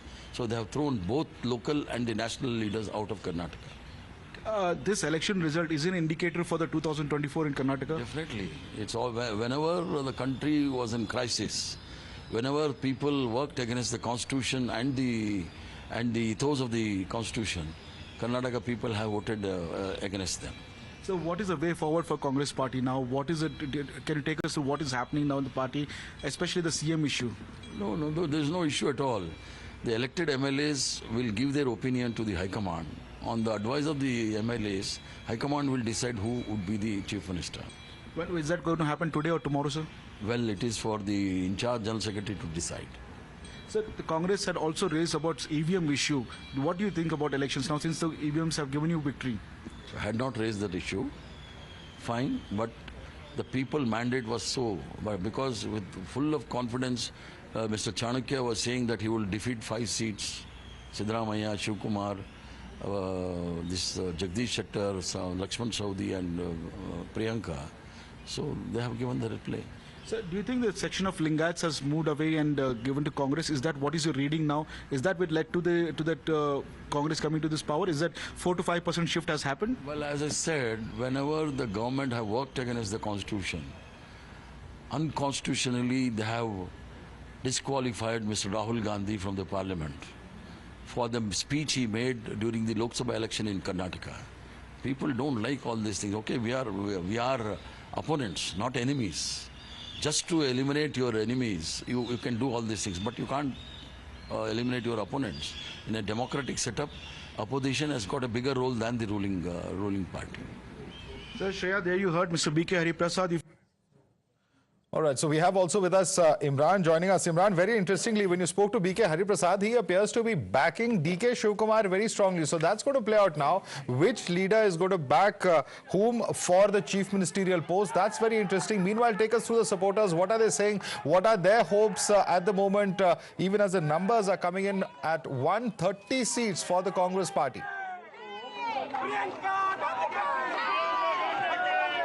Well, absolutely, Madhav, victory here for the Congress, and then you can see the celebratory mood in the Congress at the Congress party is expected. Party workers are here, are full upbeat about the victory here, and they're full dancing with Mr. Colors. Holi is being played here at the Congress party.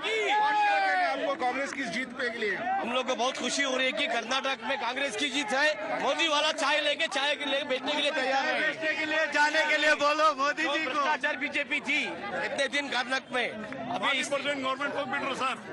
ठीक है, नमी के अभी हम लोग को क्या लग रहा है कौन सीएम बनेगा आपको आपका सपोर्ट को? भैया वो तो कांग्रेस पार्टी में वो बड़े लोग आएंगे, बड़े लोग क्या करेंगे? फिलहाल अभी खुशी है कर्नाटक में कांग्रेस जीती है, बीजेपी चली गई है, भ्रष्टाचार बीजेपी चली गई है, अब कांग्रेस की पूरा खुशी हो गया, पूरा खुशी हो गया, जीतेगा अभी बने चाहे खारगे साहब बने चाहे सिद्धरामैया जी बने, हमें खुशी है। जो भी सीएम बने, हाई कमांड जो तय करे वो हमें कोई भी सीएम बनेगा इधर हमारे सबको लिए खुशी है। Madhav, victory, they do not care about who becomes chief minister. They were just happy that Congress, after a long time, is seeing such a victory and a joyous occasion for the Congress workers here at KPCC office. First, now we also have Mr. Pratap Kanagal and Amit Malviya of the BJP, both joining us now. Amit Malviya, this is even beyond, or rather below, the estimates that many in the BJP themselves had got. The best hope you had was between 90 to 100, although publicly you were saying it will be 113 plus. What is the reason for this? This is clearly a wave in favor of the Congress. Well, Padmaja, from the numbers that are out at the moment, it does seem that the Congress has an edge here, and the numbers are clearly not in line with what we would have expected them to be. We'll naturally go back to the drawing board and understand what really caused this kind of an outcome. But for now, we are just looking at the leads, which happen to be quite slender, and hoping that some of the final numbers that we see would be much better than where we are at the moment. Of our panelists here have been talking about is that possibly it's some tough decision making. There is, of course, a generational change happening within the BJP. It's perhaps those tough decisions that have led to, for instance, giving a large number of new faces tickets. All of those decisions haven't really yielded the kind of result that the BJP would have hoped for. So somewhere in the internal power struggles, in terms of the new faces, the new responsibilities being given, perhaps is it this generational change that has forced out this kind of a result? Look, Madhav, the choice between a cadre-based political party like us is to effect a generational change or see the party wither away or decay over a period of time. We obviously choose the former, and we have effected generational change at the national level quite seamlessly. We have done so in several other states, but it appears that in Karnataka, for the moment, it hasn't worked out the way we would have. But in the medium to long term, it is the strategy to follow. The party has to sort of, invest in the future, politics of the state. And I think by doing so, we may have come second in this contest, but in the long run, it will definitely put us in good state. Look at the pictures now. Today you had the Youth Congress chief B.V. Srinivas tweeting an old video of Rahul Gandhi with Hanumanji ki gada. Today in the morning, Priyanka Gandhi went to the Jakhu temple in Shimla, incidentally, which is a very, very tall Hanumanji ki murti. You think this was a misstep? Ironically, the whole Bajrang Bali controversy, which, the BJP picked up on after the Congress released its manifesto, Mr. Malviya, worked in the Congress's favor. What it has done for them is that the Muslims have completely consolidated, in addition to others, behind the Congress. So, Padmaja, there are two things here. One, that the Congress has now been forced to realize that Hindus exist in this country and that you cannot trample on their beliefs, which is why today the Congress has chosen to highlight Rahul Gandhi's temple hopping, and Priyanka Vadra has been, on a temple visiting spree. Secondly, if this is a strategy of the Congress party to polarize the Muslims, the minorities in particular, and if the appeasement politics is going to be the template that the Congress is going to work on, then one has to see how effective it would be on a larger canvas. The fact is that the Congress has promised to take away the reservations from Lingayats and Vokaligas and give it to the Muslims. The Congress has also promised to increase the reservation for Muslims, which is brazenly and blatantly unconstitutional. Karnataka may have voted for a party other than the BJP for several other reasons. Okay, wait, I think quickly some people here in our panel want to respond to you. There are many, many people, starting with Sanjay Jha, then Ashutosh, then Dr. Sumansi Raman. Go on. Yeah, Mr. Malviya, I take very strong objection to the use of your language on the show right now. You talked about the fact that the Congress party has recognized the importance of Hindus. What are you trying to convey? What are you trying to convey? That the people of Karnataka who have voted don't belong to multiple communities? And by the way, it's your party, and let me just put it on record, it's your party that promoted hijab, halal, azan. You played games on Tipu Sultan, cow slaughter. You talked about people working near temple premises. You brought in reservation that the Supreme Court has stayed. I mean, it's about time you recognized it. Even when the Prime Minister, who takes an oath on India being a secular country, actually tried to politicize that by making it religious, when Congress talked about banning potentially a Bajrang Dal, which is a religious militant outfit, it was the Prime Minister who talked about Jai Bajrang Bali. Okay. And you got a response. Amit Malviya. Then we have more questions. Yes. Look, just because you want to sound all outraged does not mean that it takes away from the fact that the Congress is a party that thrives on Muslim appeasement. The BJP will definitely and most certainly oppose Congress's bid to put young Muslim girls in hijab. We will definitely protest and not let the Congress polarize the Muslims on the issue of halal. We will definitely protest if you ever dare to ban the Bajrang Dal. I want to be very clear that the BJP is ideologically committed to these issues. We may win an election, we may lose an election, but there are some issues there's going to be no compromise. Amit Malviya is forgotten. Maybe he doesn't want to remember. BJP in Karnataka is losing because of the Hindus. He has forgotten what Dingaleswar Swami of the Fakireswar Mutt, a Lingayat Mutt, what he said. He said a 30% cut is being asked from the Mutt, from the Lingayat Mutt. Is it the Hindutva politics they are trying to pursue? So Hindus are very upset in Karnataka with BJP politics and the kind of politics they try to pursue. All right, I want to quickly go across to our reporters. One second. Our reporters are with us. There's a press conference. I'm going to come to you. They should answer. I'm coming to you, sir. And we have all day for this. Let's go to the reporters. Let's go to our reporters on ground, because remember in this DK versus Siddaramaiah power struggle, DK has perhaps fired the first salvo. He started to cry meeting his supporters. I don't know if this is a strategy, if it's an outpouring of emotion. I don't know what it is. Why are you saying starting to cry? Maybe well, he started overwhelmed. Possibly overwhelmed with emotion. But let's go across to Varuna, where in fact at Siddaramaiah's residence, Neha Hebale is joining us. Neha, what exactly are we expecting? Are we going to see Mr. Siddaramaiah coming out, briefing the media? What's happening around you? Take us through that.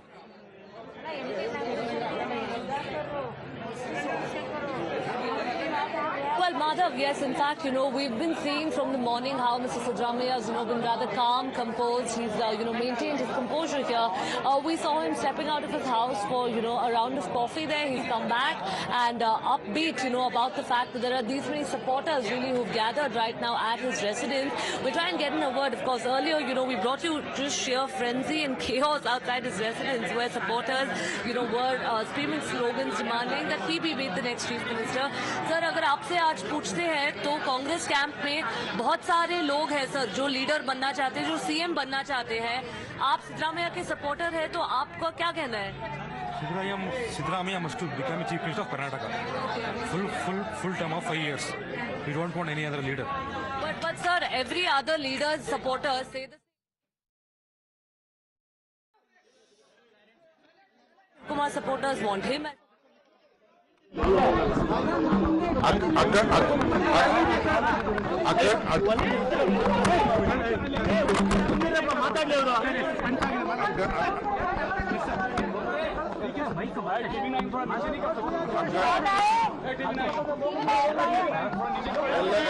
ಎಲ್ಲರಿಗೂ ನಮಸ್ಕಾರ. ಎಲ್ಲರಿಗೂ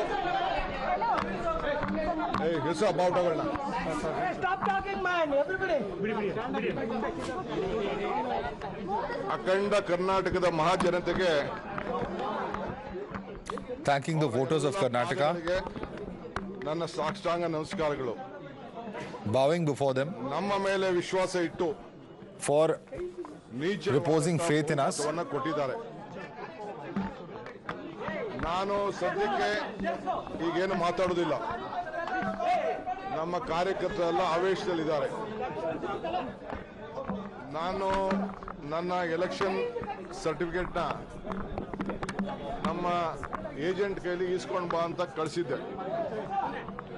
so ನಮ್ಮ ಕಾರ್ಯಕರ್ತರೆಲ್ಲ ರಾಮನಗರದಲ್ಲಿ ಗಲಾಟೆ ಮಾಡ್ತಾ ಇದ್ದಾರೆ. ಆಗೋದಿಲ್ಲ, ನೀವು ಯಾರ ಕೈಗೂ ಸರ್ಟಿಫಿಕೇಟ್ ನೀವೇ ಬಂದು ಈಸ್ಕೋಬೇಕು. My supporters are asking me to come to Ramnagara. They have been clamoring for me to go there and receive the certificate. So ಅದಕ್ಕೆ ನಾನು ಹೋಗಿ ಬರ್ತೀನಿ. I'm going to go there, pick up the certificate, meet them. ದೇವಸ್ಥಾನ ಕಾಂಗ್ರೆಸ್ ಕಚೇರಿ. ನನ್ನ ದೇವಸ್ಥಾನ ಕಾಂಗ್ರೆಸ್ ಕಚೇರಿ. ಕಾಂಗ್ರೆಸ್ ಕಚೇರಿಲಿ ನಾನು ಅಲ್ಲಿಂದ ಬಂದು ತಮ್ಮನ್ನ ಉದ್ದೇಶಿಸಿ ಮಾತಾಡ್ತೀನಿ. Following that, I will come to the Congress office and brief you. Whom do you credit for this victory, sir? I credit my party cadres and all my leaders. They have worked hard. People have exposed faith in us. The leaders have supported us. It is a collective leadership, and we have jointly worked. I have said in the beginning, joining together is the beginning. On the day I took the oath, thinking together is the progress, working together is the success. That is what I said on the day. I assured Srimati Sonia Gandhi, Rahul Gandhi and Priyanka Gandhi that, and Mr. Mallikarjun Kharge, that I will deliver Karnataka to their fold. I can't forget Srimati Sonia Gandhi coming to meet me in jail when all these BJP people put me under jail. So I rather choose to be in jail than having an office. That is the confidence what Gandhi family and the Congress party in the entire country restored on me. I thank all my leaders in the state, including Mr. Siddaramaiah, all the MLAs, all the party office bearers and the workers from the block to the booth level who took up the responsibility. It is not one effort, including my ACC office bearers, my general secretaries, in-charge general secretaries, secretaries. They work like a block office bearers, and all of them are responsible. I have a lot of things to tell. I will come later. I will meet you in my Bharat Jodo Bhavan, and I'll meet you and discuss with you. Your supporters have come in large numbers. They are all saying what will you tell your supporters? I don't want to tell anything. There is only one support, Congress support. So one thing It was a very, very emotional DK Shivkumar there, and Padmaja, you asked me that is this something that is an outpouring of emotion? Is there some kind of strategy involved? We don't know. Is this, as Padmaja was just mentioning, is this cry CM or cry future CM? What's happening? It's a message to Mr. Siddaramaiah. It's a crocodile tears. No. Okay, these are crocodile. Okay. One by one. Coming to each of you. Sanjay Ja, coming to each of you. I'm coming to you, gentlemen. Sanjay Ja, one by one. Coming to each of you. Sanjay Ja. I think, Madhav, we can't be so cynical. I know for a fact that DK has personally gone through a terrible time with the kind of threats he worked under. Just a minute. Just a minute. One at a time. Just a minute. Coming to each of you, gentlemen. Mr. Ja, go on. Just a minute. And it's a hard grind of politics. We all know at the ground level, politics is hard work. I mean, people like DK probably must have slept 3 to 4 hours a day. And I can tell you, to win with the kind of headwinds, Prime Minister Modi, tons of money, an incumbent BJP government, the kind of support they generate for themselves, this is not easy. Pressure of ED and IT on him. Okay. We'll stop for a very quick break. We are actually going to, hold on a second. You will have time. We will, after the break, replay what DK Shivkumar said. We will replay what DK Shivkumar said, because there is much to be decoded and deciphered in that.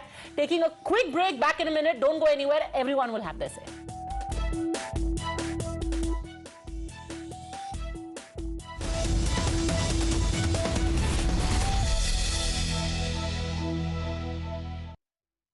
We don't No WhatsApp yarn, no diktats, just unvarnished facts that are honest. What's news or agenda at 10 p.m. only on Times Now. I give you the complete picture in black and white, not a colored opinion, facts. I'm Mamita Badwa. I'm Pratibha Tehusida Malhotra, and you're watching the Morning News Hour.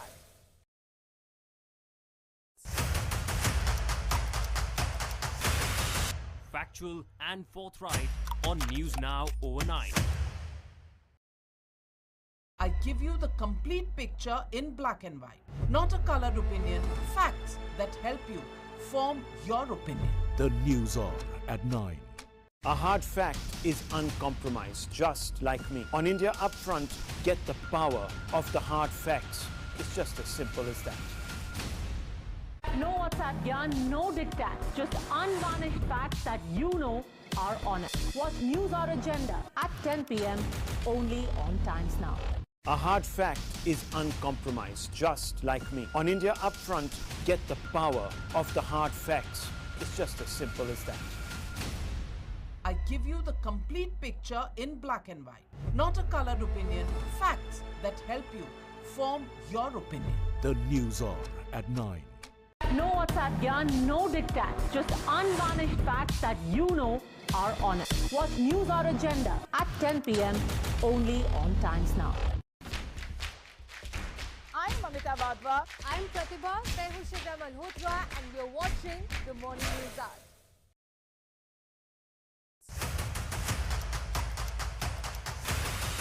Factual and forthright on News Now overnight. A hard fact is uncompromised, just like me. On India Upfront, get the power of the hard facts. It's just as simple as that. I give you the complete picture in black and white. Not a colored opinion, facts that help you form your opinion. The News Hour at 9. No WhatsApp gyan, no diktats, just unvarnished facts that you know are honest. Watch News Hour Agenda at 10 p.m. only on Times Now. I'm Mamita Badwa. I'm Pratibha. No WhatsApp gyan.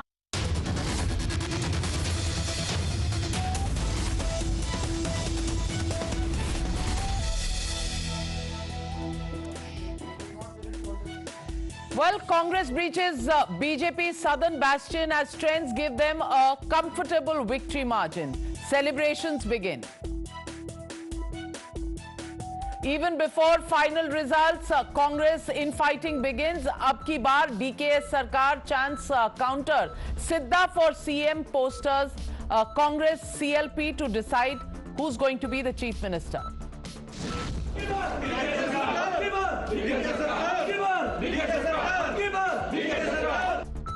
Competing chants between both sides. Who will the Congress choose?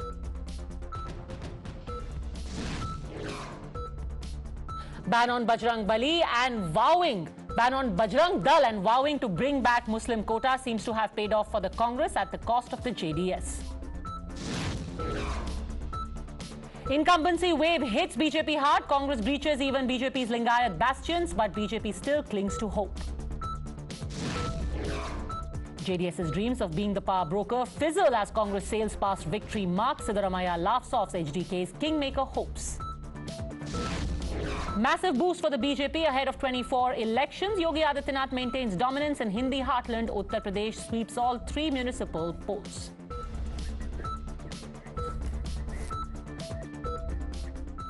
Welcome back, ladies and gentlemen, and we're looking very closely at the Karnataka and the Uttar Pradesh local body election results. Karnataka resounding victory by the Congress party, and just a short while ago, it was one of the chief ministerial hopefuls, DK Shivkumar, who spoke to the waiting media outside his residence, while Siddaramaiah has been maintaining a low profile. Let's listen in to what DK Shivkumar said.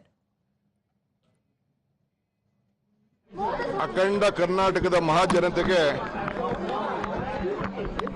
ಅವರ ಎಲ್ಲ ಪಾದಗಳಿಗೆ ನನ್ನ ಸಾಷ್ಟಾಂಗ ನಮಸ್ಕಾರಗಳು. ನಮ್ಮ ಮೇಲೆ ವಿಶ್ವಾಸ ಇಟ್ಟು ನಿಶ್ಚಳವಾದಂತ ಬಹುಮತವನ್ನು ಕೊಟ್ಟಿದ್ದಾರೆ. ನಾನು ಸದ್ಯಕ್ಕೆ ಈಗೇನು ಮಾತಾಡೋದಿಲ್ಲ. ನಮ್ಮ ಕಾರ್ಯಕರ್ತರೆಲ್ಲ ಆವೇಶದಲ್ಲಿದ್ದಾರೆ. ನಾನು ನನ್ನ ಎಲೆಕ್ಷನ್ ಸರ್ಟಿಫಿಕೇಟ್ನ ನಮ್ಮ ಏಜೆಂಟ್ ಕೈಲಿ ಈಸ್ಕೊಂಡು ಬಾ ಅಂತ ಕಳಿಸಿದ್ದೆ. ಸೊ ನಮ್ಮ ಕಾರ್ಯಕರ್ತರೆಲ್ಲ ರಾಮನಗರದಲ್ಲಿ ಗಲಾಟೆ ಮಾಡ್ತಾ ಇದ್ದಾರೆ. ಆಗೋದಿಲ್ಲ, ನೀವು ಯಾರ ಕೈಗೂ ಸರ್ಟಿಫಿಕೇಟ್ ನೀವೇ ಬಂದು ಈಸ್ಕೋಬೇಕು ಅಂತ ಕಾರ್ಯಕರ್ತರು ರಾಮನಗರ ಜಿಲ್ಲೆ ಜನ ಕಾಯ್ತಾ ಇದ್ದಾರೆ. ಸೊ ಅದಕ್ಕೆ ನಾನು ಹೋಗಿ ಬರ್ತೀನಿ. ಬಂದು ನನ್ನ ದೇವಸ್ಥಾನ ಕಾಂಗ್ರೆಸ್ ಕಚೇರಿ, ನನ್ನ ದೇವಸ್ಥಾನ ಕಾಂಗ್ರೆಸ್ ಕಚೇರಿಲಿ ನಾನು ಅಲ್ಲಿಂದ ಬಂದು ತಮ್ಮನ್ನ ಉದ್ದೇಶಿಸಿ ಮಾತಾಡ್ತೀನಿ. You seem emotional today. It's a big win for the Congress party. Whom do you credit for this victory, sir? I credit my party cadres and all my leaders. They have worked hard. People have exposed faith in us. The leaders have supported us. It is a collective leadership, and we have jointly worked. I have said in the beginning, joining together is the beginning. On the day I took the oath, thinking together is the progress, working together is the success. That is what I said on the day. I assured Srimati Sonia Gandhi, I credit my party cadres and all my leaders. They have worked hard. People have exposed faith in us, and the leaders have supported us. It is a collective leadership, and we have jointly worked. I have said in the beginning, joining together is the beginning. On the day I took the oath, thinking together is the progress, working together is the success. That is what I said on the day. I assured Srimati Sonia Gandhi, Rahul Gandhi and Priyanka Gandhi that, and Mr. Mallikarjun Kharge, that I will deliver Karnataka to their fold. I can't forget Srimati Sonia Gandhi coming to meet me in jail when all these BJP people put me under jail. So I rather choose to be in jail than having an office. That is the confidence what Gandhi family and the Congress party in the entire country restored on me.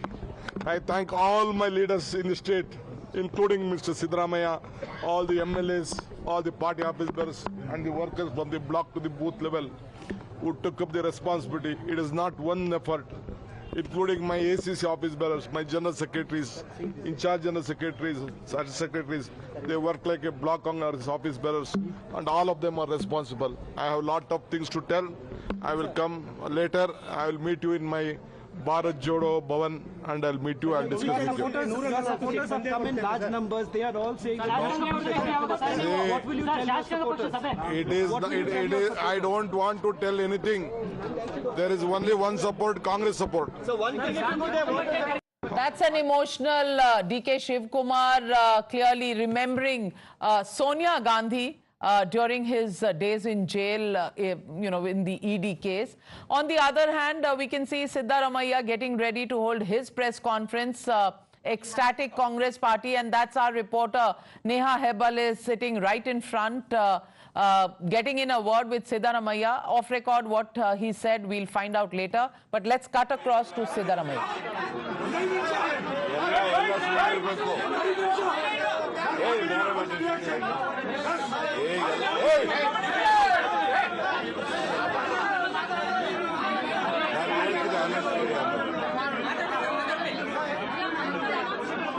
Counting of the votes is not yet completed.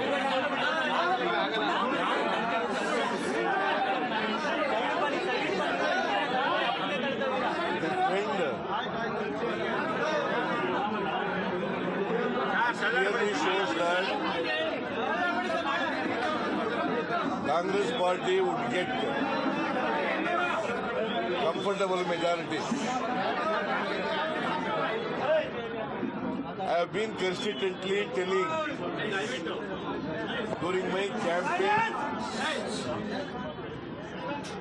that Congress party would get around 130 seats.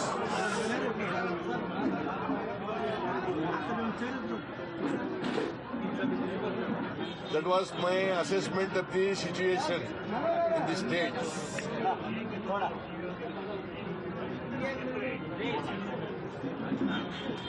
Almost it comes true. You may cross 130 also.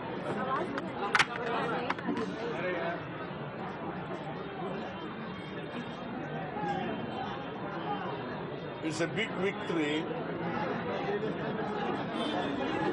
to Congress party. The people of Karnataka wanted a change.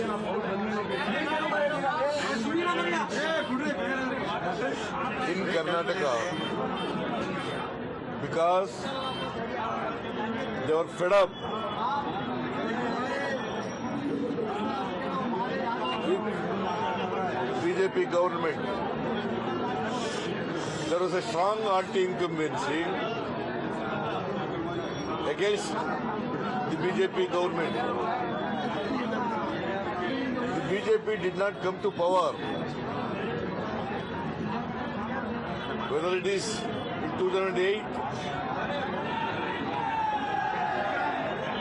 or in 2018, there was no mandate by the people, BJP party.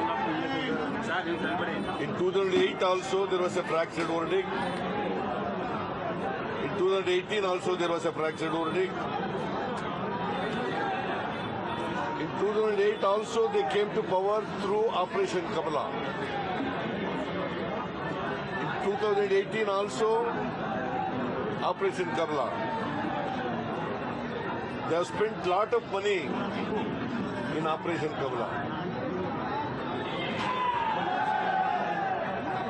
The BJP asked some of the MLAs who defected from Congress and JDS by giving them money, and all MLAs who are defected and involved in Operation Kamala, they were all sold. Many of them were taught a lesson in this election.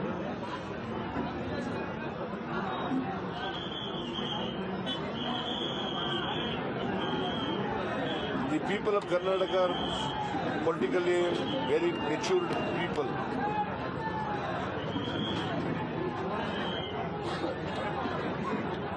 They know which party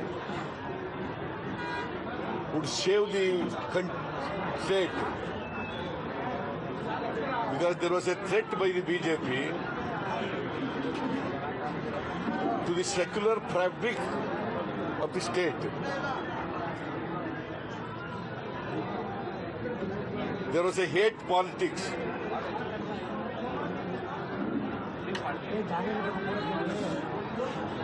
The people of Karnataka are not tolerating hate politics or communal politics. They tried to win this election by money power.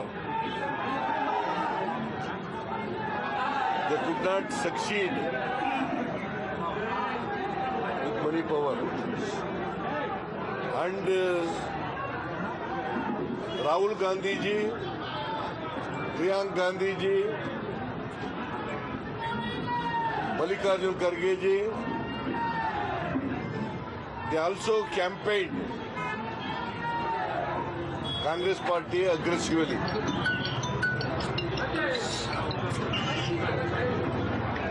The Padayatra of Rahul ji also helped.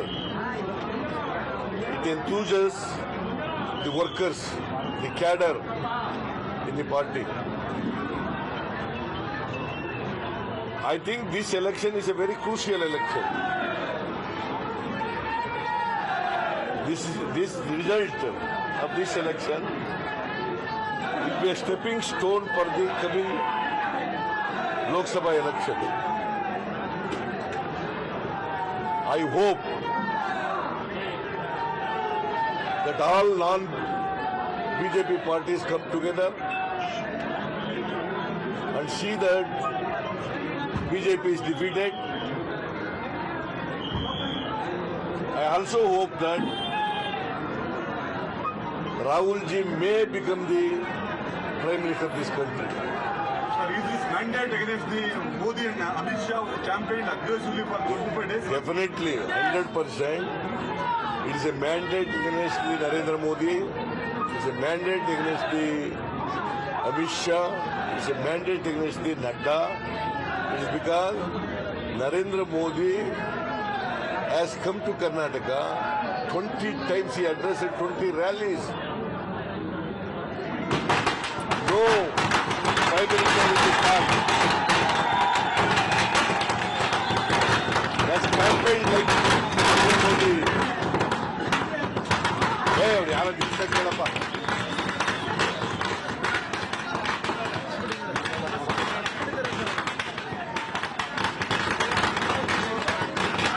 ಅದು ಹಚ್ಬಿಟ್ಟಿರ್ತಾರಲ್ಲ.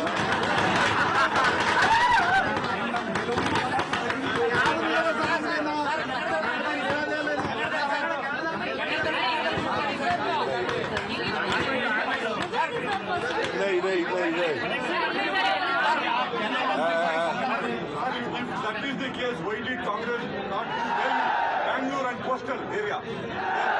Congress has not done well in these 2 years. What is the reason? See, in the last election, we won only 1 seat in Bangalore. This time we expected 3 to 4. But Ramanath Rai, Bangalore, we expected. And also, Beltangdi, you think others get it?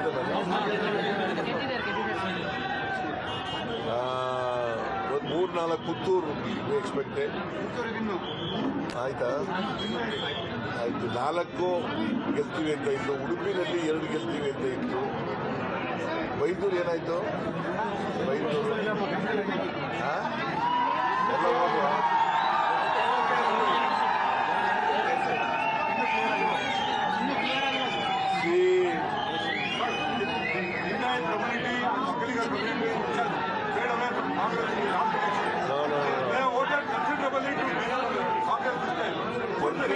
considerable number of Lingayats also voted Congress party.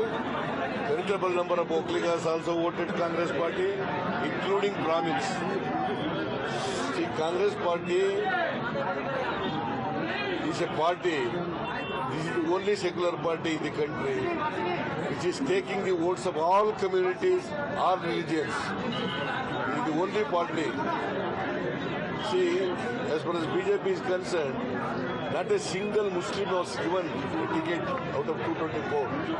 Not a Christian was given a ticket. Narendra Modi was telling, "Sabka saath, sabka vikas."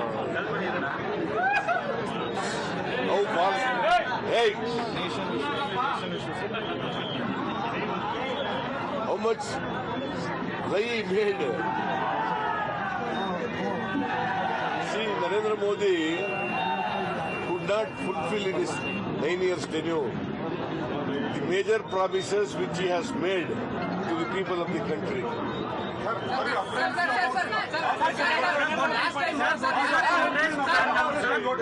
No, I was not apprehensive. I had no apprehension that Operation Kamala will do it, but because BJP is known for it. With money power, they will go to any extent. But I was not under the apprehension of that BJP is going to make this Operation Kamala, because Congress party would win in this election and more than 130 seats. That is what I expected. So that is what happened also. It is going to be happened. In 130 means, see, JDS less than 25 seats. That is what I said, 20 to 25 seats. BJP 60 to 70, 65. That is what my calculation. You are more powerful than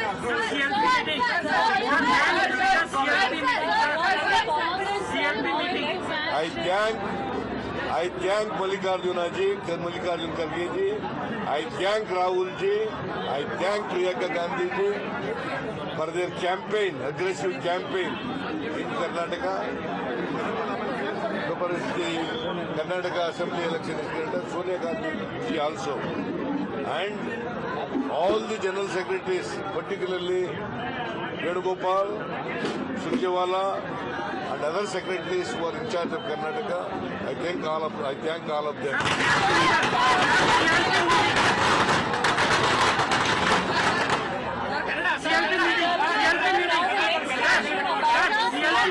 CLP meeting का कब plan किया? When is the CLP meeting? ನಾಳೆ ಮಾಡೋಣ ಅಂತ ಅನ್ಕೊಂಡಿದ್ದೀವಿ. Tomorrow we want to have a CLP meeting, but all MLAs may not come. Newly elected MLAs may not come tonight. Therefore, we'll think over it. Anyway, CLP meeting is called.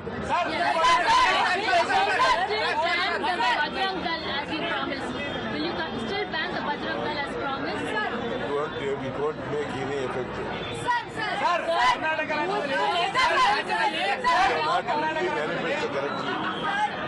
Not read the manifesto. What I said was, what we he said was the organization belonging to Hindus like Bajrang Dal and PFI, if they do hate politics, such organizations should be banned. That's what he said.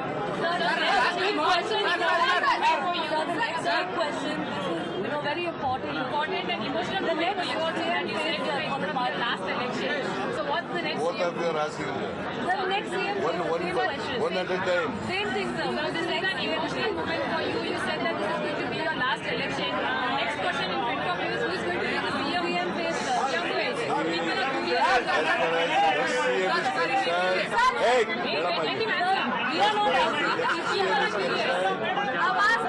newly elected MLAs, they will give their opinion.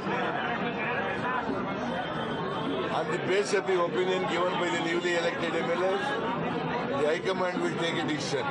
That is number one.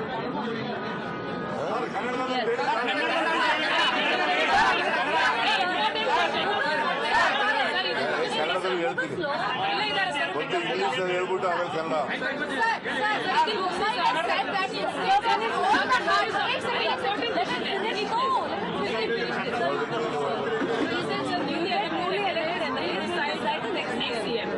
The High Command will take a decision on the opinion given by the newly elected MLAs. Sir, Bommai has said that instead of all the hard work, PM can, everyone came, but we cannot meet the majority.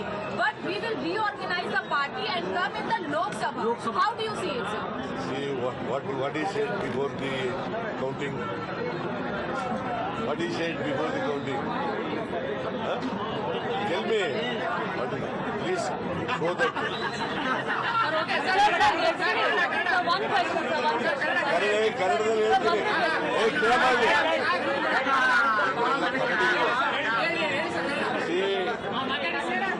ನಾನು ನನ್ನ ಪ್ರಚಾರ ಸಭೆಗಳಲ್ಲಿ ಹೇಳ್ತಾ ಇದ್ದೆ, ನಮ್ಮ high command ಅವ್ರ ಜೊತೆ ಹೇಳ್ತಾ ಇದ್ದೆ,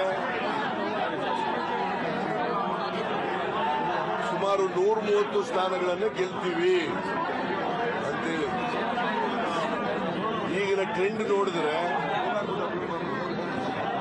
130ಕ್ಕೂ ಹೆಚ್ಚು ಸ್ಥಾನಗಳನ್ನು ಗೆಲ್ತೀವಿ. ಕಾಂಗ್ರೆಸ್ ಪಾರ್ಟಿ ಅದರ ಶಕ್ತಿ ಮೇಲಿನ ಸರ್ಕಾರ ಮಾಡ್ತದೆ ಅಂತ ಹೇಳಿದ್ದು, ಅದು ಈಗ ಸತ್ಯ ಆಗಿದೆ.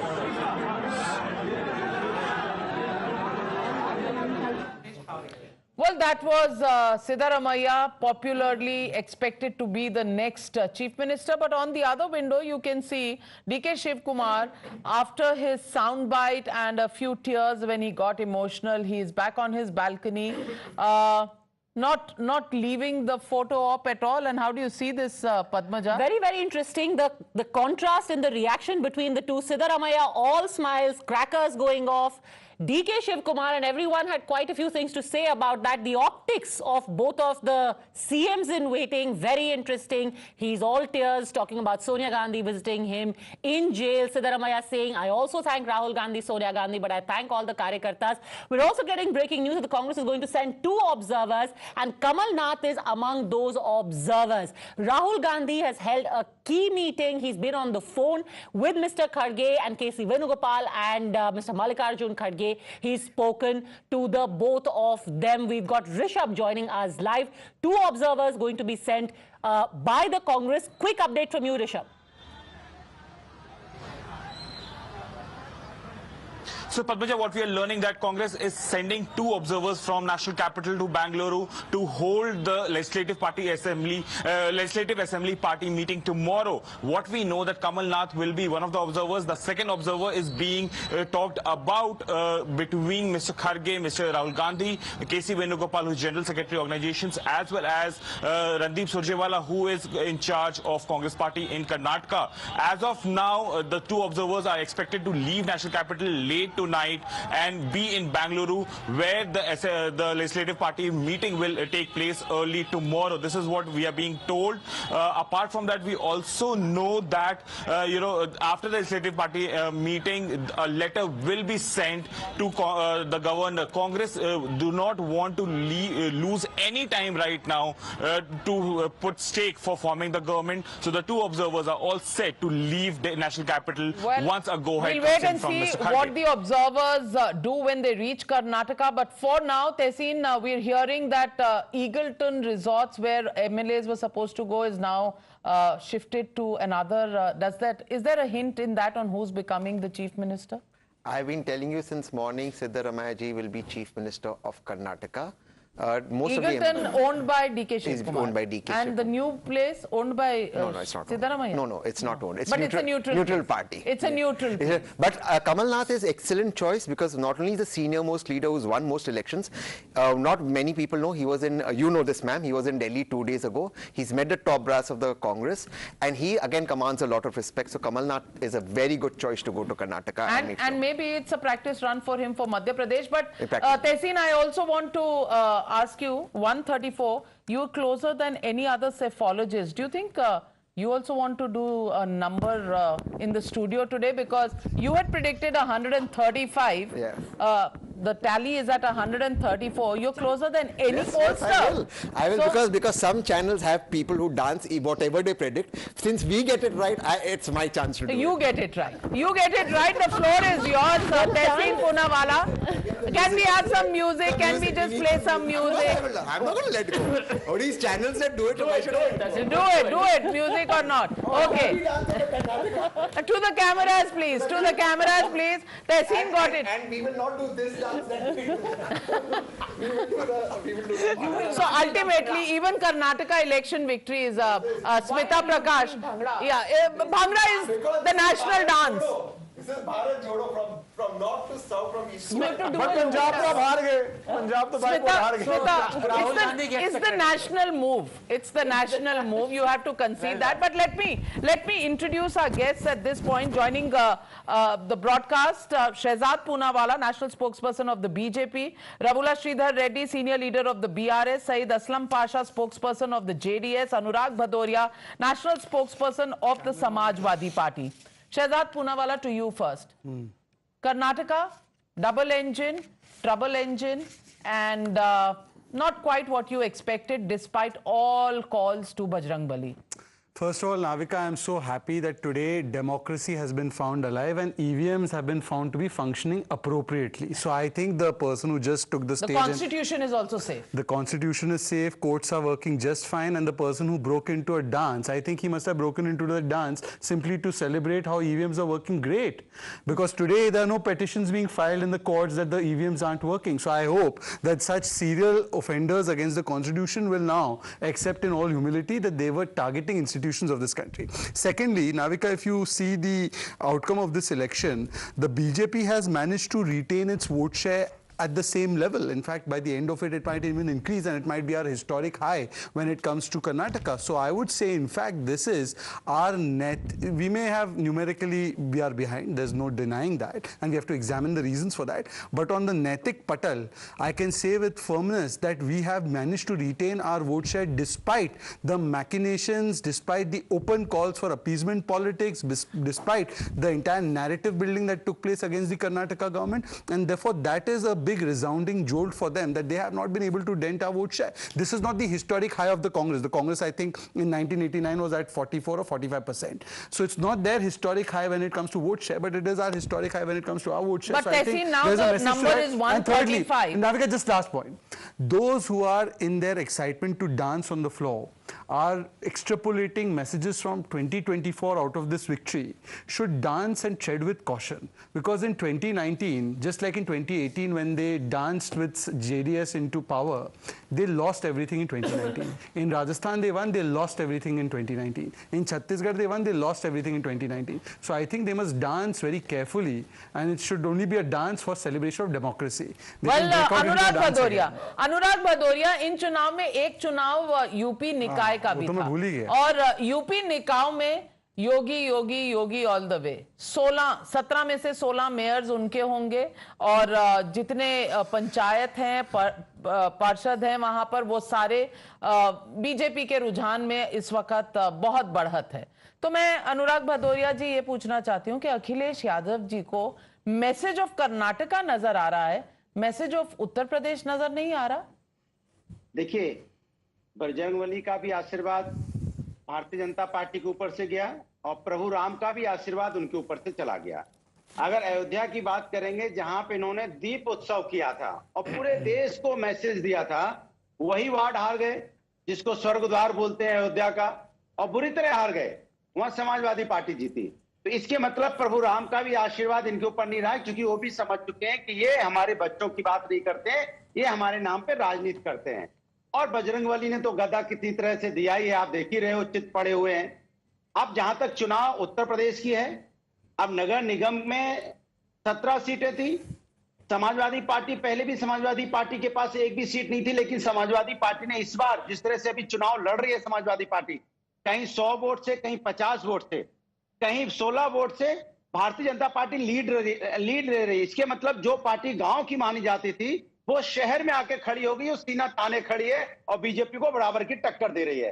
अब जहां तक नगर पालिका की बात है, 2204 सीटों का रुझान है, जिसमें 2004 पे भारतीय जनता पार्टी लीड कर रही है और 190 पे समाजवादी पार्टी लीड कर रही है। अगर इसी तरह नगर पालिका की बात करेंगे तो 98 पे भारतीय जनता पार्टी लीड कर रही है और 72 पे समाजवादी लीड कर रही है।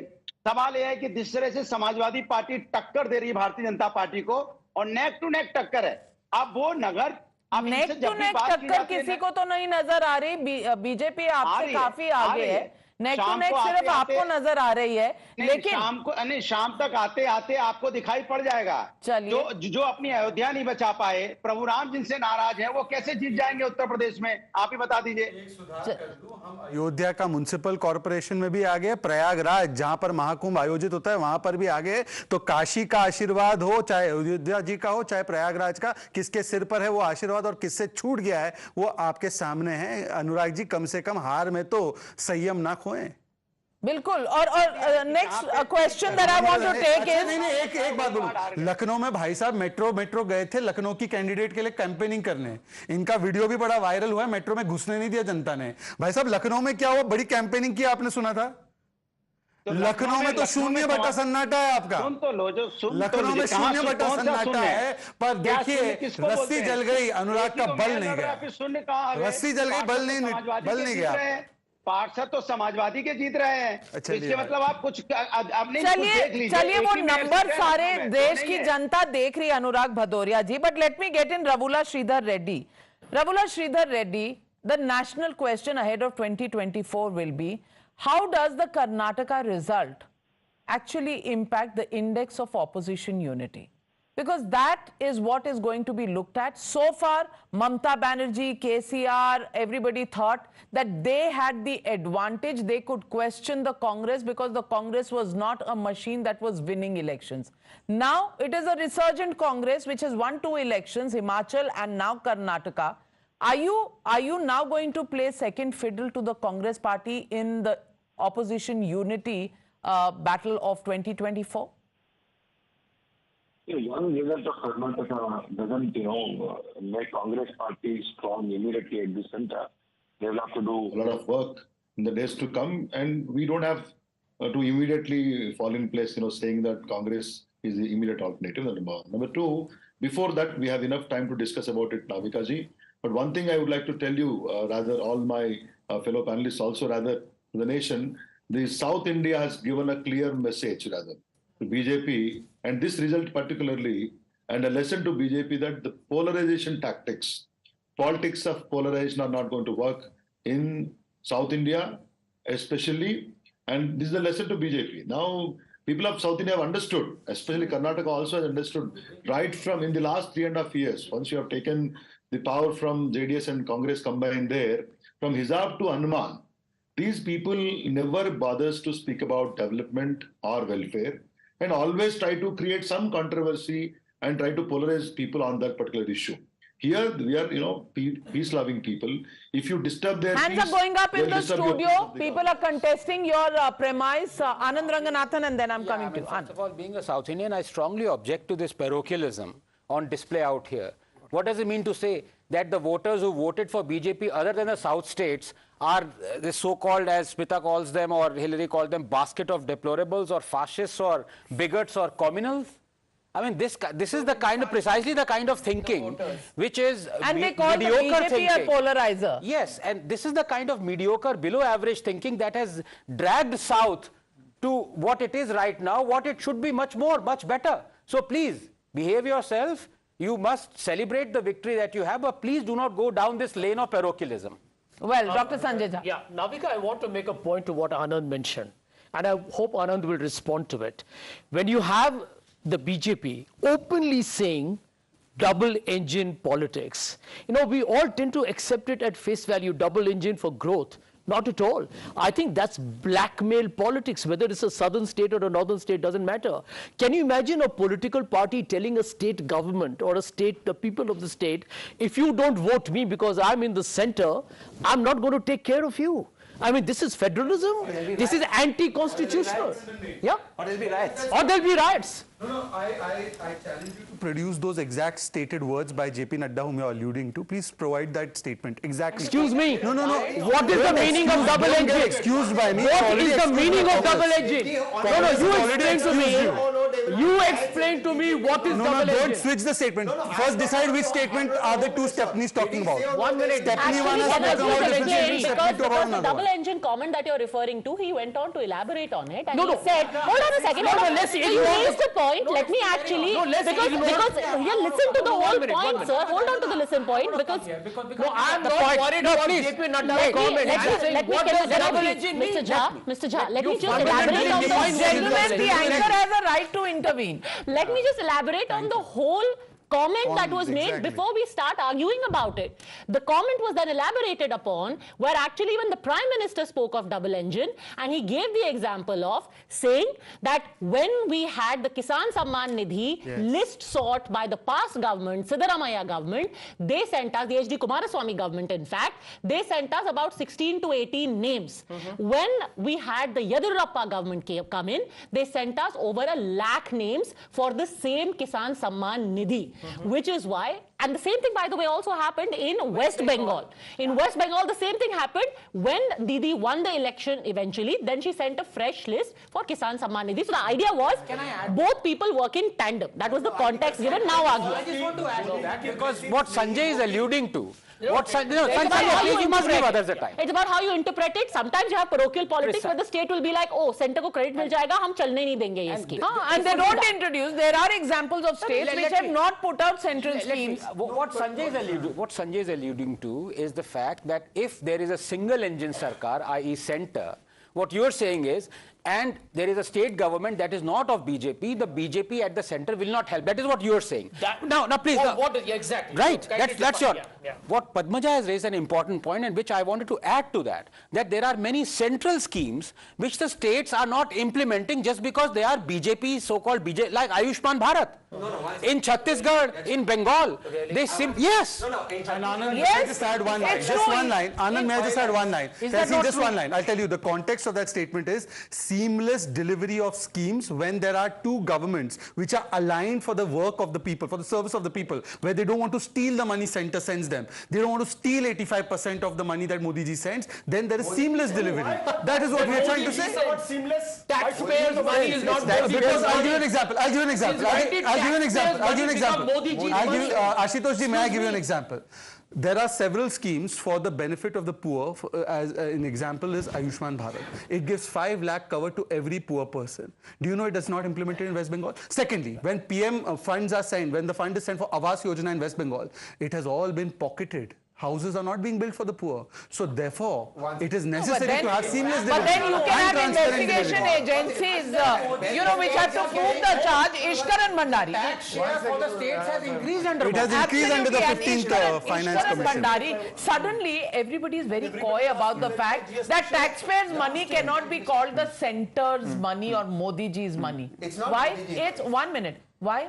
Because when the loan waiver was done, did the Congress not sell it in 2009 as, done by the Congress party? That was also taxpayers' money at that time? All money is taxpayers' money, whether it is in the state or in the center. Or whether it is used to build Sheesh Mahal. Sheesh Mahal. Yeah. But that's true.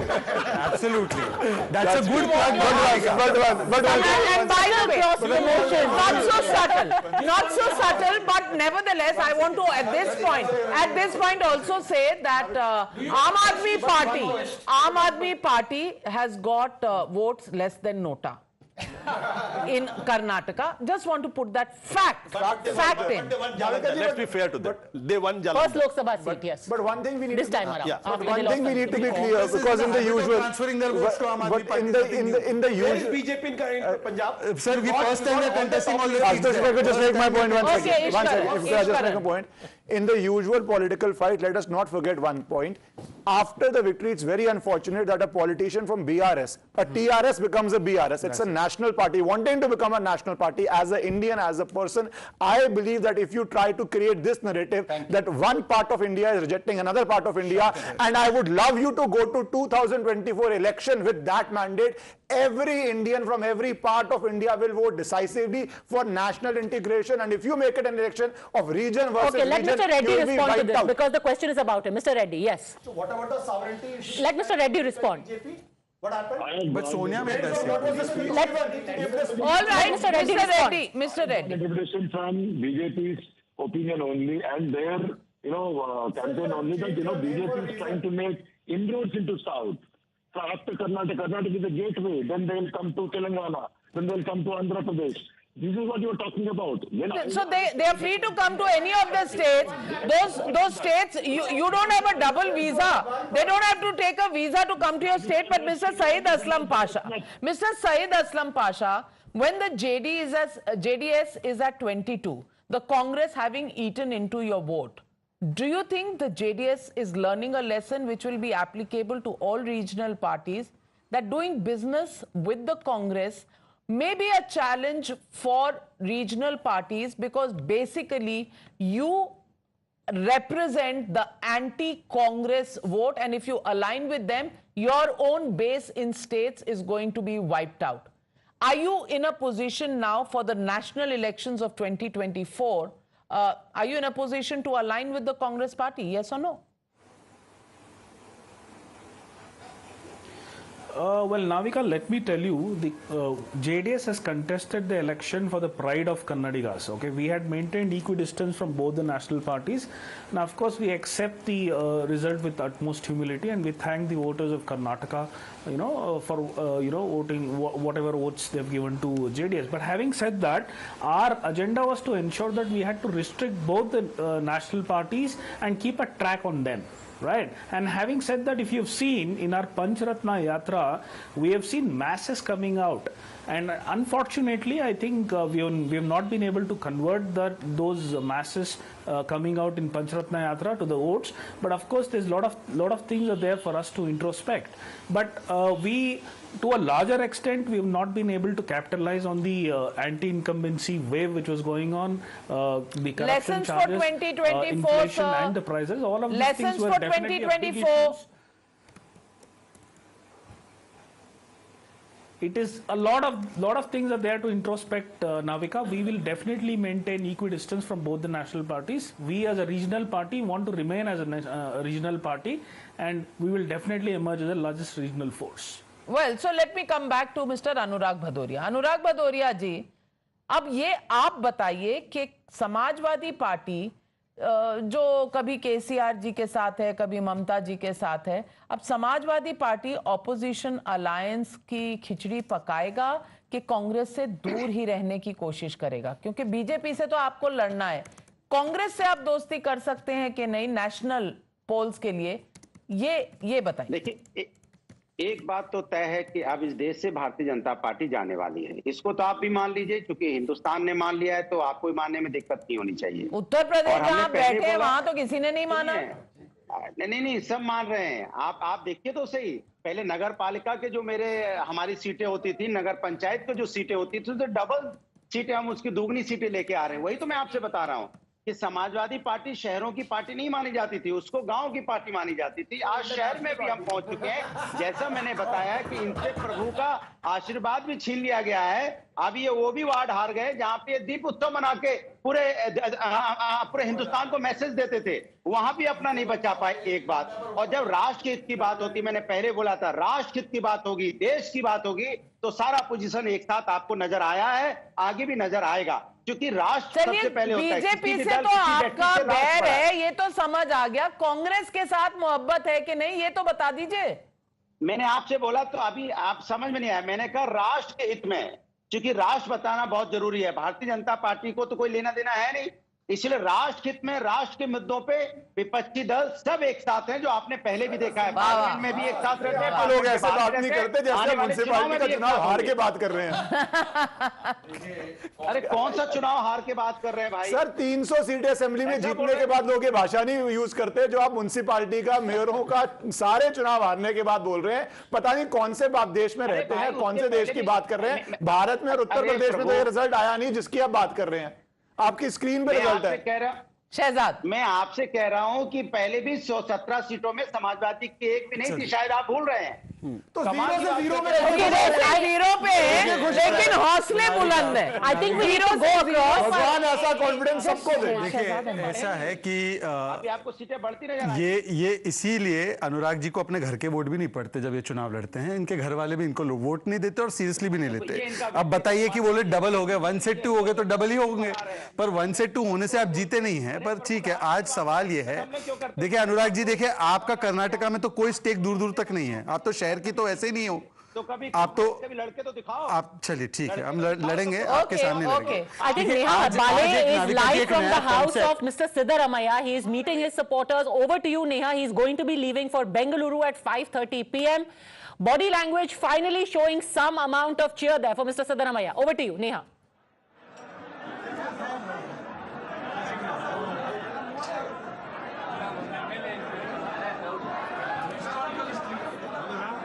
He is, but at least he smiled when the crackers were going off.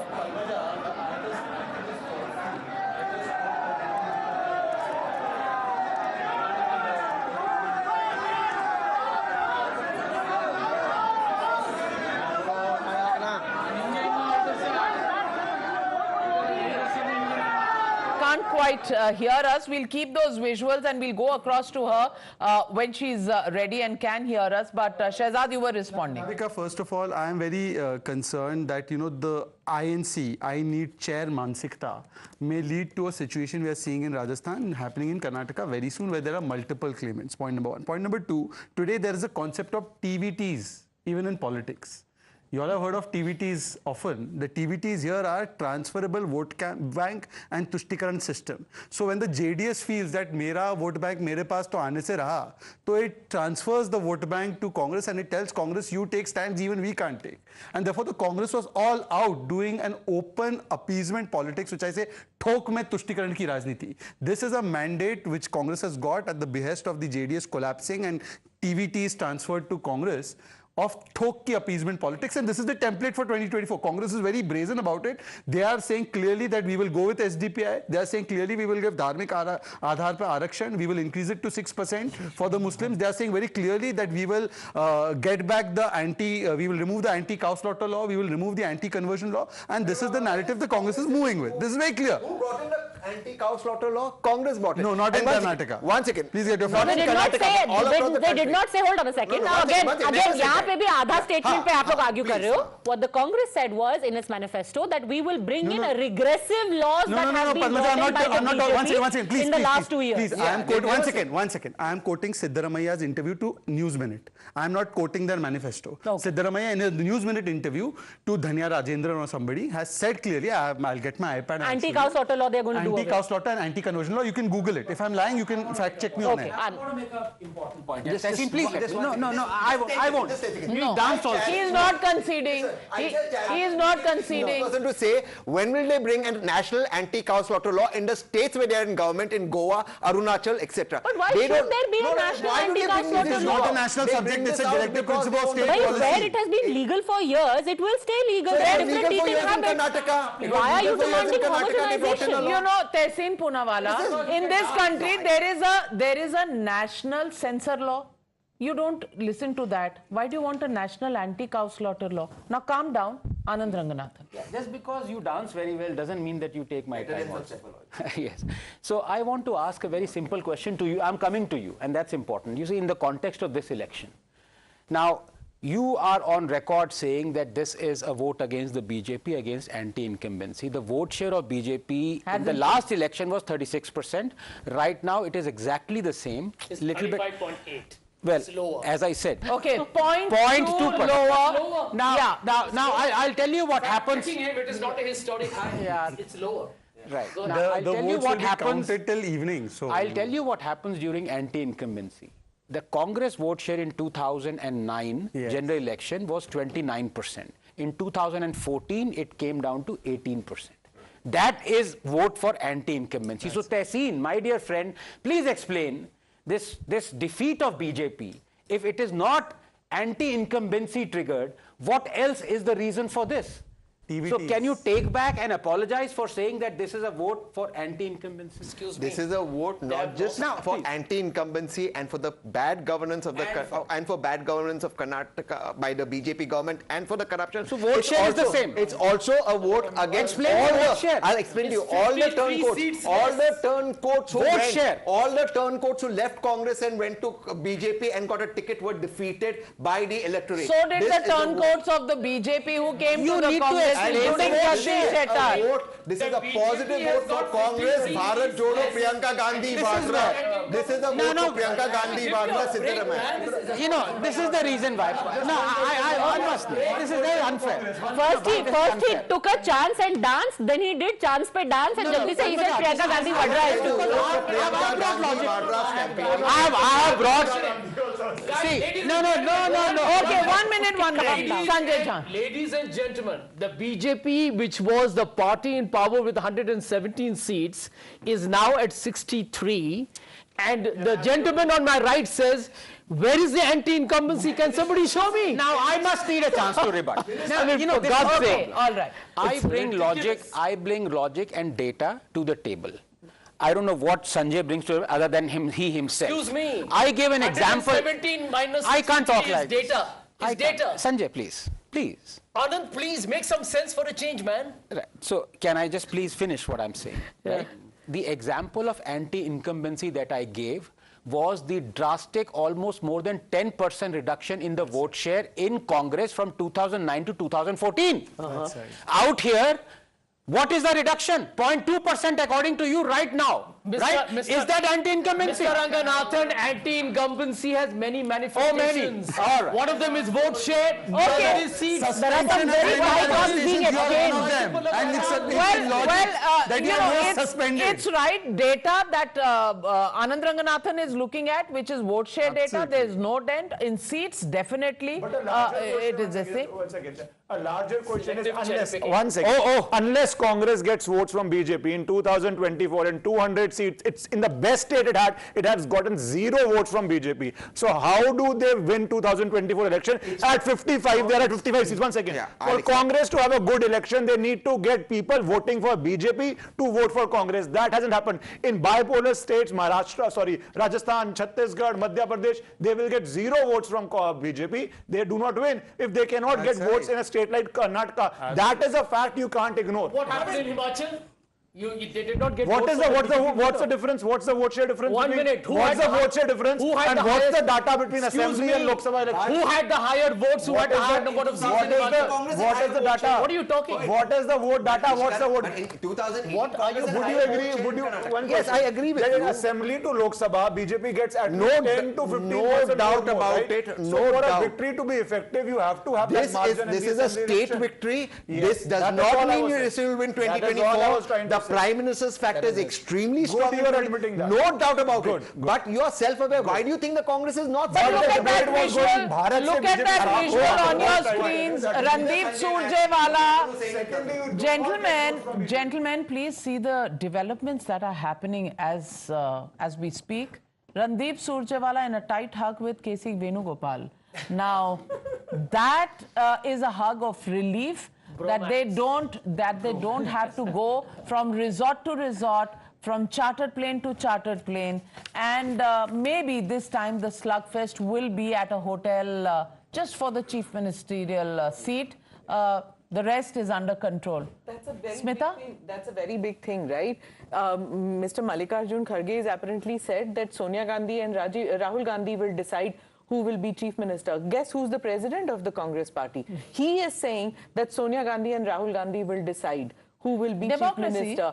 Who will be chief minister? Democracy. So how is decision taken in the party as to who will be chief minister? It's very difficult to quantify now that about DK Shiv Kumar's work that he has done for this victory. It's easy to figure out how many MLAs support because of the caste factor, or how many MLAs because the ticket was distributed. But how do you quantify DK Shiv Kumar's? This victory would have been impossible without DK Shiv Kumar's management out here. But at the same time, everybody is like turning around and saying that it's either Kharge or Siddaramaiah. And you know, the way Siddaramaiah came out a little after DK Shiv Kumar out with his supporters seems to indicate that, you know, he has got the signal from somewhere that because of his seniority, he's going to be the chief minister of the Well, then state. there is another Rajasthan coming up for you, and then it's Gehlot versus Sachin Pilot, which will be played in South India in the state of Karnataka. Pilot was willing to play the waiting game for some time, for a few DK years. Shiv Kumar is much more aggressive than that, exactly. so this is going to be possibly a bigger headache for the Congress. Time on his side. Parameswaran जी ने भी बोला कि मैं भी दावेदार हूं. But it's too late. But it's too late. I think it's a two-horse race, and you know, it's bad enough between these two horses as far as the chief ministerial post goes. So we'll have to wait and watch, Padmaja, because one thing is guaranteed that, you know, the sudden lull that one has after an election, because you're on speed for 6 months. We are in business. We are in business this because election, we keep that our election. We will be in business. No, right now it's within the party, so that wouldn't require, so far at least for the next few days, resorts. But let's see. Well, one of them conveniently has a resort of his own. We're taking a very quick break. We're back on the other side. Some very surprise results being thrown up. Ministers who are trailing right now.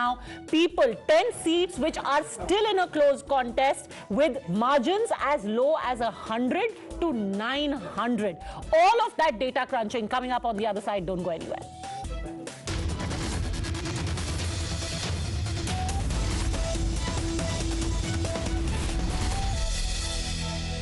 We don't just... No WhatsApp yarn, no diktats, just unvarnished facts that you know are honest. What's news or agenda at 10 p.m. only on Times Now. I give you the complete picture in black and white, not a colored opinion, facts. I'm Mamita Badwa. I'm Pratibha Malhotra, and we're watching the Morning News Hour.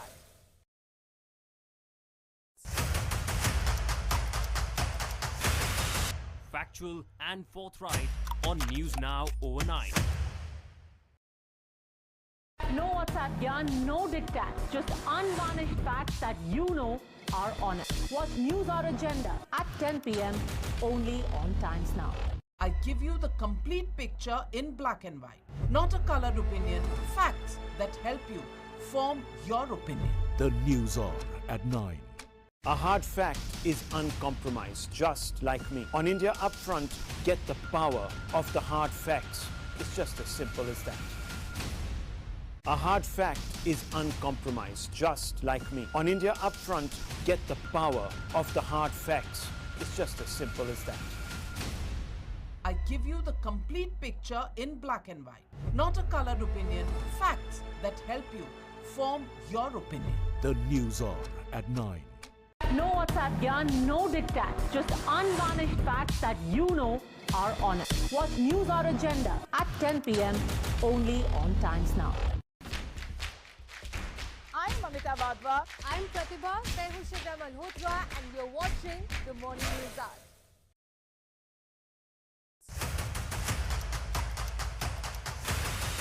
Factual and forthright on News Now overnight.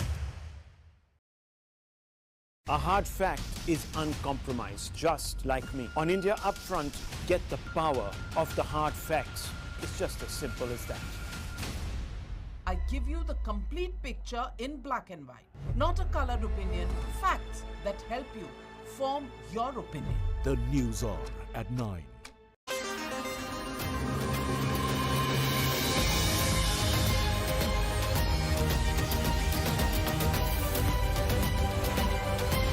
You are on top of the world with Times Network. And you're watching Times Now.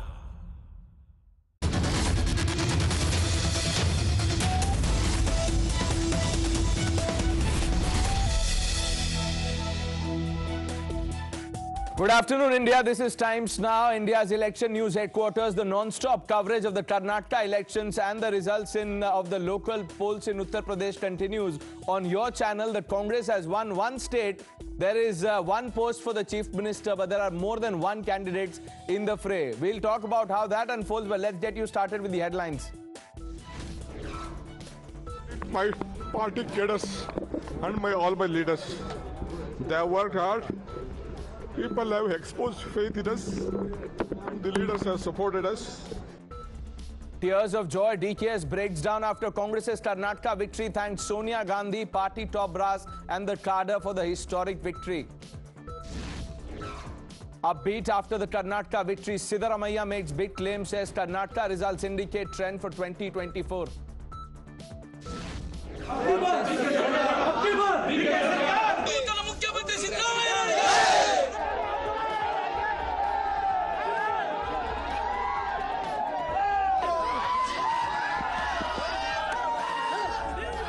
Contest for the CM's post intensifies within the Congress as Ab Ki Baar DKS Sarkar chants counter Sidda for CM posters. As Congress wins Karnataka race, Chief Minister Bommai concedes defeat, says will come back stronger in the Lok Sabha elections. JDS's dreams of being the power broker fizzle as Cong sails past the victory mark comfortably. The incumbency wave hits BJP hard. Many big faces from the BJP, including 9 ministers, lose their seat. But look at the UP story. The dominance in the Hindi heartland continues. Yogi model gets a vote in all 3 municipal polls.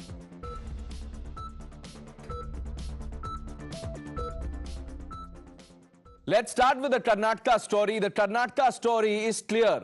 Look at the numbers on your screen. 136 plus for the Congress, 63 for the BJP, and the JDS that wanted to be a kingmaker. That dream has been crushed because of the Congress's strong performance. We have seen a flurry of reactions. DK Shivkumar could not hold on to his tears of joy, like I said. He said, this is a victory for people. The people have defeated the BJP's polarizing and divisive politics. Siddaramaiah held forth, addressed the media and said that this is not just a result for the state. This will have ramifications come 2024 elections. Let's start with the 2 reactions, then we open this up.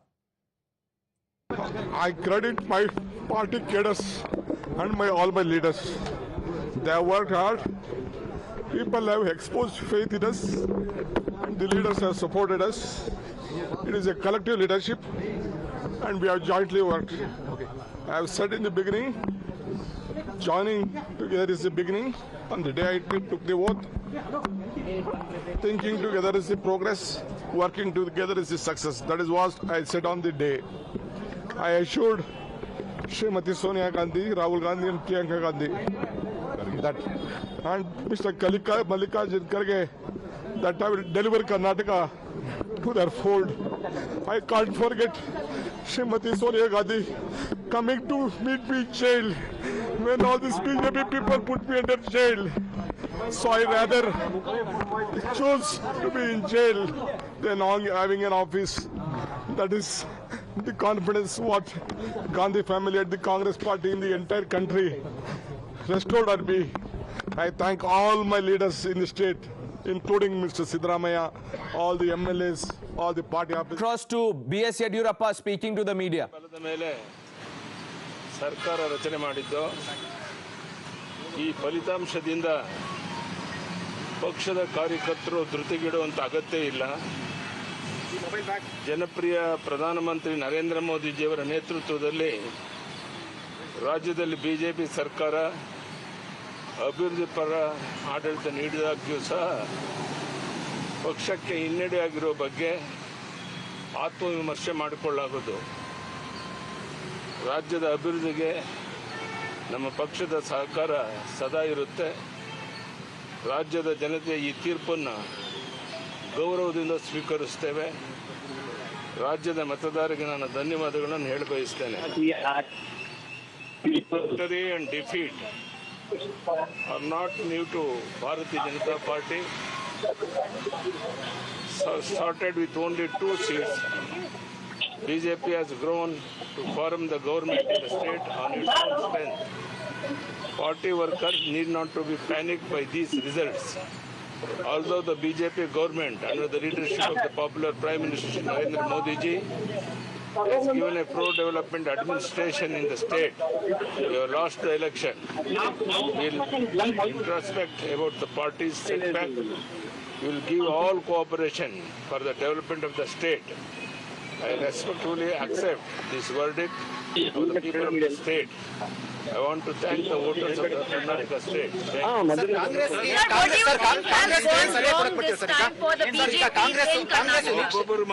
Congress ನಿರೀಕ್ಷೆ ಮೀರಿ ಗೆಲುವು ಸಾಧಿಸಿರುವಂತದ್ದು. So Congress ಈಗ ಒಂದಷ್ಟು ಗ್ಯಾರಂಟಿಗಳು ಕೊಟ್ಟಿತ್ತು. ಈ ಕಾಂಗ್ರೆಸ್ ನೀವು ಏನ್ ಹೇಳಕ್ ಬಯಸ್ತೀರಿ ಈಗ? ನೋಡಿಯಪ್ಪ, ನಾನು ಇಷ್ಟೇ ಅವ್ರಿಗೆ ಹೇಳಕ್ಕೆ ಇಚ್ಛೆ ಪಡುವಂಥದ್ದು. ನೀವೇನು ಮನೆಗೆ ಹೋಗಿ ಗ್ಯಾರಂಟಿಯನ್ನು ಕಾರ್ಡನ್ನು ಕೊಟ್ಟು ಇದನ್ನು ಮಾಡ್ತೇವೆ ಅಧಿಕಾರಕ್ಕೆ ಬಂದ ತಕ್ಷಣ ಅಂತ ಹೇಳಿದ್ರಿ. ನಿಮ್ಮ ಭರವಸೆಯನ್ನು ಈಡೇರಿಸಬೇಕಾದ್ರೆ ನಿಮ್ಮ ಕರ್ತವ್ಯ. ನೀವು ಹೇಳಿದಂಥ ಭರವಸೆಯನ್ನು ಈಡೇರಿಸಬೇಕು ಅಂತ ಈ ಸಂದರ್ಭದಲ್ಲಿ ನಾನು ಒತ್ತಾಯವನ್ನು ಮಾಡ್ತೇನೆ. ಲೋಕಸಭಾ ಚುನಾವಣೆಗೂ ಇದಕ್ಕೇನು ಸಂಬಂಧ ಇಲ್ಲ. ನಾವೇನು ಹಿಂದೆ 25 ಲೋಕಸಭಾ ಸೀಟ್ ಗೆದ್ದಿದ್ದು, ಮತ್ತೊಮ್ಮೆ ಪ್ರಯತ್ನ ಮಾಡಿ ಅಷ್ಟೇ ಸೀಟನ್ನು ನರೇಂದ್ರ ಮೋದಿಯವ್ರನ್ನ ಮತ್ತೊಮ್ಮೆ ಪ್ರಧಾನಿ ಮಾಡೋಕ್ಕೆ ನಮ್ಮ ಶಕ್ತಿ ಮೀರಿ ಎಲ್ಲ ಪ್ರಾಮಾಣಿಕ ಪ್ರಯತ್ನ ಮಾಡ್ತೇವೆ. ಈ ಒಂದು ರಿಸಲ್ಟ್ ಲೋಕಸಭಾ ಚುನಾವಣೆ ಮೇಲೆ ಯಾವುದೇ ಪರಿಣಾಮ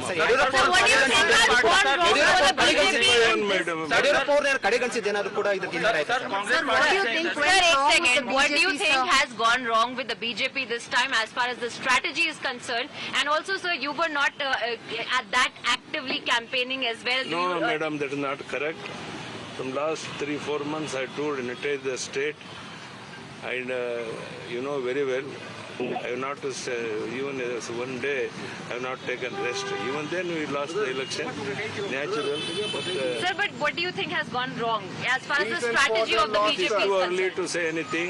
We will introspect about all these things and we will come back to you. Sir, they also say local anti-incumbency. First words from a man who understands Karnataka like very few do. B.S. Yediyurappa's message is that we respect the mandate of the people. But let's not lose hope. He says the BJP workers must not panic. Deepak Bopanna is joining us. Deepak.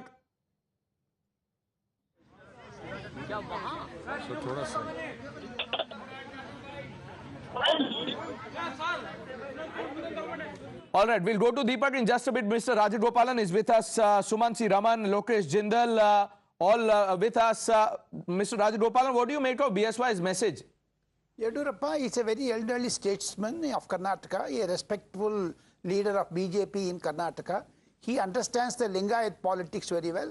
There are allegations and also speculations that Lingayat have moved away from BJP. So he is soothing the effects of BJP in among the Lingayat community. Apart from that, Okkaliga have also split.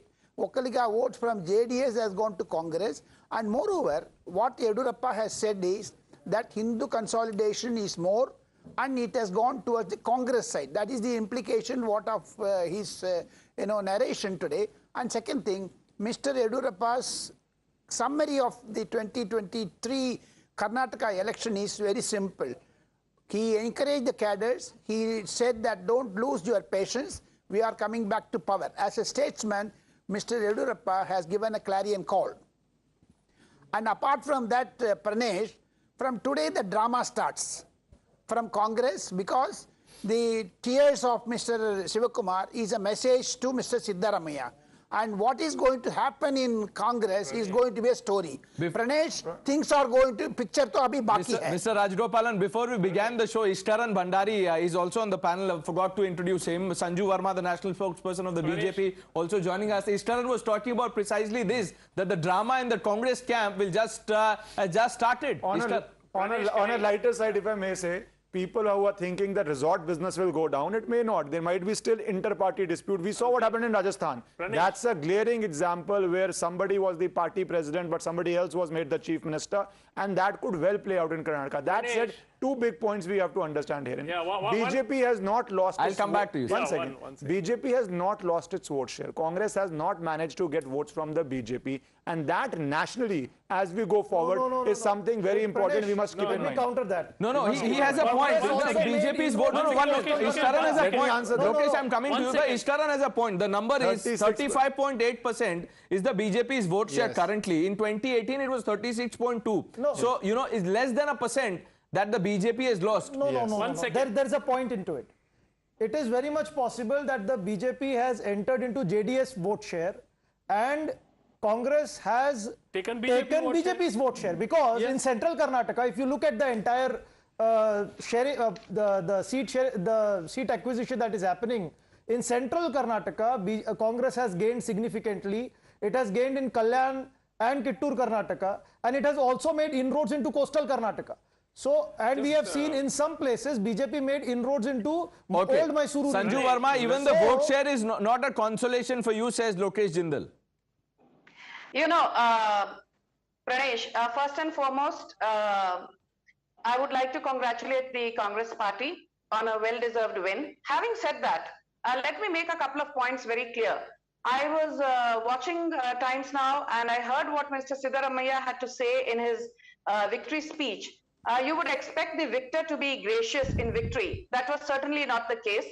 All that I could see was Mr. Siddaramaiah saying, PM Modi did not do this, he did not do that, he had 22 rallies, he had 5 road shows, but look what happened. So I will just remind Mr. Siddaramaiah and everyone in the Congress, though this point has been discussed threadbare since morning on your channel, that in the last 15 to 20 odd years, by and large, the strike rate of the BJP in Lok Sabha elections has been more than 60%.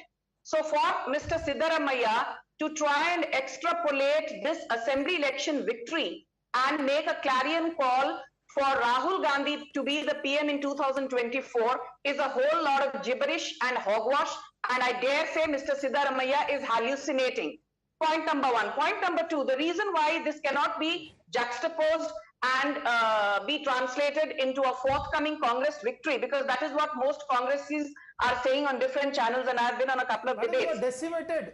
May I please finish? I did not heckle you. I don't know who you are, so please bear with me. Thank you. In 2008, the BJP had 110 seats in Karnataka, but in Lok Sabha 2009, it was the Congress that was voted to power. In 2013, it was the Congress which got 122 seats in Karnataka, but it was 2014 Lok Sabha election subsequently where Narendra Modi stormed to power. So the limited point I'm making is that we won 25 out of the 28 Lok Sabha seats in 2019, and on that count, there is no reason to worry. And yes, Karnataka is not a small state, it's a big state, introspection needs to be done. But I think what happened, and this sounds cliched, but this fact needs to be told, that in southern Karnataka, the Muslim population is about 24%, and in Kodagu region, it is about 16%. Whereas overall in Karnataka, the Muslim population is about 12 to 13%. Okay. The point I'm making is that the Achilles heel for the BJP, which was southern Karnataka, continued to be southern Karnataka, and that is what needs to be introspected upon, and remedial actions need to be taken on that count. The fact that the BJP is not reduced to 40 seats like it was in 2013 or 44 seats like it was in point taken. The larger point that you're trying to make. The larger point that Sanju Verma, Dr. Aman, the larger point that Sanju Verma is trying to make is that this will have no bearing in 2024. No, precisely. Let's be very clear. This will have a bearing on 2024 from two perspectives. One, it will not be 25-3 again. yes, the BJP will win the majority of seats in Karnataka is my expectation based on the situation today. That could change, but as of now, the BJP pulls in a significantly higher percentage. Okay, Khadge speaking. Congress's boss, Khadge speaking. ಬಹಳ ಹೃತ್ಪೂರ್ವಕವಾದಂಥ ಅಭಿನಂದನೆಗಳ ಸಲ್ಲಿಸ್ತೇನೆ. ಅವರಿಗೆ ನನ್ನ ಕೈ ಜೋಡಿಸಿ ನಮಸ್ಕಾರಗಳನ್ನು ಮಾಡ್ತೀನಿ. ಏನು ಜನ ನಮ್ಮ ಮೇಲೆ ವಿಶ್ವಾಸ ಇಟ್ಟಿದ್ದಾರೋ ಆ ವಿಶ್ವಾಸಕ್ಕೆ ಪಾತ್ರರಾಗ್ತಕ್ಕಂಥ ರೀತಿಯಲ್ಲಿ ನಮ್ಮ ಸರ್ಕಾರ ನಡ್ಕೊಳ್ತಿದೆ ಅನ್ನತಕ್ಕಂಥ ಒಂದು ಆತ್ಮವಿಶ್ವಾಸ ನನಗಿದೆ. ಮತ್ತು ಜನರಿಗೂ ಕೂಡ ನಾವು ನಿರಾಶೆಗೊಳ್ಳದೆ ಎಲ್ಲನೂ ಕೂಡ ಏನು ನಾವು 5 ಗ್ಯಾರಂಟಿ ಕೊಟ್ಟಿದ್ದೇವೆ ಆ 5 ಗ್ಯಾರಂಟಿ ನಾವು ಅನುಷ್ಠಾನದಲ್ಲಿ ತರ್ತಕ್ಕಂಥ ಎಲ್ಲ ಪ್ರಯತ್ನವನ್ನು ಮಾಡ್ತೇವೆ ಮತ್ತು ಕೊಡಿಸ್ತಕ್ಕಂಥದ್ದು ಸರ್ವ ಪ್ರಯತ್ನವನ್ನು ಮಾಡ್ತೇವೆ.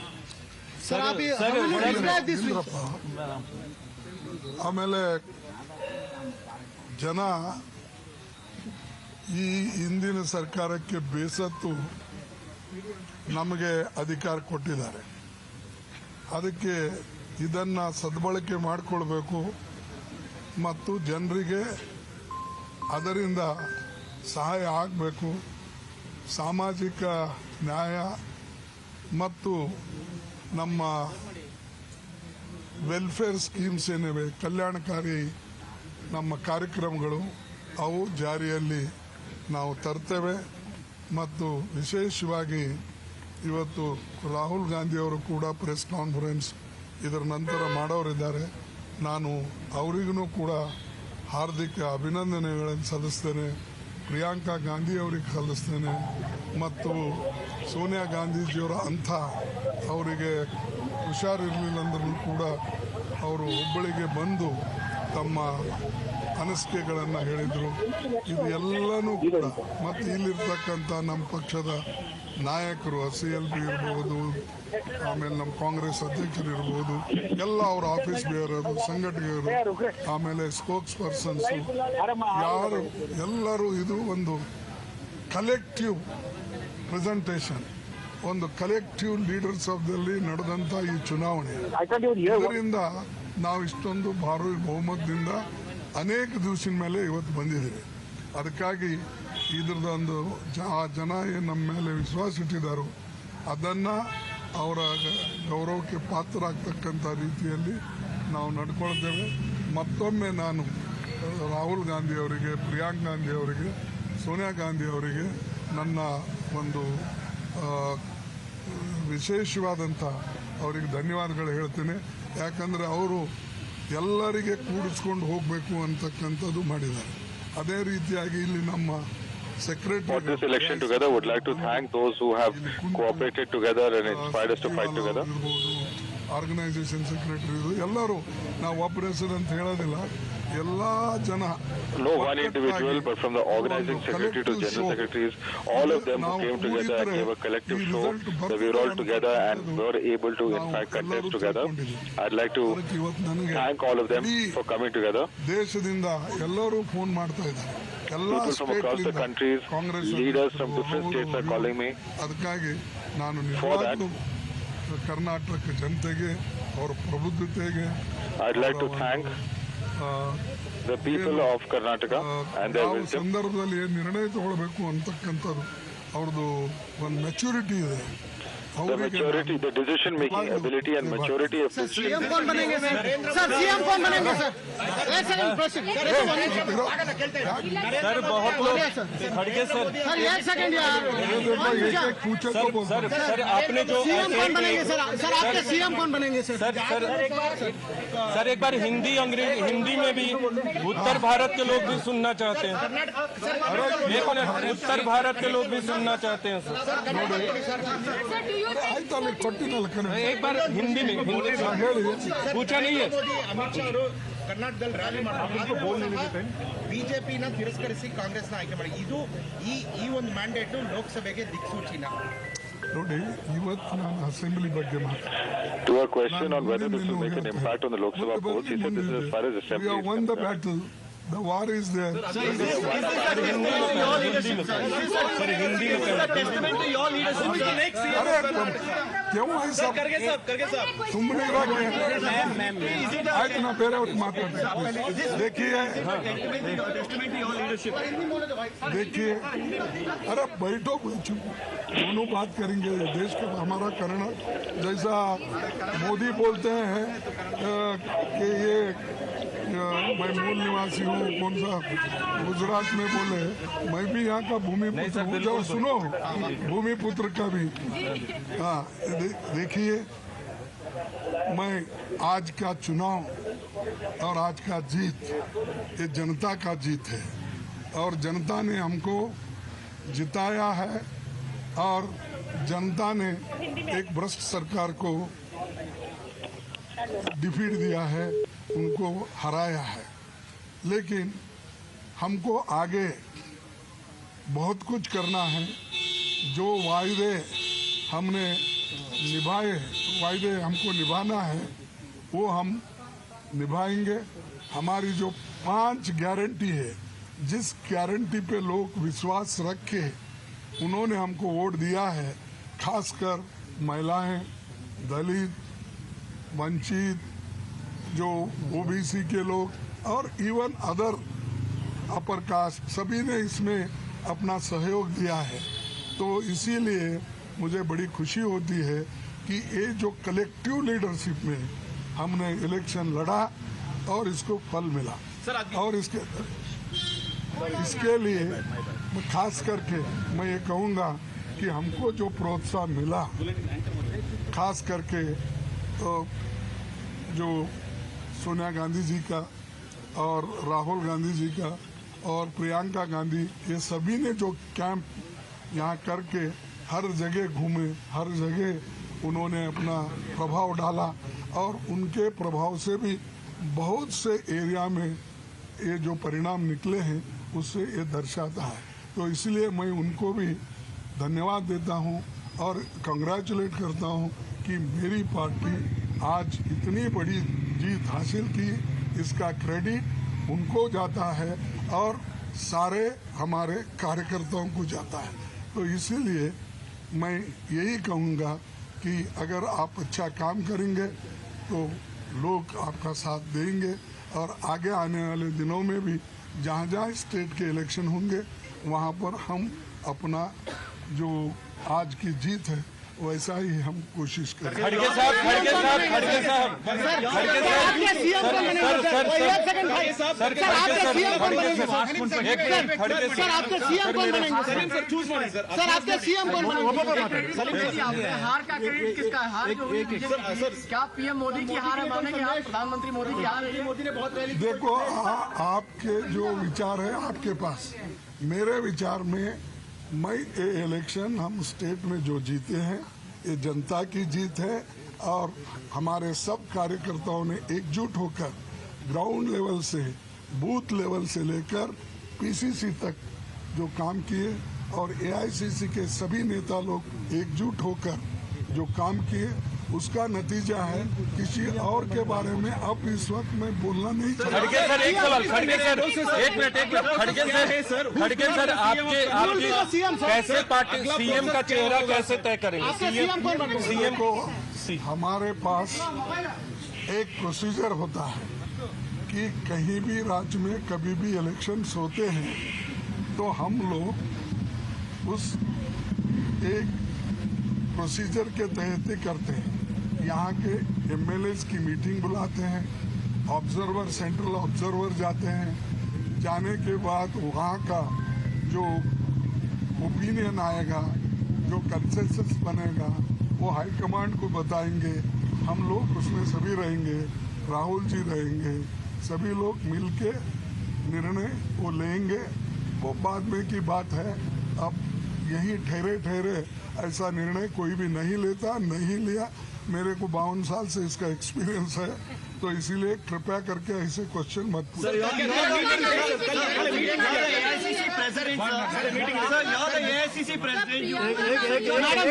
Becoming the president of the AICC, many times have blamed the Congress leadership for losses. Now, do you take this as your win, sir, being the president? don't put what you call your words in my mouth. तो अरे अब जीते हैं, अच्छा माहौल है, इसको रखो, आपको भी अच्छा होता, नहीं तो आपकी जबान बंद हो रही थी।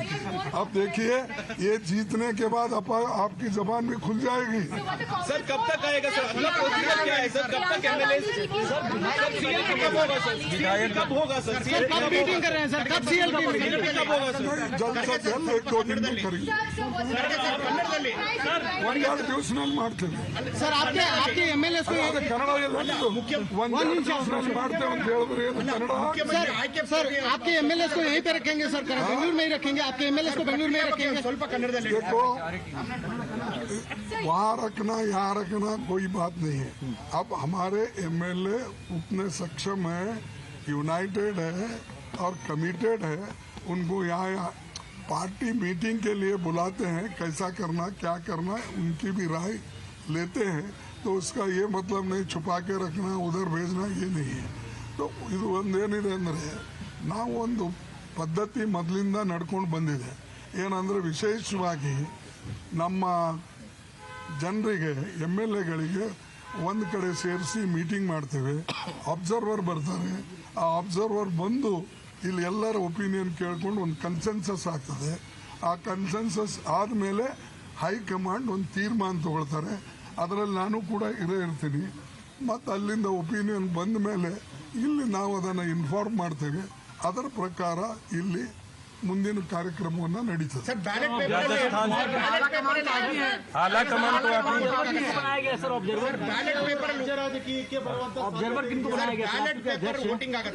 सर आपके ऑब्जर्वर कौन रहेंगे सर यहाँ के लिए, कर्नाटक के लिए? अगर वो तुम्हारे सामने बोलो तो मेरा क्या है? भूमिका रहने वाली है क्योंकि खड़गे साहब खड़गे एक minute, what do you have to say about double indexation and Modi magic? Do you think Modi magic has I don't want to comment, criticize. This time, I don't want to comment on anybody.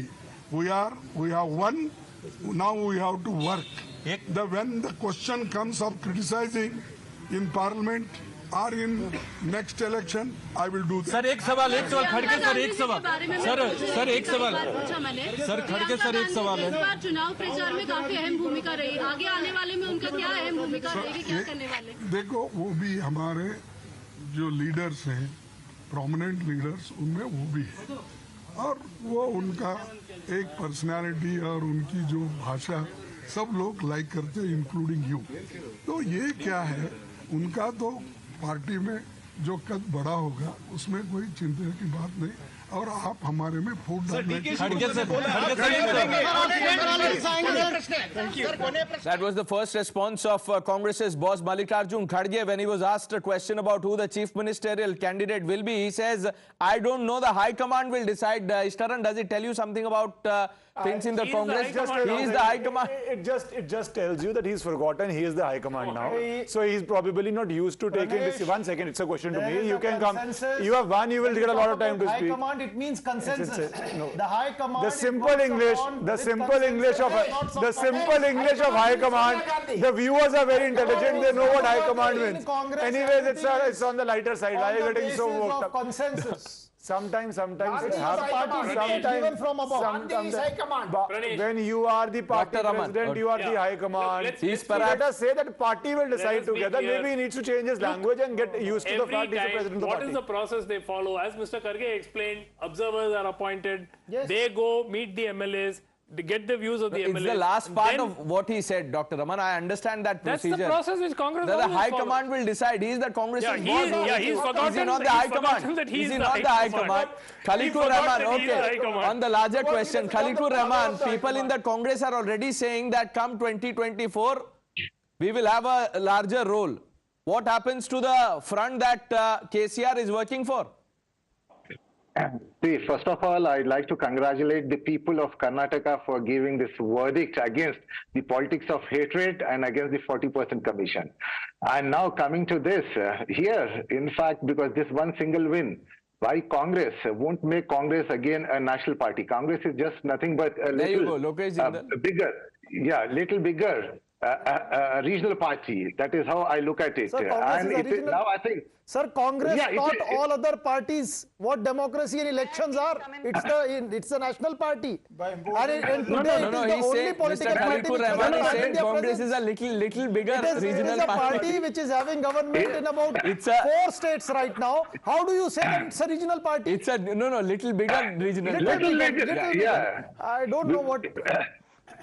And what's happening? See, in fact, today, I am sure that the Congress cadre is definitely upbeat, the Congress leadership is upbeat, and the language of Khargeji, as one of my co-panelists rightly pointed out, he's still, used to that high command culture. He forgot that he himself is the high command now. But anyway, today, even we have seen the results of the local bodies elections in UP.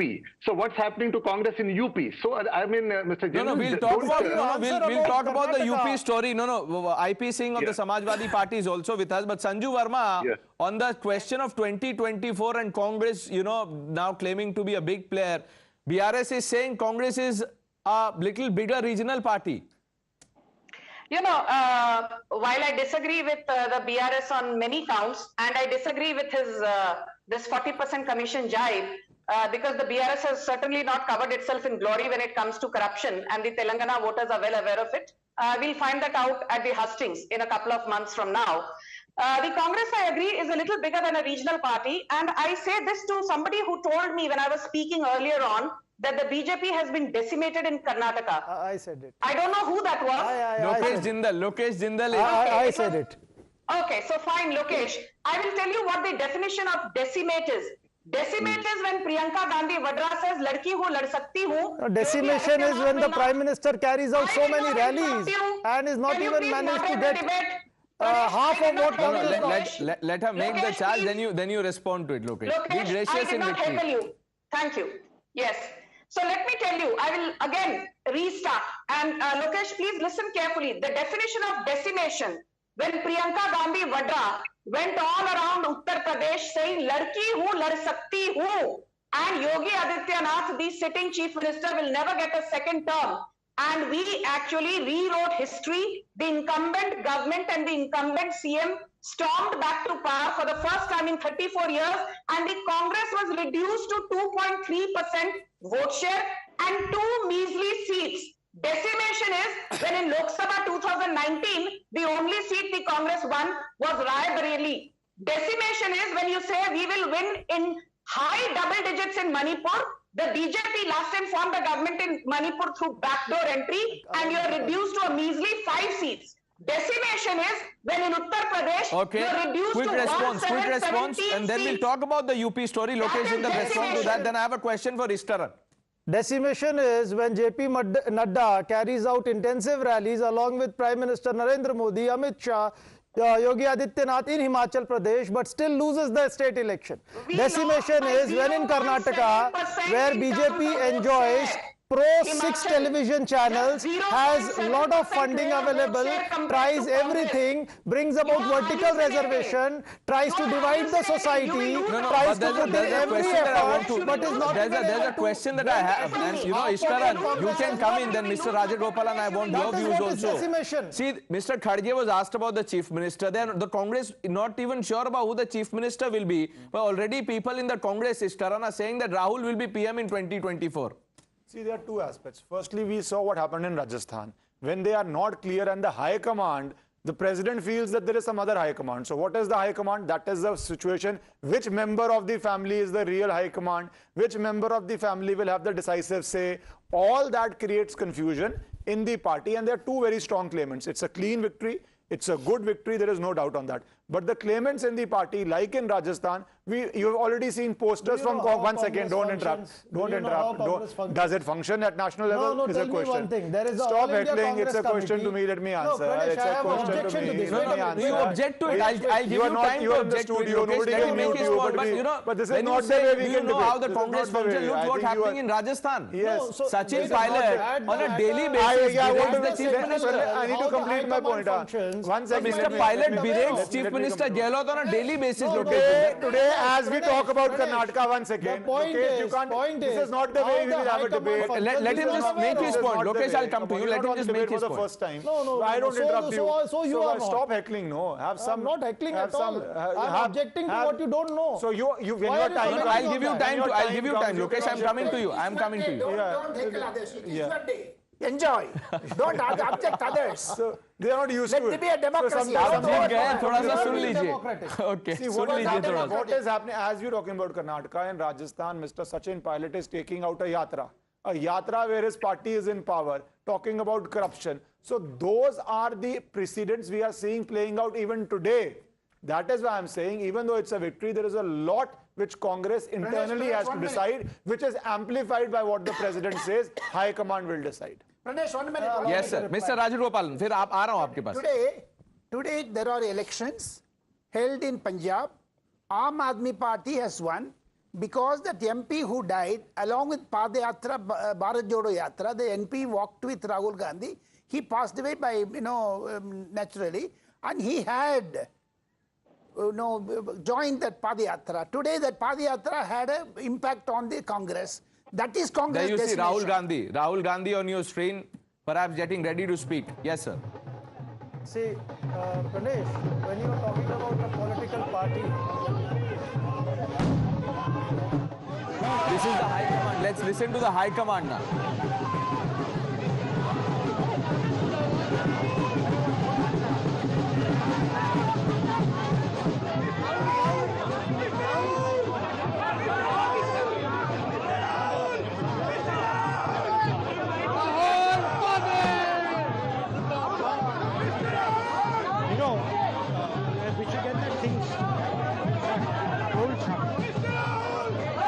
Hello how are you वो ढोल बंद करा दो राहुल जी जिंदाबाद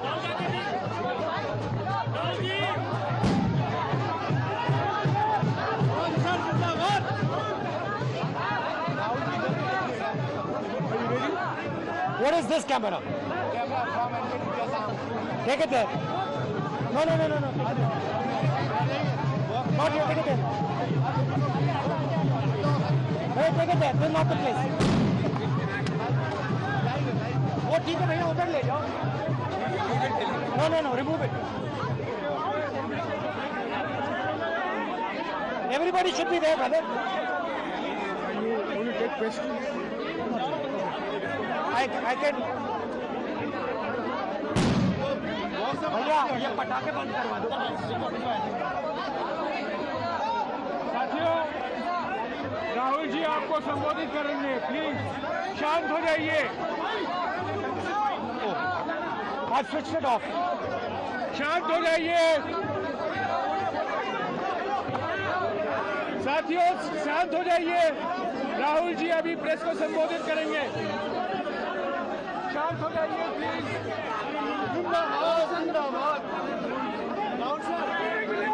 नमस्कार नमस्कार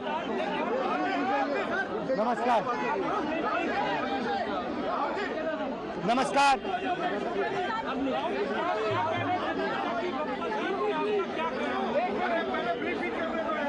एक minute पहले राहुल जी बोलेंगे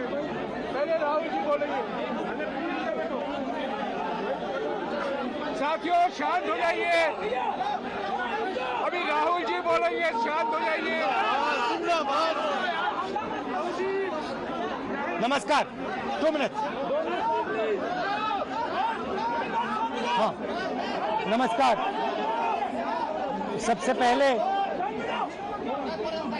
पहले मैं कर्नाटक की जनता को कर्नाटक में कांग्रेस पार्टी के सब कार्यकर्ताओं को सब नेताओं को और जो हमारे सब नेताओं ने कर्नाटक में काम किया उनको बधाई और धन्यवाद देता हूं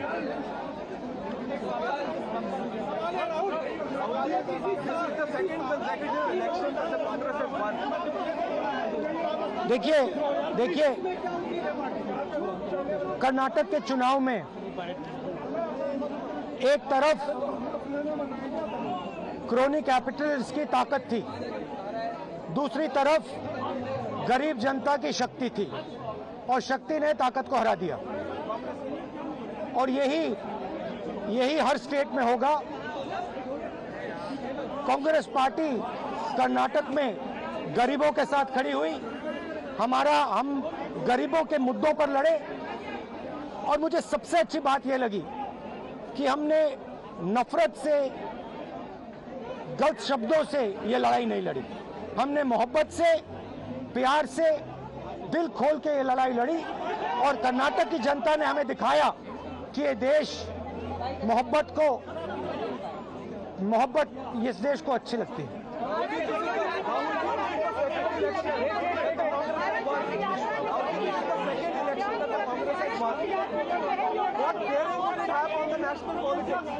कर्नाटक में नफरत की बाजार बंद हुई है, मोहब्बत की दुकानें खुली हैं। ये सबकी जीत है। सबसे पहले ये कर्नाटक की जनता की जीत है। हमने चुनाव में कर्नाटक की जनता से, गरीब जनता से 5 वायदे किए थे। मैंने अपने भाषण में कहा, खारगे जी ने भाषण में कहा, सब नेताओं ने भाषण में कहा था कि हमारे 5 वायदे हैं। हम इन वायदों को पहले दिन पहली कैबिनेट मीटिंग में पूरा करेंगे।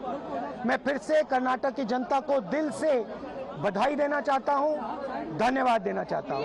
नमस्कार, जय Hind. Thank you. The High Command in the Congress Party thanking the people, saying this is a win of Garib Janta against crony capitalist, and said hate politics rejected. Sanju Verma, quick comment. They say that the only thing worse than a liar is a liar who is also a hypocrite.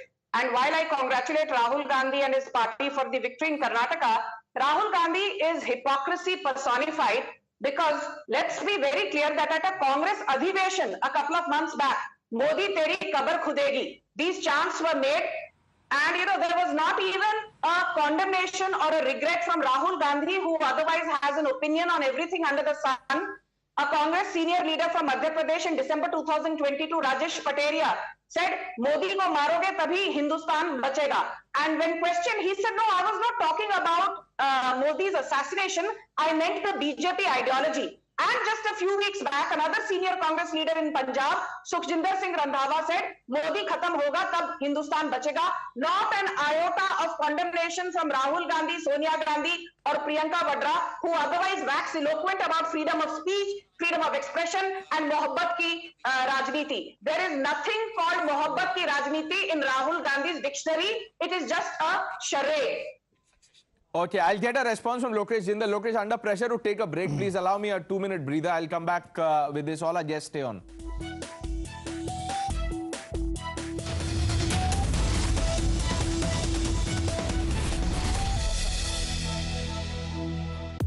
I give you the complete picture in black and white.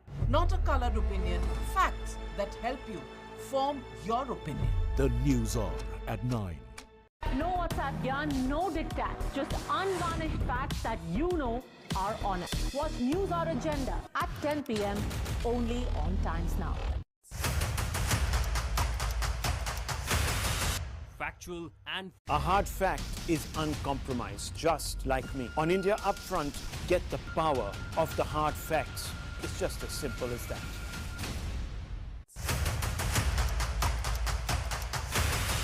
Factual and forthright on News Now overnight. No WhatsApp yarn, no diktats, just unvarnished facts that you know are honest. Watch News Hour Agenda at 10 p.m. only on Times Now. I give you the complete picture in black and white. Not a colored opinion, facts that help you form your opinion. The News Hour at 9.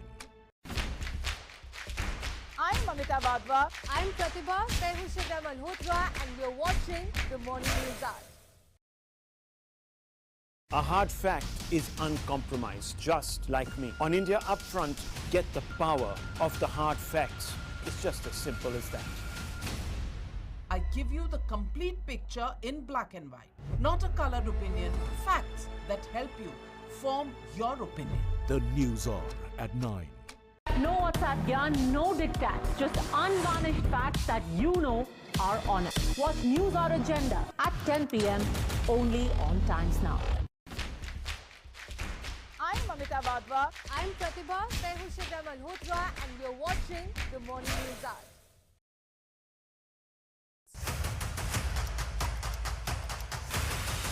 Factual and forthright on News Now overnight. A hard fact is uncompromised, just like me. On India Upfront, get the power of the hard facts. It's just as simple as that. I give you the complete picture in black and white. Not a colored opinion, facts that help you form your opinion. The News Hour at 9. No WhatsApp gyan, no diktat, just unvarnished facts that you know are honest. Watch News Hour Agenda at 10 p.m. only on Times Now. I'm Mamita Badwa. I'm Pratibha Malhotra, and you're watching the Morning News Hour.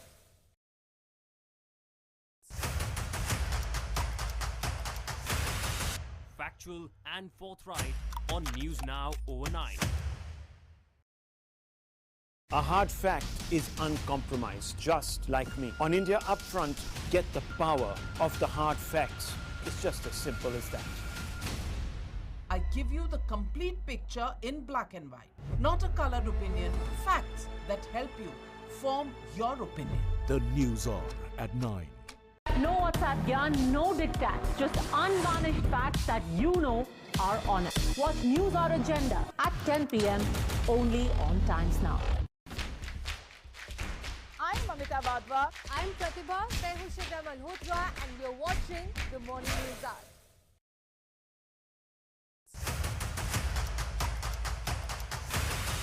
Factual and forthright on News Now overnight. A hard fact is uncompromised, just like me. On India Upfront, get the power of the hard facts. It's just as simple as that.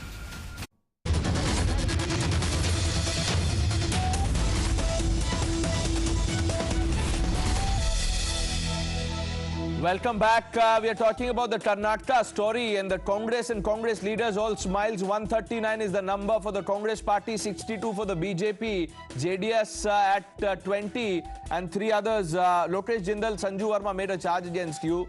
Rahul Gandhi says this is a defeat of hate politics. Sanju Verma says Congress is hypocritical when it comes to this. Well, let me remind Sanju madam.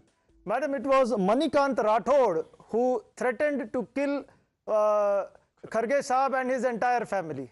Your education minister, it was your education minister C.N. Ashwath Narayan. He said finish off Siddaramaiah like Tipu Sultan. Now tell me one thing. Tell me one thing. Who is hypocritical? Do you have a sense you of or your proportion? political party? Do you have a sense of No, proportion? tell me one thing. Who is hypocritical? You or your political party? Secondly, your political party. That is the No, basic listen to me, madam. Today, आज आप सुनिए, आज आपको सुनना पड़ेगा, क्योंकि because of your policies, look at what your party has ended up into, 62 seats.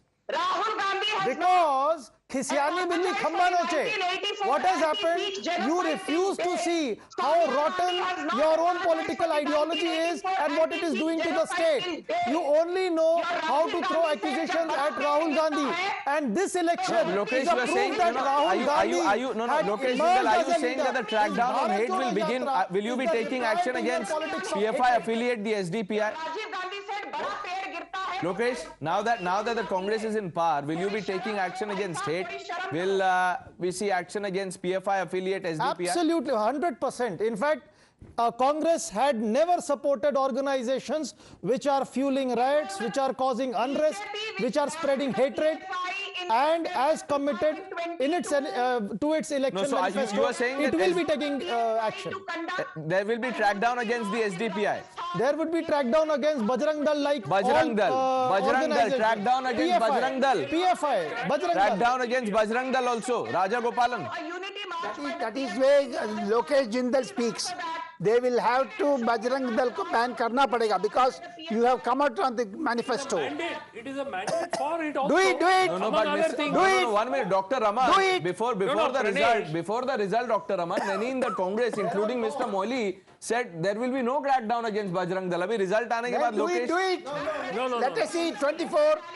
You ban Bajrang Dal. Mr. DK Shivakumar, I saw Mr. DK Shivakumar clearly say that we stand by our manifesto. In fact, the question was posed to him, were you aware of that this was going to be put in the manifesto? And though he dodged that question, he clearly said we are committed to the manifesto. You're talking about DK Shivakumar. Look at the pictures on your screen. Okay, we'll go back to those pictures. We'll have to take a quick break. But before that, Rahul Gandhi as PM says Siddaramaiah in his victory speech. Listen to this. I think this election is a very crucial election. This result of this election will be a stepping stone for the coming Lok Sabha election. I hope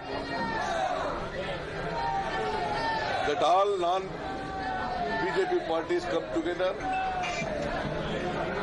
and see that BJP is defeated. I also hope that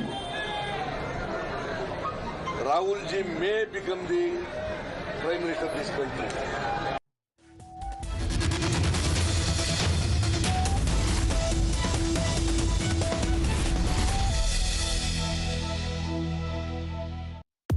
A hard fact is uncompromised, just like me. On India Upfront, get the power of the hard facts. It's just as simple as that. No WhatsApp gyan, no diktat, just unvarnished facts that you know are